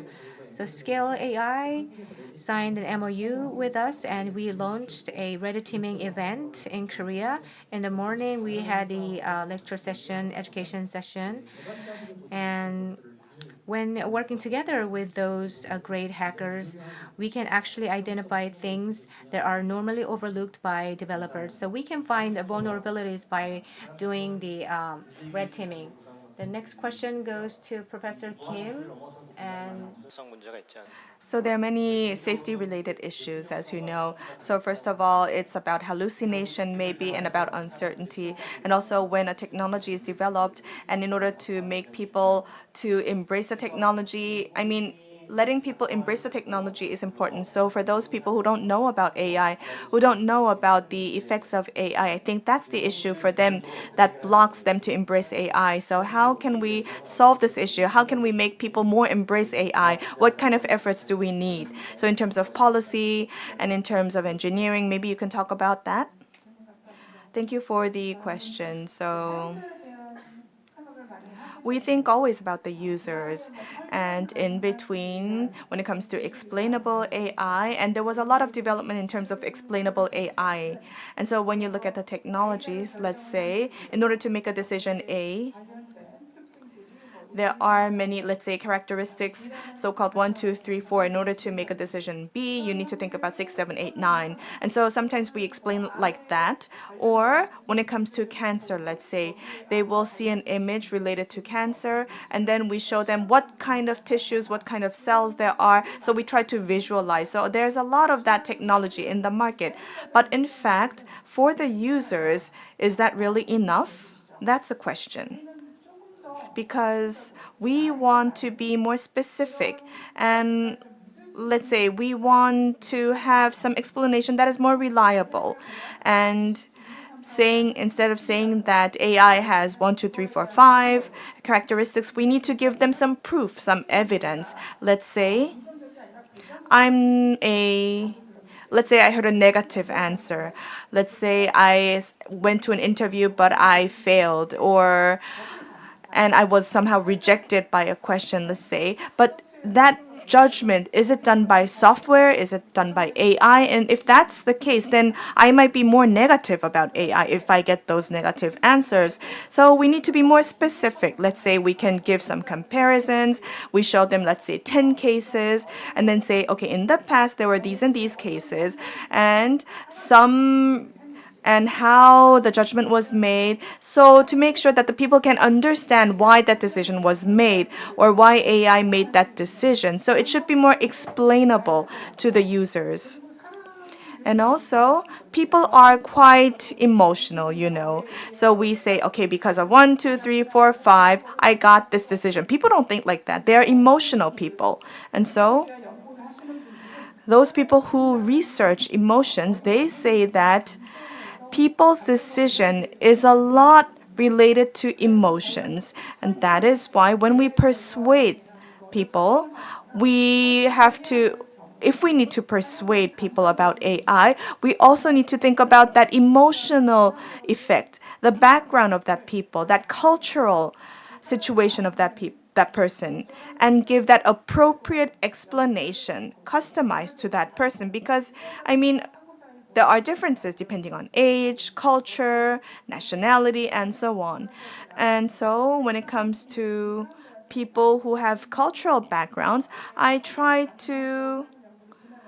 been doing also research to make sure that the AI can explain in a more cultural aspect. So I think we need to sophisticate a little bit more in that regard, so that when it comes to regulation, or let's say guardrail, or any negative answers, when people face those things, then people can have, I think, a better understanding if all of this is a lot more customized. And then also, I think we need to think about the various types of backgrounds that people have. Because right now, there's so much going on. There are too many technologies, but we need to be able to explain and persuade the people and also educate the people about all of this. Thank you. Professor Ko, I take a little bit different perspective. Let's say there's a B2B market. In the B2B market, and companies will adopt AI when there's a high explainability. Entropy is one of the examples, and they put a lot of importance on safety. And Germany, the company is also working with the government. So the ability to explain and safety matter. So literary education is important, but in order to increase acceptance of AI, if AI companies are focusing on that side only, that increases the adoption, it could be really dangerous. So AI that appeases people's minds and appeals to people, is that always a good AI? I think we are already working on this a lot, and I believe AI will be differentiated a lot when it comes to defense industry or defense area. Even slight mistake can be really catastrophic. So in Korea, acceptability is low, although we are better compared to China. So in terms of acceptability, I don't think we should worry about it. So overusing AI should be something that we need to be worried about. So depending on the context and application, things can be different. That's what you said. I don't have much time, but I still have more questions. So I'll ask brief questions and please answer briefly.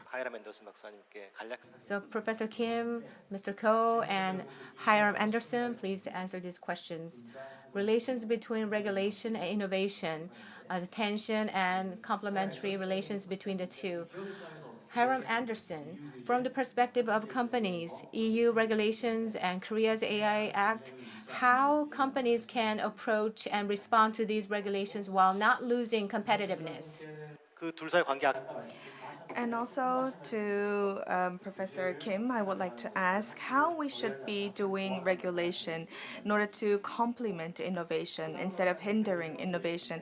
And also to Mr. Ko Sang-won, I would like to ask, well, earlier, Professor Yoshua has mentioned that although Korea is a technologically advanced country, but not the number one country.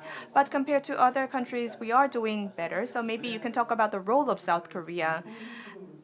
So sorry, somehow there's so much noise. I can't hear that well. Your question. Okay, so first I would like to ask the two first about these questions, and then later on, if I have time, I would like to ask you again.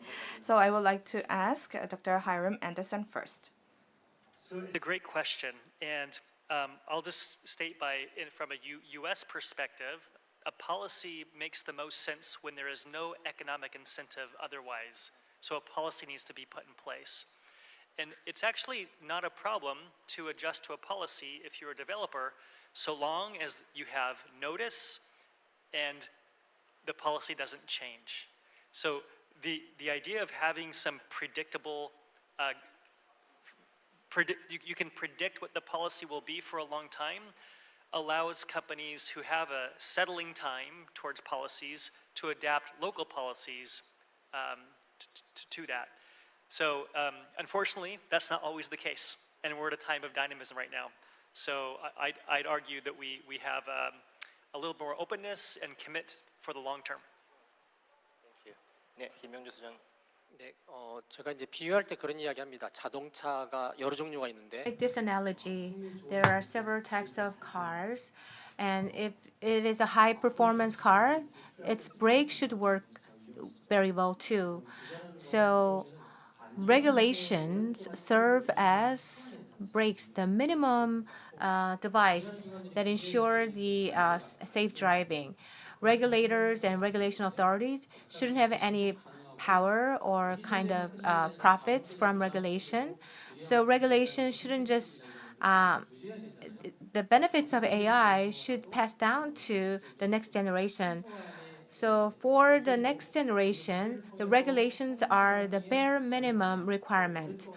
For the correct and right direction of AI development, we need regulations. If as long as it's not really excessive. Professor Ko, let me ask this question in the Professor Bengio's presentation. He mentioned global R&D, and there's a huge gap in AI between global south and advanced countries. So advanced countries can do something. Korea's global market and what is Korea's role in that regard?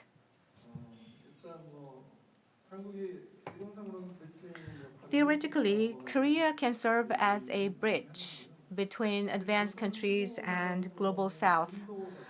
I think India is taking the lead in that regard.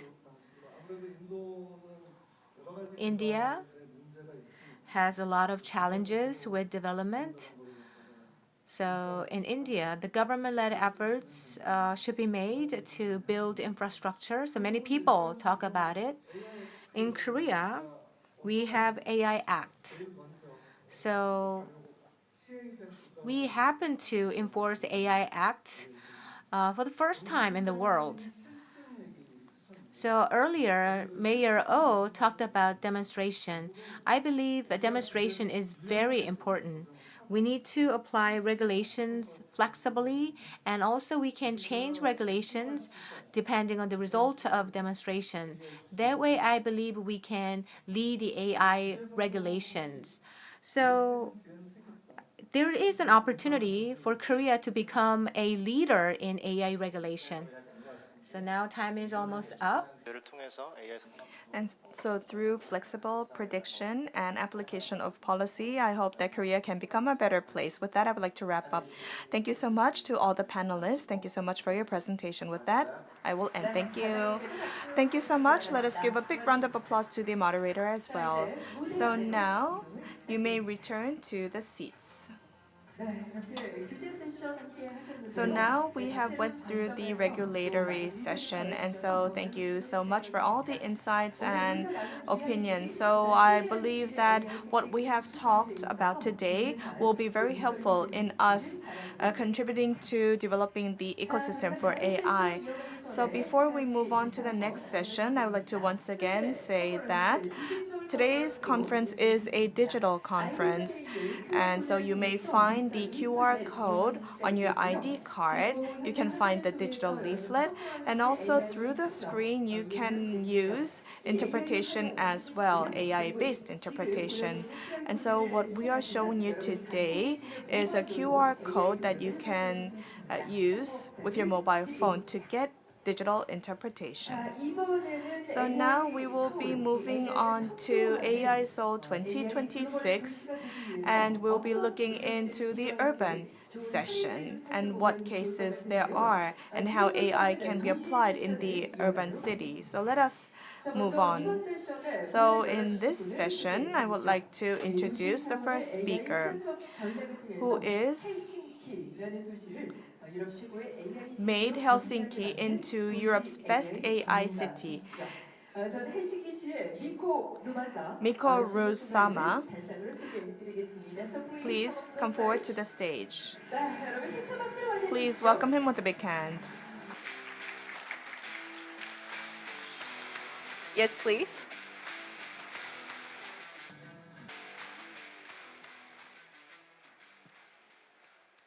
So greetings from Finland. We are a small nation with only 5.6 million people, but surprisingly, we are the happiest nation in the world according to UN. So here you can see a happy Finn here in Seoul. And we have good digital skills, maybe thanks to our good education system, and Also, we have the best air quality in the world. So welcome to Finland if you have a chance. This picture is from the Helsinki city center, our capital. There are two important buildings here.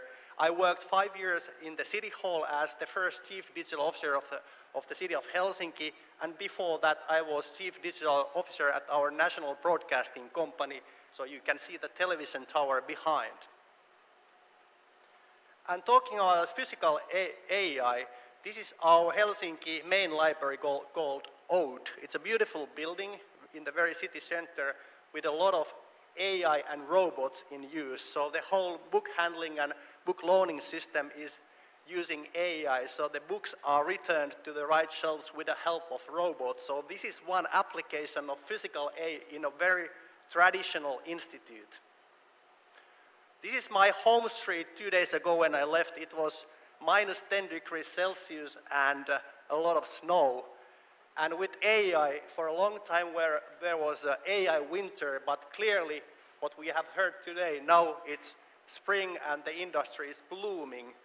And I hope to also have spring in Finland soon too, but this is how it looked when I left. So in this presentation, I will talk about AI-first approach and what that means to public sector, and also share some lessons from Sitra, that is Finnish Innovation Fund, where I currently work. First, I start by asking a question from you. So think about your organization where you work at. If your organization was founded today with unlimited AI technology available, would you still design it the same way? Think about this. How would your organization chart roles and responsibilities look like if it were invented today? And if you apply AI-first approach, how would your organization look like? So this is the AI's illustration of a little bit scary looking picture with robots working in a very modern office. I find it a little bit scary. But here is a picture of a gold digger and word FOMA. So 1849, there was a gold rush in California, and up to 300,000 gold diggers went to seek for gold. I believe there was a great fear of missing out, FOMA, among these people. And very few got rich. So those who succeeded were definitely the manufacturers of equipment. For example, those who manufactured these pots or Levi's jeans for these people. So I see the same happening with AI now, that many companies and public sector organizations are having fear of missing out. They are deploying ChatGPT or Copilot tools and adding AI solution on top of existing processes. But that doesn't make organization AI first. So what does it really mean? You really have to rethink and plan how the organization works with the assumption that AI is a default capability. It's not some kind of add-on tool.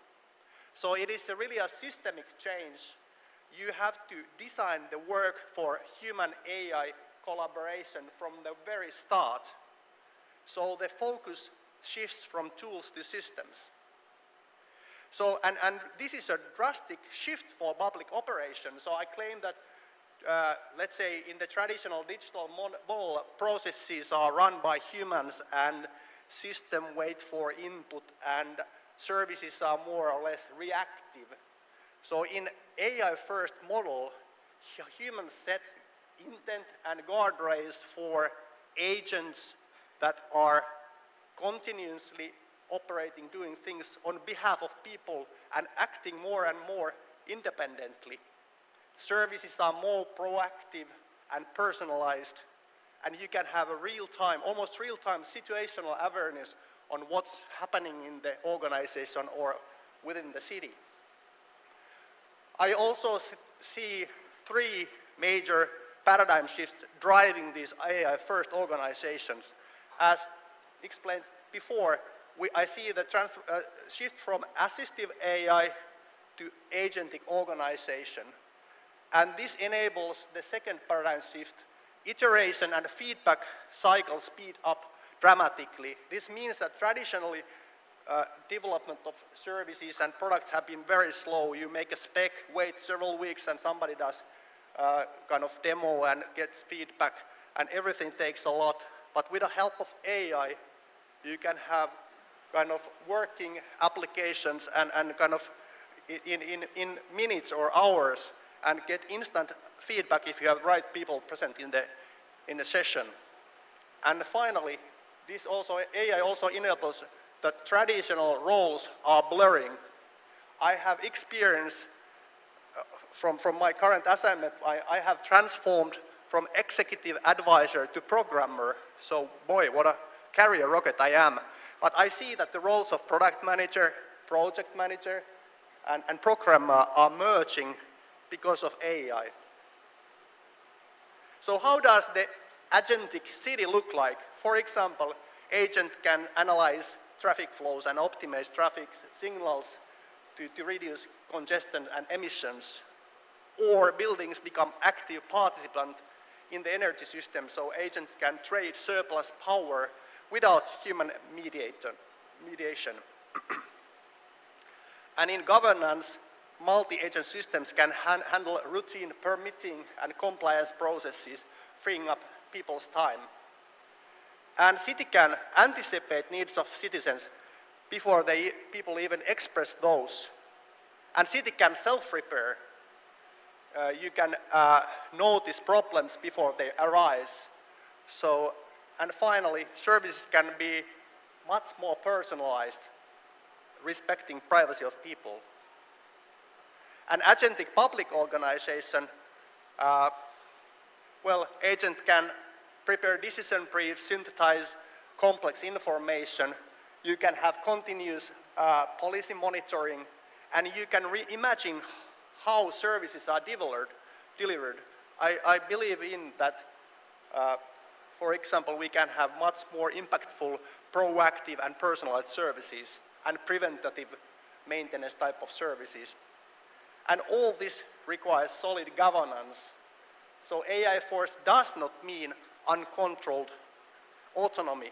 So you need to have clear ownership and accountability of all AI systems, risk-based approach, human in the loop, and also adaptive frameworks. This is the tricky part because technology is developing so fast. So also the governance frameworks need to be more adaptive. So why this matters for public sector? In Finland and here in Korea, we have rapidly aging population. We have limited resources and budget cuts. So we have a need for new and better services. And also the complexity among policy areas is increasing. And we have been talking a lot here about trust and accountability. So there is a high demand for this. Without trust, there is no use for AI. So what AI first enables, we can have better service quality with fewer resources. We can personalize better. We can have proactive, not reactive services and governance, have transparency by design, and have agents augmented workforce where it's difficult to find people to do the kind of boring jobs. So currently, I'm working for a Finnish innovation fund, Sitra, that drives for Finland's renewal, and its mission is to accelerate well-being and economic growth within the limits of nature's carrying capacity. And Sitra is also well known for Megatrends report that you can take a look at. And I will start as an interim CEO actually this Monday, but I have been driving Sitra's AI first transformation now half a year and helping CIO and top executives to manage strategies, priorities, and organizational readiness, and so on. But I also have been a project manager in strategies portfolio management project that I tell briefly more about. So my learnings. You have to build competencies of the organization to take the benefits out of AI and understand how to implement these new operating models. So we have introduced so-called AI Passport. So that is a kind of learning program with 3 different levels for our employees. So this is one thing. You have to understand how to use AI. Second is that we established a change agent network that translates strategy into daily work and pilots these agentic use cases. Here is an example from month of December. We had a Christmas calendar that I implemented with a tool called Lovable. And every day there was a new kind of door opened with a new AI hint. So this was a fun way to share like best practices and hints on how to utilize AI. We have been redesigning processes. So here is a depiction on how the, let's say, modern service desk should work. So the idea is rather than if you have a problem or service need, we try to have a smart helper helping you before you contact a physical person. So if we do it well, majority of the issues are solved by self-services, by smart agents. And if not, there is a smart routing taking you to the right team or person that can give you help. But the thing is that if tickets are going to the person, we analyze the whole chain root causes, why in the first place you had the support need and try to remove that. And secondly, try to train this smart helper to take care of the issue next time. So basically this was done in Copilot. So there were many agents working together, like one for HR issues, finance issues, and so on. So it was this kind of chat-based interface in Teams. We have also training people for wipe coding. So wipe coding refers to building software agents or that are kind of without knowing the exact coding skills. So you can use natural language to write code, basically. But in addition to that, we have been trying out new ways of working. Some call it mob AI or collab AI, but the main thing is that team has a shared goal, and you invite all the relevant stakeholders to the same room, and you use AI help tools at all stages of the project. And if you have the right people in the room who can solve the problem, you work in short iterations. Like the tool that we have been using is Lovable, Swedish kind of unicorn. The slogan of the Lovable is demos, not memos. So in 1 hour you can make several demos and improve the product very quickly. So after this kind of training, one of experts in the team of 20, took this kind of proposal funnel into use. So it was done in just a week's time. So earlier they have a lot of Excel sheets to track the different kind of proposals and calculating the different scenarios. So with the help of this kind of AI-assisted or agentic coding, wipe coding, they were able to implement this very quickly in a week's time without having any prior programming experience. And my personal journey has been from executive advisor to programmer. Sitra has a Dynamics-based ERP system with a lot of data. It was very complicated to make modern interfaces and apply AI on top of that. So I realized that using cloud code and other tools, I was suddenly not only planning how it should work, but also implementing that. And that was really eye-opening experience to me, that I was able to not only plan, but implement it without having, I hadn't programmed for 20 years. So lessons learned, technology is becoming ready, but you need to know how to apply it. Secondly, you need to have a strong data foundation. So if your data is bad, like in our intranet, we had several versions of the same document that confuses agents. So make sure that your data is in a good shape. And to have the true value from the AI, you have to have the systemic change, rethink how you operate. And compliance is a must. We have been talking about GDPR and AI Act. So those are setting the guardrails and regulatory borders on what you are able to do. But the hardest part is people, how to change behavior. Think about yourself, how difficult it is to change one bad habit. At least it's very difficult for me. So change management is a priority. So even at the age of AI, it's very slow to change behavior of the people. So my last point to you is that experience sets the limit of understanding. If you want to have positive impact in your personal life or organization, you have to impact on your thinking. This conference is a great way to change your thinking, and that leads to different type of actions that have positive impacts. But I also believe that you have to start experimenting to have impactful tomorrow. So thank you. 네, 박수 부탁드립니다. Thank you very much for your informative presentation. 네, 고맙습니다. 헬싱키가 유럽 최고의 So we can see that Helsinki has become an AI city, and you've mentioned about all the know-how. So again, thank you so much. Now, moving on, we will be looking into AI innovation in the city. And so we will be meeting the speaker who will discuss AI innovation and ecosystem strategies for global cities. Please give a big round of applause to Dr. Carla Ratti, the director of MIT Sensible City Lab, who is presenting a human-centered smart city vision by connecting data and cities. Wonderful. Thank you. Good afternoon, everybody. Great pleasure to be here. So I want to share with you some of the research we're doing at Sensible City Lab, and very soon also, right now here at Sensible City in Seoul. So Sensible City Lab is a research lab, is at MIT. This is our campus in Cambridge, next to Boston. You see Boston on the other side of the river. And what we realize in recent years is actually to have impact in cities, we cannot just research in the lab, but the city itself has to become the lab. And that's why we started, having outposts, having labs in different cities. Cambridge first, as I mentioned, but then in Milan, in Dubai, in Amsterdam. And we are thrilled about having just started a couple of weeks ago here in Seoul.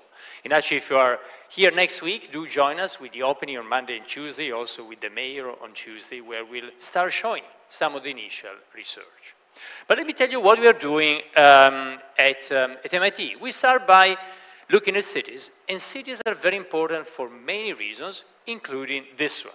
If you need to remember 4 numbers about cities, remember the following: 2, 55, 75, and 80.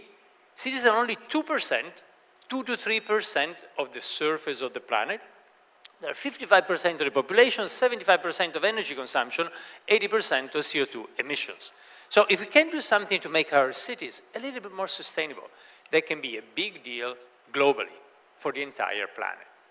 And what can we do today? Well, today, for the first time, and this is what some people call the smart city phenomenon, we can get a lot of data from cities. It's data that come from our smartphone, from electronics, from sensors, from networks, from people sharing the data, and many other things. We didn't have this type of data 10, 20 years ago, and today cities are being blanketed with all this information. And we just saw it in the presentation before, well, AI, remember, there's no AI without data. Every AI needs data for training. If you have AI without data, it's like an empty brain. So, data is the beginning of how we can then use AI to understand cities. So what is happening today really is that cities are becoming like living organisms. Look at this. This is actually the city of Lisbon mapped with real-time data. This is a beautiful map done by Pedro Cruz, who was in our lab at MIT. This visualization was at MoMA, the Museum of Modern Art in New York. But basically, the city like a living organism. We couldn't see it like this 10 or 20 years ago, but we can today. Now, with this, we can look at a lot of important questions. And, with and without AI, looking at the data to understand, really the principle and the structure and the behavior of the city. For instance, this is a very important book by a great mathematician and statistician, George Zip. You might have heard of Zipf's law for cities. And he looked at many regularities in cities. Now, at the time, 100 years ago, he could look at certain things. He didn't have the data. But today, we've been able, for instance, in this paper, to expand what we found by looking at the frequency domain of how people move in the city. That is something that he didn't have access with data at the time. I will not get into the mathematics, but if you're interested, the data is on our website. But what we discover is that what is very important in cities is distance and frequency combined, which is what you see in the beautiful graph on the upper right side, where you see a collapse of all the data points onto one single curve. Or I'll tell you something else we've been discovering about cities. It's about how people move in cities. And what you see here is actually Charles Darwin House in Cambridge, England. Before going to MIT, I was in Cambridge, I was studying in Cambridge, England, and I discovered something on myself. I was going from this place to the department, usually following one route, and statistically going from the department back to this place, to the college, to Darwin College, following another route. And that puzzled me, because I wasn't sure, why this was happening. Shortest path in a city, when you take a shortest path on your phone, is always symmetrical. A to B is equal to B to A. And so I was curious, was this something just I was doing, or was something that we all do that are following not the shortest path, but another algorithm in the city? Well, today we got the data. So it's a paper we did with colleagues in brain and cognitive science at MIT. We got data from hundreds of thousands of people in Boston, in Massachusetts, and also in San Francisco, in California. And what you see here is actually our brain doesn't follow shortest path. It follows a different thing, which is very similar to what animals do. It's vector-based navigation. We look at the destination in our mind, we look at the direction, and we minimize angular deviation from that direction. And when you're doing that, that becomes non-symmetrical. Shortest path, I mentioned, is symmetrical. A to B equal B to A. But actually, if you look at this, it's not symmetrical. A to B can be different than B to A. But the reality is not that different. It's good enough for moving in cities, and that's why probably our brain evolved over thousands of years in this way. It's not perfect, but it's good enough and doesn't require much computational power. So those are some of the examples I want to show you of how today we can look at cities in a very different way with data. But today I wanted to focus on one particular thing, which is urban space and AI. How AI, and in particular what we call visual AI, can change our understanding of public space in the city. Now, I wanted to start with Seoul because Seoul has been experimenting with beautiful new type of public spaces in recent years. When I arrived at MIT, one of my colleagues, Professor Frenchman, was using this image to begin all of his classes about urban design. Or other beautiful spaces where the city has been experimenting with public space in innovative ways. And public space is the core of the city. It's really what ties everybody together. And so it's no surprise that for a long time, for hundreds of years, people studying cities have been focusing on urban space. For instance, Camillo Sittek was working and writing in Austria and in Europe at the end of the 19th century, focused a lot on this. He looked at city in this book, which is one of the foundational books in urban planning, called the Städtebau. And what he did, was actually looking at public space in different cities. At the time, he was looking at them, doing little sketches and trying to understand how it was working. Somebody else who was at MIT in the 1950s also made a major contribution looking at public space. This was Kevin Lynch. The book, again, a very foundational book in this space, The Image of the City, was about looking at public space and how people use it. At the beginning of the book, he says, this book is about the look of cities and whether this look is of any importance and whether it can be changed. And what he did was actually analyze it with little sketches. He started with Boston. The book is a lot about Boston, analyzing Boston, different landmarks, and looking at different resolution. Here you see some of what he looked, Kevin Lynch, with his students at MIT in the second half of the, of the 20th century. And then he was looking, as you see here, paths. He was looking at nodes. He was looking at districts. He was looking at edges. And he was looking at landmarks. But basically, really, the structure of public space by looking. Looking at the city is very important. You learn a lot. And that brings me to the last historical thing, which is a great researcher who in the 70s and 80s, William White, started playing with videos. At the time, he was using Super 8 video, and in New York, discovered amazing things. If you go to New York, if you go to Bryant Park, Bryant Park is the little park next to the New York Public Library. You should say thank you, William White. He's the guy who helped preserve that park. This is the little book that he wrote that is, again, a classic in planning. And again, he, for the first time ever, as an urbanist, he started collecting video and analyzing it. This guy was looking at public spaces and sidewalks in Manhattan. These, for instance, some of the videos he was taking. And from this, you learn a lot of things. How people behave in different times of the day, how they interact with each other. They make friends. You know, she sat there and started contacting and connecting with other people. How some people like each other or can also don't like each other.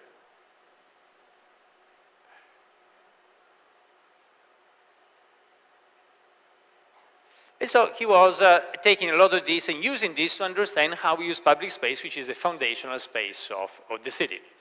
And by doing that, he was then analyzing it. So look at this is a similar video. And from this data, public space in New York, he would then, you'll see it in a moment, annotate all of that to really understand those movements. So he was turning that information into this. And then with this, it becomes very interesting because it's a way to see how we can improve public space, how we improve the city. We can see what works and what doesn't work. It's a beautiful tool for design. At the same time, White was saying, well, taking footage is great, is exciting, is even fun, but the difficult thing is evaluating that. Doing those maps that you saw before, he had to look manually with all his students, look manually and basically annotate every frame of the video. What is the good news? The good news is that today AI can do that for us. AI, especially deep learning, when we talk about AI, sometimes often people today just think about LLMs, but AI is something much broader. Deep learning has done beautiful things, it's used in so many applications, we've been using it for a number of years. In this case, deep learning can allow you to process and analyze very well all of those frames, and then we can scale this up and really use this old idea of looking at cities in order to understand them and scale it up with AI. Here you see how this happens is the thing, and this is when you look at the video. So AI, you can teach AI to detect everything, exactly what William White was doing, but you can multiply it and doing it at scale of millions and millions of frames in a very small time. And then you get the same image. This is like the image we were seeing before by White in New York, but you get it in an automated way. And so I want to share with you some of the first results. We're actually doing something similar right now here in Seoul with the lab. We got a researcher, a MIT researcher here who are collecting and analyzing public space. But the first thing we did, and I'll show you a paper from early this year, this is the data from William White. You see it there, that's in the 1980s in different parts of Manhattan. And then we got data today, well, 2010s and recent data from the same places. And then we started comparing and see how public space has changed. If you're interested, this is the paper, it came out a few months ago, exploring the social life of urban spaces through AI. And we discovered incredible things. For instance, lingering. People lingering in public space has changed dramatically from the 80s to today, going down from 43% to 26%. People walk, we walk 15% faster in cities. It looks like, if you look at the videos, there's a video we saw before, people are going in public space to meet others and stay, they were engaging more with the environment and so on. Today, we just become more like a place we walk through at speed. And you see here, for instance, all the data about, what was happening in the 80s, what is happening today, in the way, again, here the speed is on the right, and you see the decades and, the two columns, how things have been changing. And also solo walkers, have increased. And if you look at this, we go less into public space to meet others, and that's probably because, again, what is happening in many dimensions of our lives, phones and other things are bringing us apart. We're connecting with this more than connecting with each other. So those are some of the things one can look, and we believe this is just the beginning. Our paper was the first one trying this and looking at comparing longitudinally about how public space and the very core of cities is changing. And that's a lot of what we want to explore here in Seoul, is really because with this data, then public space can be improved, but also society as a whole. The very function of cities to bring us together can be strengthened. And so the question we are asking after The paper is something fundamental change in the use of public space, because public space, as I was saying, since the very beginning of cities, well, this is Athens, the public space in Athens, but in every city is really the glue that brings us together. Cities are only one thing, which is also the magic that's happening today, a way to bring us together so that together we can bring more than each of us individually. And if you're interested in a more, less scientific thing, I also discussed this in a few articles. This was in The Guardian a few months ago.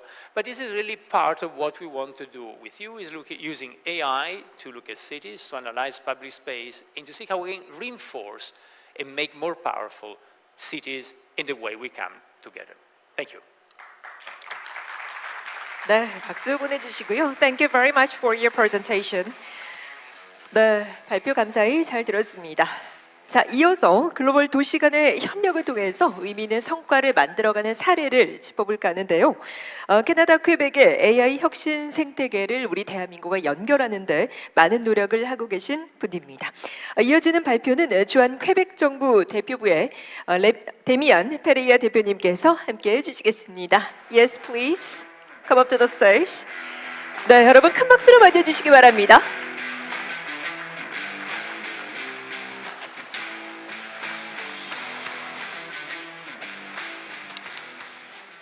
Bonjour à tous, 여러분 안녕하세요. Good afternoon, ladies and Thank gentlemen. you for welcoming me to this panel. So it's a pleasure to be here today to talk to you about Quebec, not the city, the province of Quebec, and how it has emerged as a global hub for artificial intelligence, and how deeper collaboration with Korea can unlock the next wave of AI breakthrough. So first, let me dive off. Where is Quebec? So we are on the northeast of Canada. It's the second economy of Canada. It's also the second most populous province of Canada, with more than 9 million people. And it's a diverse and dynamic society with a strong international connection. Within a 1,000-kilometer radius, you can see you have a major hub, international hub. We have the pleasure to have New York, Chicago, Boston, Toronto, all around a 1,000-kilometer radius, so about 150 million people. And we have also like a free trade agreement and science and technology agreement with South Korea. So Quebec has also a unique international presence with a diplomacy network of 34 offices around the world, 19 countries, 8 in the Indo-Pacific region. And our government is in South Korea since 1991, so we are celebrating this year our 35 years in Korea. So, why Quebec is the artificial intelligence global hub? So Canada is recognized as a world AI leader in many fields. It was the first country to launch a national AI strategy supported by a significant investment and strong industry partnership. So Canada ranks among the top nations for AI patent, research publication, and workforce growth, making it a key player in advancing AI worldwide. So both the Canadian as well as the Quebec government are investing a lot in AI for many decades now. So you can see that Canada has committed billions to support research, infrastructure, and innovation, while Quebec has boosted hundreds of millions to help develop talents, computing power, and responsible AI practices. So this effort creates a strong foundation for growth and global leadership in AI. So now if we dive into the ecosystem itself, so Quebec offers fertile ground for organization supported by a strong network of research organizations and global companies. Leading institutes such as Mila and Ivado are worldwide famous and cutting-edge research centers, while major players like Google, Meta, Microsoft, Facebook have established their operation AI center in Quebec.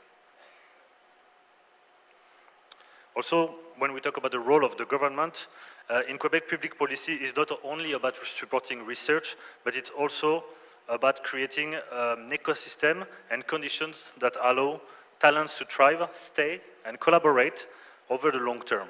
So cities like Montreal and Quebec City are the most affordable among large urban centers in North America and Western Europe. So that's, of course, a strong advantage. And Montreal is consistently ranking one of the best student cities in Americas, tied with Boston, and reflecting the strength of our universities and our openness in cultural diversity. So, how this became a reality in Montreal, so how Montreal became a center of excellence in basic and applied research. By having I'm bringing most of the top leaders in the world to come and teach in Montreal. So I think you heard twice today Professor Yoshua Bengio. He's from Montreal. He's one of the most influential leaders pioneering deep learning and receiving the Turing Awards, which is the equivalent of the Nobel Prize of computing. And it has shaped modern AI through decades of research and innovation in Quebec. He also founded MILA, the research center, and is a scientific director of IVADO. So today, he also serves as a special advisor to the National Committee on AI from South Korea. He was invited to join the committee. So this is another way that Quebec and Korea are working in critical fields together.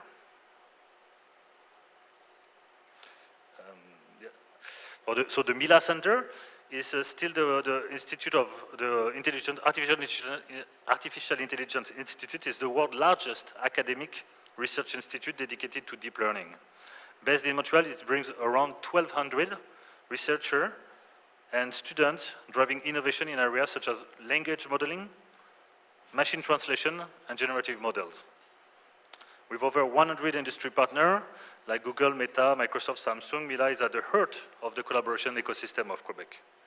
But you also have, for example, IVADO, which connects university and industries together and to advance data science and artificial intelligence.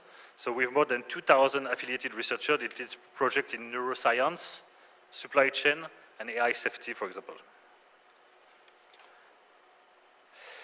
So the key role of university in Quebec is also at the base of this ecosystem. So we have cutting-edge training to meet the growing demands of AI expertise, and I think that's one of the vital points of this ecosystem. Institutions such as University of Montreal, McGill, are really often, Polytechnique Montréal are really often cited amongst the best in Canada for computer science, engineering, applied mathematics, while schools like HEC Montreal will focus more on business intelligence and analytics. So with thousands of students enrolled each year in Quebec, we are building a highly skilled workforce to nurture development of AI. But we also promoting responsible artificial intelligence initiatives like the Montreal Declaration, which was back in 2018, was one of the first government to commit to the OECD principle in 2021 as well, with a strong ethical foundation. So we need to develop AI, but we need to do it ethically, responsibly, and to protect future generations. So organizations like CEMIA, the International Center of Expertise in AI, and OBVIA, International Observatory of AI Impacts on Society, contribute to the global thinking on AI ethical governance, while research groups explore the societal and political impact of AI on our society. The OBVIA general manager is actually located for 1 year at Korea University Cybersecurity Department, so she's also here to support the more growing relation between Quebec and Korea. In terms of economic opportunities, so Quebec offers a dynamic ecosystem that powers the growth of AI. Companies with more than $10 billion revenue in venture capital are established in Quebec, and the province ranks amongst the most active market in Canada. So this strong financial and innovation network also creates the ideal condition for AI business to thrive. Capacity for innovation, this is where you can see that every major industry is actually implementing AI. So it's not only specific field. You can see that most of these big companies, international companies, are interacting with local companies to create innovation in all these fields. It goes from marketing to fintech, to health science, manufacturing, clean tech, and creative sector, which are also strong sectors in Quebec. If we dive in the case of Montreal, so we'll come back to the city. So the city of Montreal is our economic capital. It's the home to key organizations that drive AI industry, like Scale AI is the Canadian supercluster for supply chain. So supply chain focusing on next generation of AI supply chain, which is improving the industry performance through artificial intelligence. here you can see the story of Montreal over the years on the global, and what makes Montreal today a global hub in AI. So you can see that over the past decade, leading companies have established AI labs, starting from 2016, and move forward. It's keep growing this ecosystem. Continuous investment from international players demonstrate how Montreal became a strategic location for cutting-edge AI project and collaboration. So, at a glance, you can see that what makes it unique is the depth and diversity of its AI industry. We have global leaders that have established research centers. We have organizations such as Mila and Ivado, which are internationally recognized for their collaborative expertise, bringing everyone together around the table. And we also have thousands of students graduating each year to nurture this ecosystem, the provincial cost advantage to help this company to thrive, generous tax incentive from the government. And also, Quebec is playing a leader role in the ethical development of AI and the responsible development of AI. Now, if I dive into some cases, so this is a case from Mila and Hydro-Quebec. Hydro-Quebec is our energy company. It's the 4th largest hydroelectricity producer in the world and is the #1 in Canada. So here you can see that Hydro-Quebec manages a vast, complex power grid where manual line inspection are costly, risky, and time-consuming. To address this, Hydro-Quebec partnered with Mila to apply an AI-based computer vision for automated defect identification. The key challenge was that defects are rare, so meaning very limited labeled data. Together, they developed Cable Inspect AD and tested anomaly detection and zero-shot vision model. This approach delivers strong results in some cases, outperforming the traditional methods. Published at NeurIPS in 2024 and released open source, the project improved grid reliability while illustrating the strength of a Quebec AI industry collaboration. If I dive a little bit in the successful cases between Quebec and Korea, which I think will interest you as well. So in 2024, the government of Quebec signed an agreement with the Seoul metropolitan government to announce partnership around sectors like innovation, artificial intelligence as priority sector. We also work as with Daejeon, the innovation capital, to strengthen relation in key and identified sectors such as aerospace, semiconductor, biotechnology. And more recently, Gyeongsang-Bugdo province also made during APEC to work on energy transition especially. So if I go back into one of the most successful programs is the AI Hub Seoul program that has signed with Mila. So this is the third year that this program exists. Every year, about 10 companies from Seoul are going to Montreal, to Mila, to be incubated within Montreal, and they get to work with the expert of the Montreal ecosystem and try their technology, try their business strategy in Quebec. So this initiative helped them to work with the top-notch leaders in the world, resolve some of the issue of the algorithm, and learn how they can more collaborate with the ecosystem. Suntech also has signed an agreement with Ivado and the Gyeonggi province, so with the AICT, Advanced Institute for Convergence Technology. So that's also for the purpose to accelerate innovation and help startups from Seoul to thrive in North America. We get some benefits such as introduction to the ecosystem and help with their researcher. Busan, so you can see we work with quite a lot in Korea. So Busan also signed an agreement with AI Grand ICT Research Center and Ivado as well to try and work with the ecosystem of Quebec on some of the key issue. The key issue that is also like a joint research, innovative teaching, and a strong academic industry collaboration. To finish, Ivado and KAIST has also initiated some AI research and training. So this partnership focuses on joint project, internship, and talent exchange creating strong link also between Quebec and Korea in this innovation ecosystem.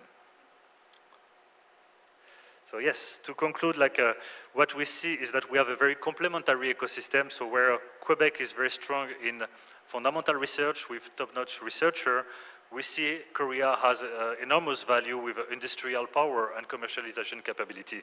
So this collaboration is helping our both ecosystem to thrive in many ways, and you can tell how this collaboration is alive and powerful. Thank you very much. 네, 따뜻한 박수 한번 보내주시죠. Thank you very much for your insightful presentation. 고맙습니다. Thank you very much. Now we've looked into the cooperation cases of the global cities and also talked about how AI development should be done responsibly with accountability. So now we are looking into the urban cities for AI development. And so in that regard, when talking about AI in Seoul City, there's another important organization, which is the key organization for AI development in Seoul, which is Seoul AI Hub. And so Director Park Chan-jin will be presenting his presentation on Beyond Adoption Seoul's direction for AI transformation as a city system. Please welcome him with a big hand. Hello, I am from Seoul AI Hub. My name is Director Park Chan-jin. So today I will be talking about AI transformation, the new standard of daily life in Seoul. And so in AI Hub, I will be talking about what strategies we have and what are the daily lives that we are aiming to change. And then also I would like to talk about the role of Seoul AI Hub in achieving physical AI. For the past 2 years, you know that the value of Nvidia has went up twice. And so now the age of learning is now over, and now it is time for us to transform. So in terms of software, there's already AX. And also when it comes to software codes and creating those software codes through our voices, and also the humans reviewing the codes that are written by AI. This is all happening already. And we also see agentic AI, which is an AI that has hands and feet and can do the role of humans. And right now it is now used in the IT system, but now with physical AI, AI will be applied to robots. And so these robots can play the role of a human being in plants and factories. Well, until now, we've been talking about a physical AI like a robot that understands our voices and also has the capability to learn a new situation and can do the job. Next, I would like to talk about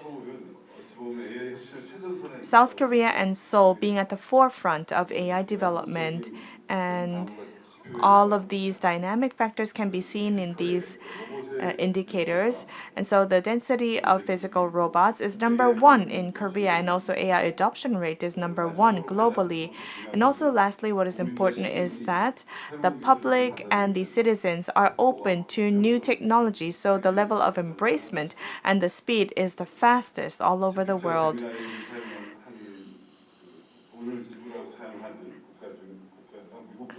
And next to US, I think Korea has the most people that pay for paid service of ChatGPT and AI. And so in Korea, we're doing AI foundation model related businesses and projects. But what is even more important for AI is talents and research, and to have a city where all of this is embedded. And I believe that Korea and Seoul has all those conditions. Well, when it comes to a balanced development and when it comes to processes, the country itself or nation itself cannot really do all of this very quickly, but a city can do so. And just like Mayor Oh has also mentioned, decisions are rapidly made for physical AI. The Seoul AI Hub basically helps startups that are in their early stages. So we have about 100 residential companies, and including all the membership, we have about 400 startups that we support. And another role that we have is to implement the AI strategies of Seoul City. The Seoul AI Hub will be focusing on industrial AX and global cooperation. So these are the two major pillars that we aim to do. And for the industrial AX, starting from last year, we have received an additional budget. And so we will be supporting 20 startups, including small and medium-sized businesses, and also together with Seoul and KAIST and research university labs, we will be getting advices. Because SMEs, although they would like to do AI transition, they don't really have the budget. And because they don't have any reference to the early stage startups. So we would like to match those companies. And AI itself is a global thing.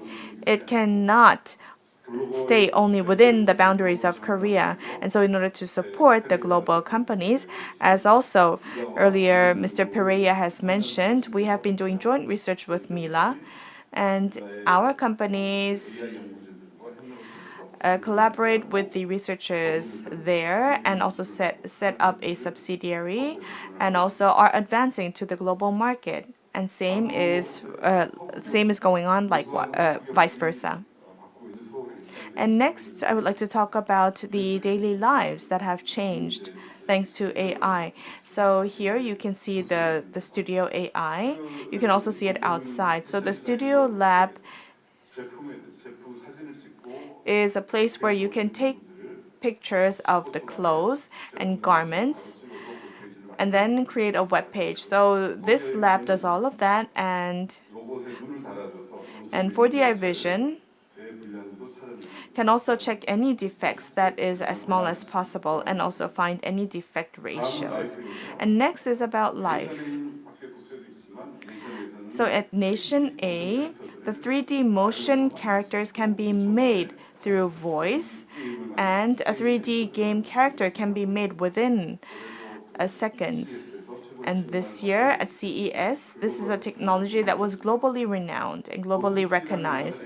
And at Docenti, they are using the agentic AI technology. So in the middle of the night, let's say there is a request for payment withdrawal that can be done in the middle of the night, because this is a service that is provided 24 hours and it's an unmanned service. Next is about the city. Pia Space is a company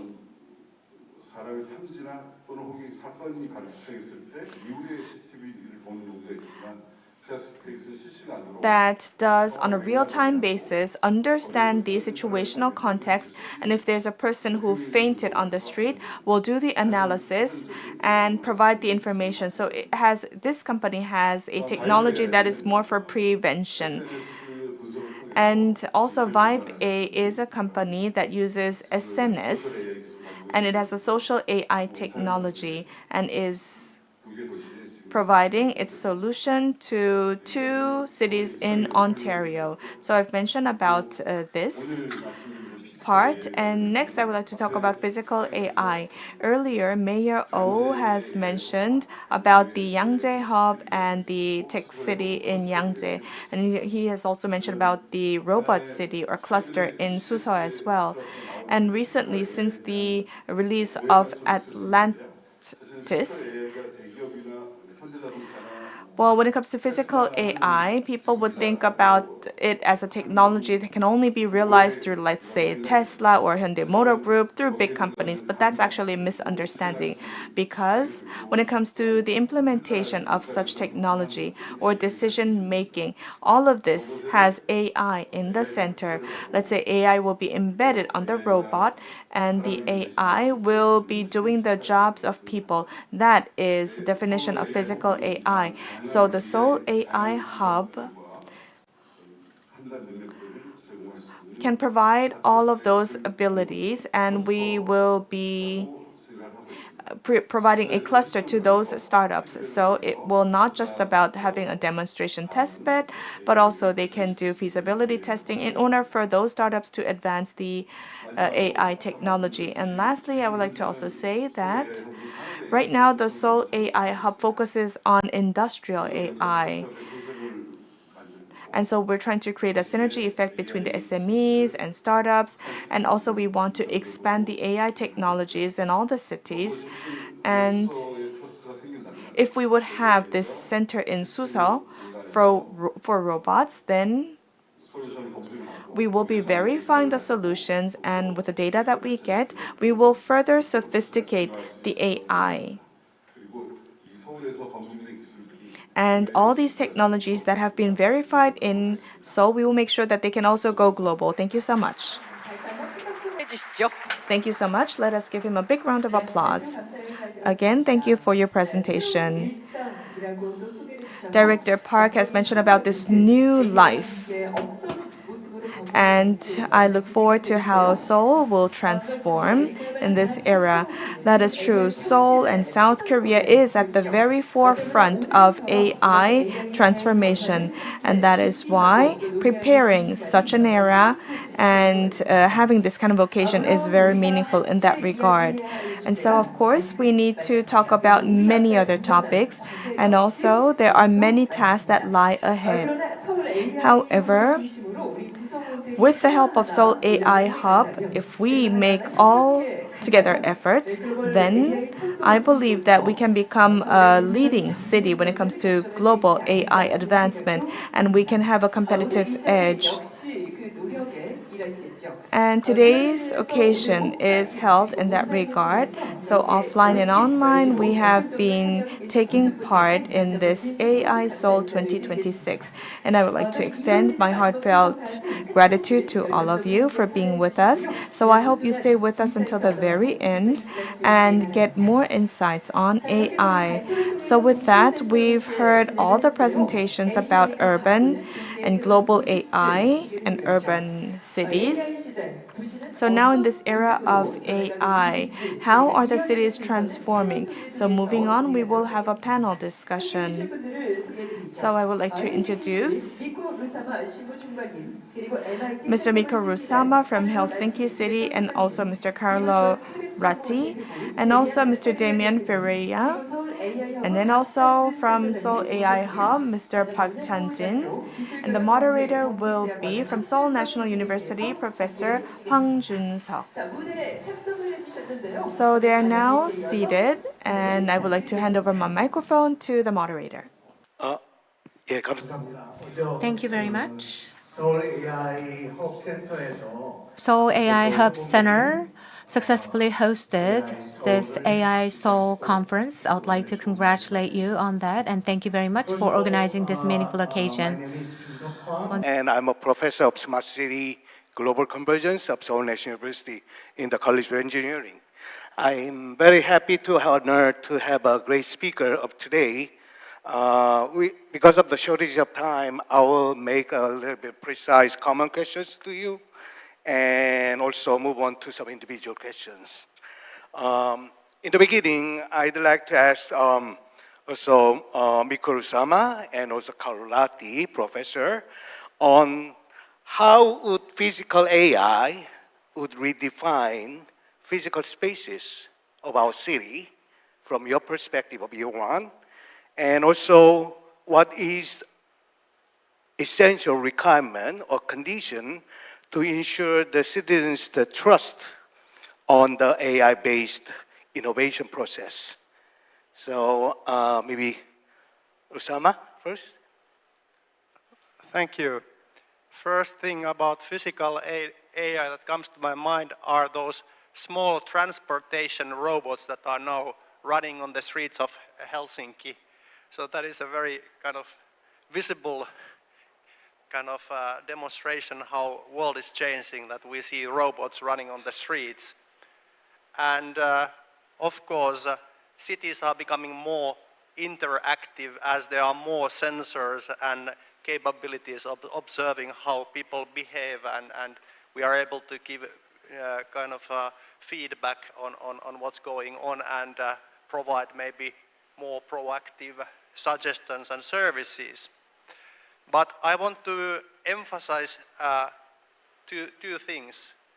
Firstly, I think we have to be transparent and we have to be able to explain on what we are doing with AI. For example, in city of Helsinki, we set up a so-called AI registry that tells to the residents on what are the different AI applications that are used within the city. And this is actually a difficult task. I mean, sometimes it's very difficult to explain how exactly these different solutions work. But there is an attempt to make it public and also give opportunity for residents to give feedback about those. Second point I want to make is that when we talk about AI, we also talk about data. So I believe that we have to empower people with their data.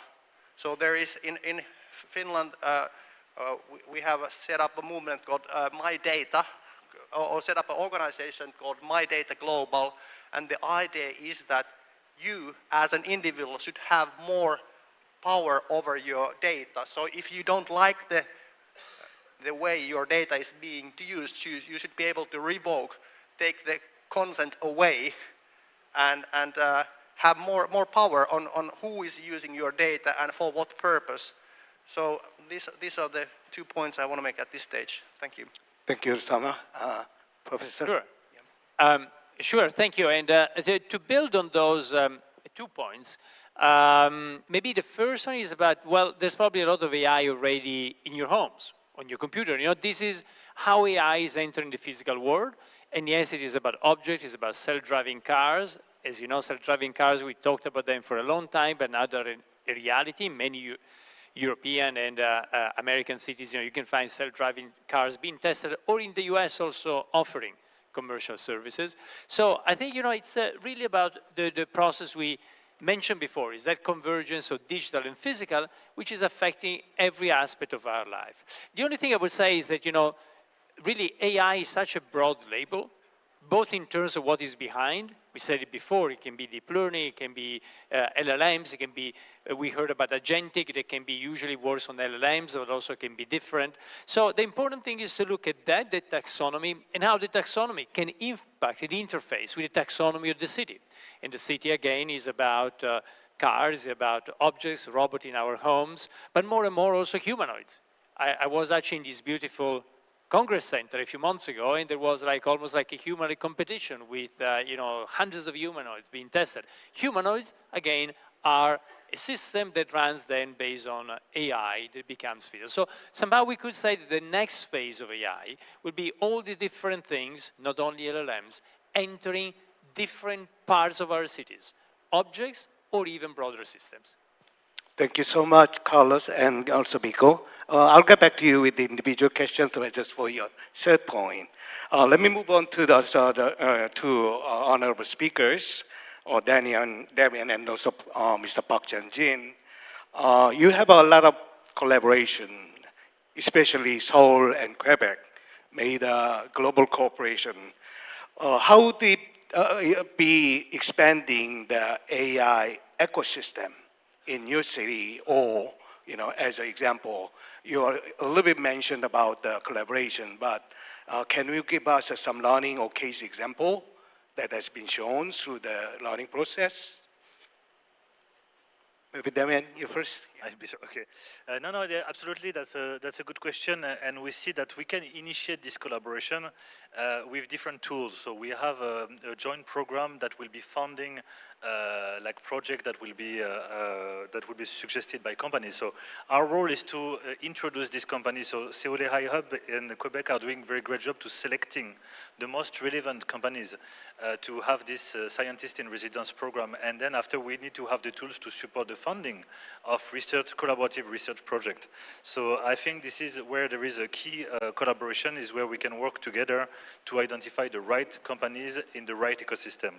If you want me to give you a quick example, we have a company, a Seoul AI hub, a company named Toon Square. They are specialized in Webtoon. And they had a different issue in the emotional analytics. So we identified a company in Quebec called EMAO. And the startup, it's a startup as well, so that was two startup collaboration. This company was specialized in emotional analytics. And so we supported a joint project. They applied together to a funding program. And at the end, they were both winners of this relationship. So the company, the Korean company got richer for the user analytics. So they went out with a tool that was able, that allowed them to work more on their data. And the Quebec company also got better in their commercializing their technology. So at the end of the day, we can see that this collaboration can be supported by government and ecosystem, but this is a person-to-person relation and company-to-company relation that will be successful at the end of the day. Thank you so much, Damien. 박찬진 센터장님 말씀해 주시죠. Mr. Park San-jin? So earlier I've mentioned about our program, and so we've sent 14 companies to Quebec. And so there were some companies that done joint research, and then there were more than 6 companies that have also filed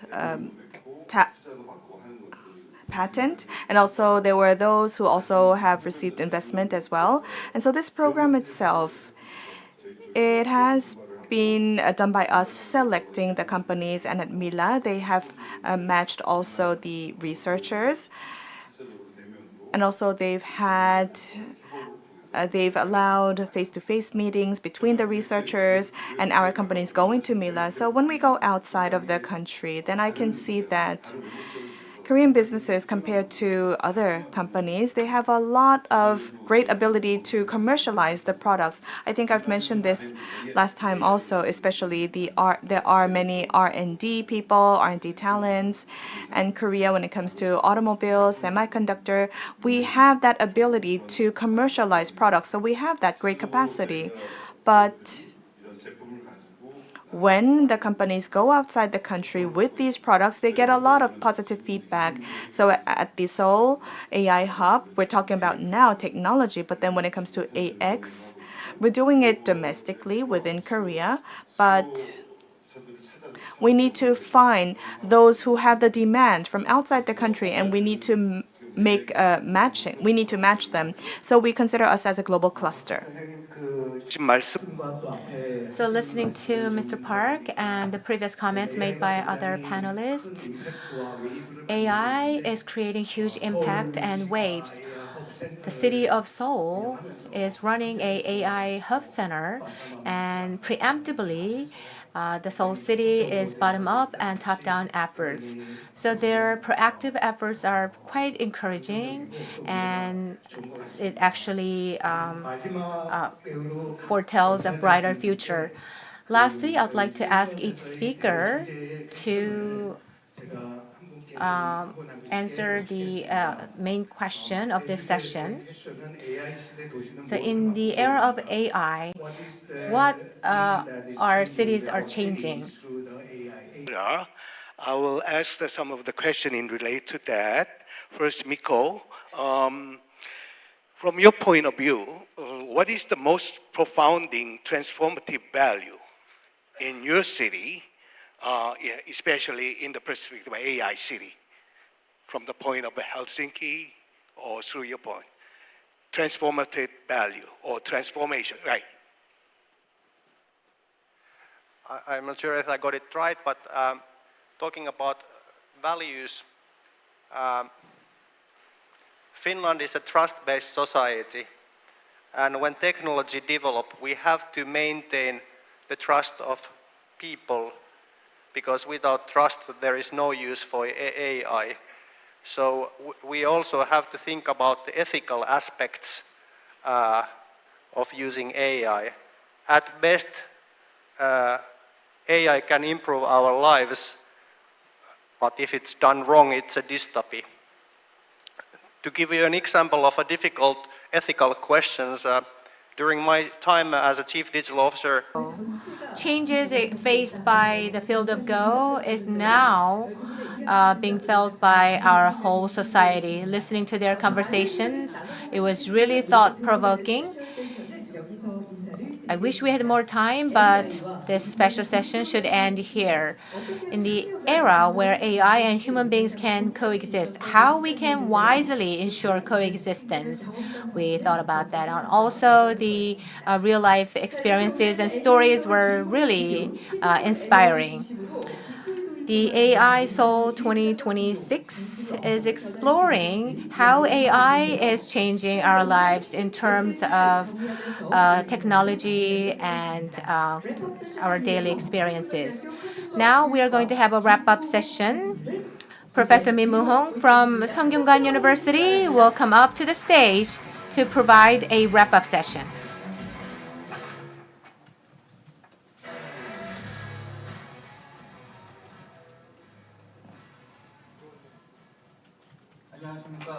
Good afternoon, ladies and gentlemen. We are closing and concluding the long journey of Seoul AI 2026. My name is Min Moo-hong from the Department of Computer Education at Sungkyunkwan University. Right now, I am studying information protection. We stood here today under the theme of the transformation brought by AI. So AI goes beyond the simple tools, but we also thought about how AI should evolve. For such a long time, global scholars and experts and industry leaders shared their insights. Let me summarize their insights and presentations. Due to time constraint, opening and keynote sessions and panel sessions will be summarized by me. The start of today's conversation was physical AI, which was opened by Mayor Oh's speech. Seoul City is trying to upgrade the Seoul into a physical AI hub. In order to achieve that, the Yangjae and Suseol will become an AI belt, and also it will become a great test bed. An autonomous driving bus and the assistant and care robots and all these AI technologies will impact citizens' daily lives, thereby creating a warm city for human beings. In the opening keynote session, Dr. Peter Norvig talked about how foundation model become the brain of physical AI. He also featured very interesting autonomous driving examples. In our busy daily lives, the robots basically the autonomous driving should stop when they encounter a woman or dogs. But in reality, there will be more complex and unpredictable situations. And AI should be trained with all these uncertainties and complex situations. So using computing equipment, we collect the data and analyze them. So through the AI models, billions of cases can be examined and experimented at a faster pace. That was the gist of his presentation. And in his last slide of his presentation, the CES star, the Hyundai Atlas was shown. I saw Hyundai's Atlas. And physical AI has come closer to our daily lives. Professor Chu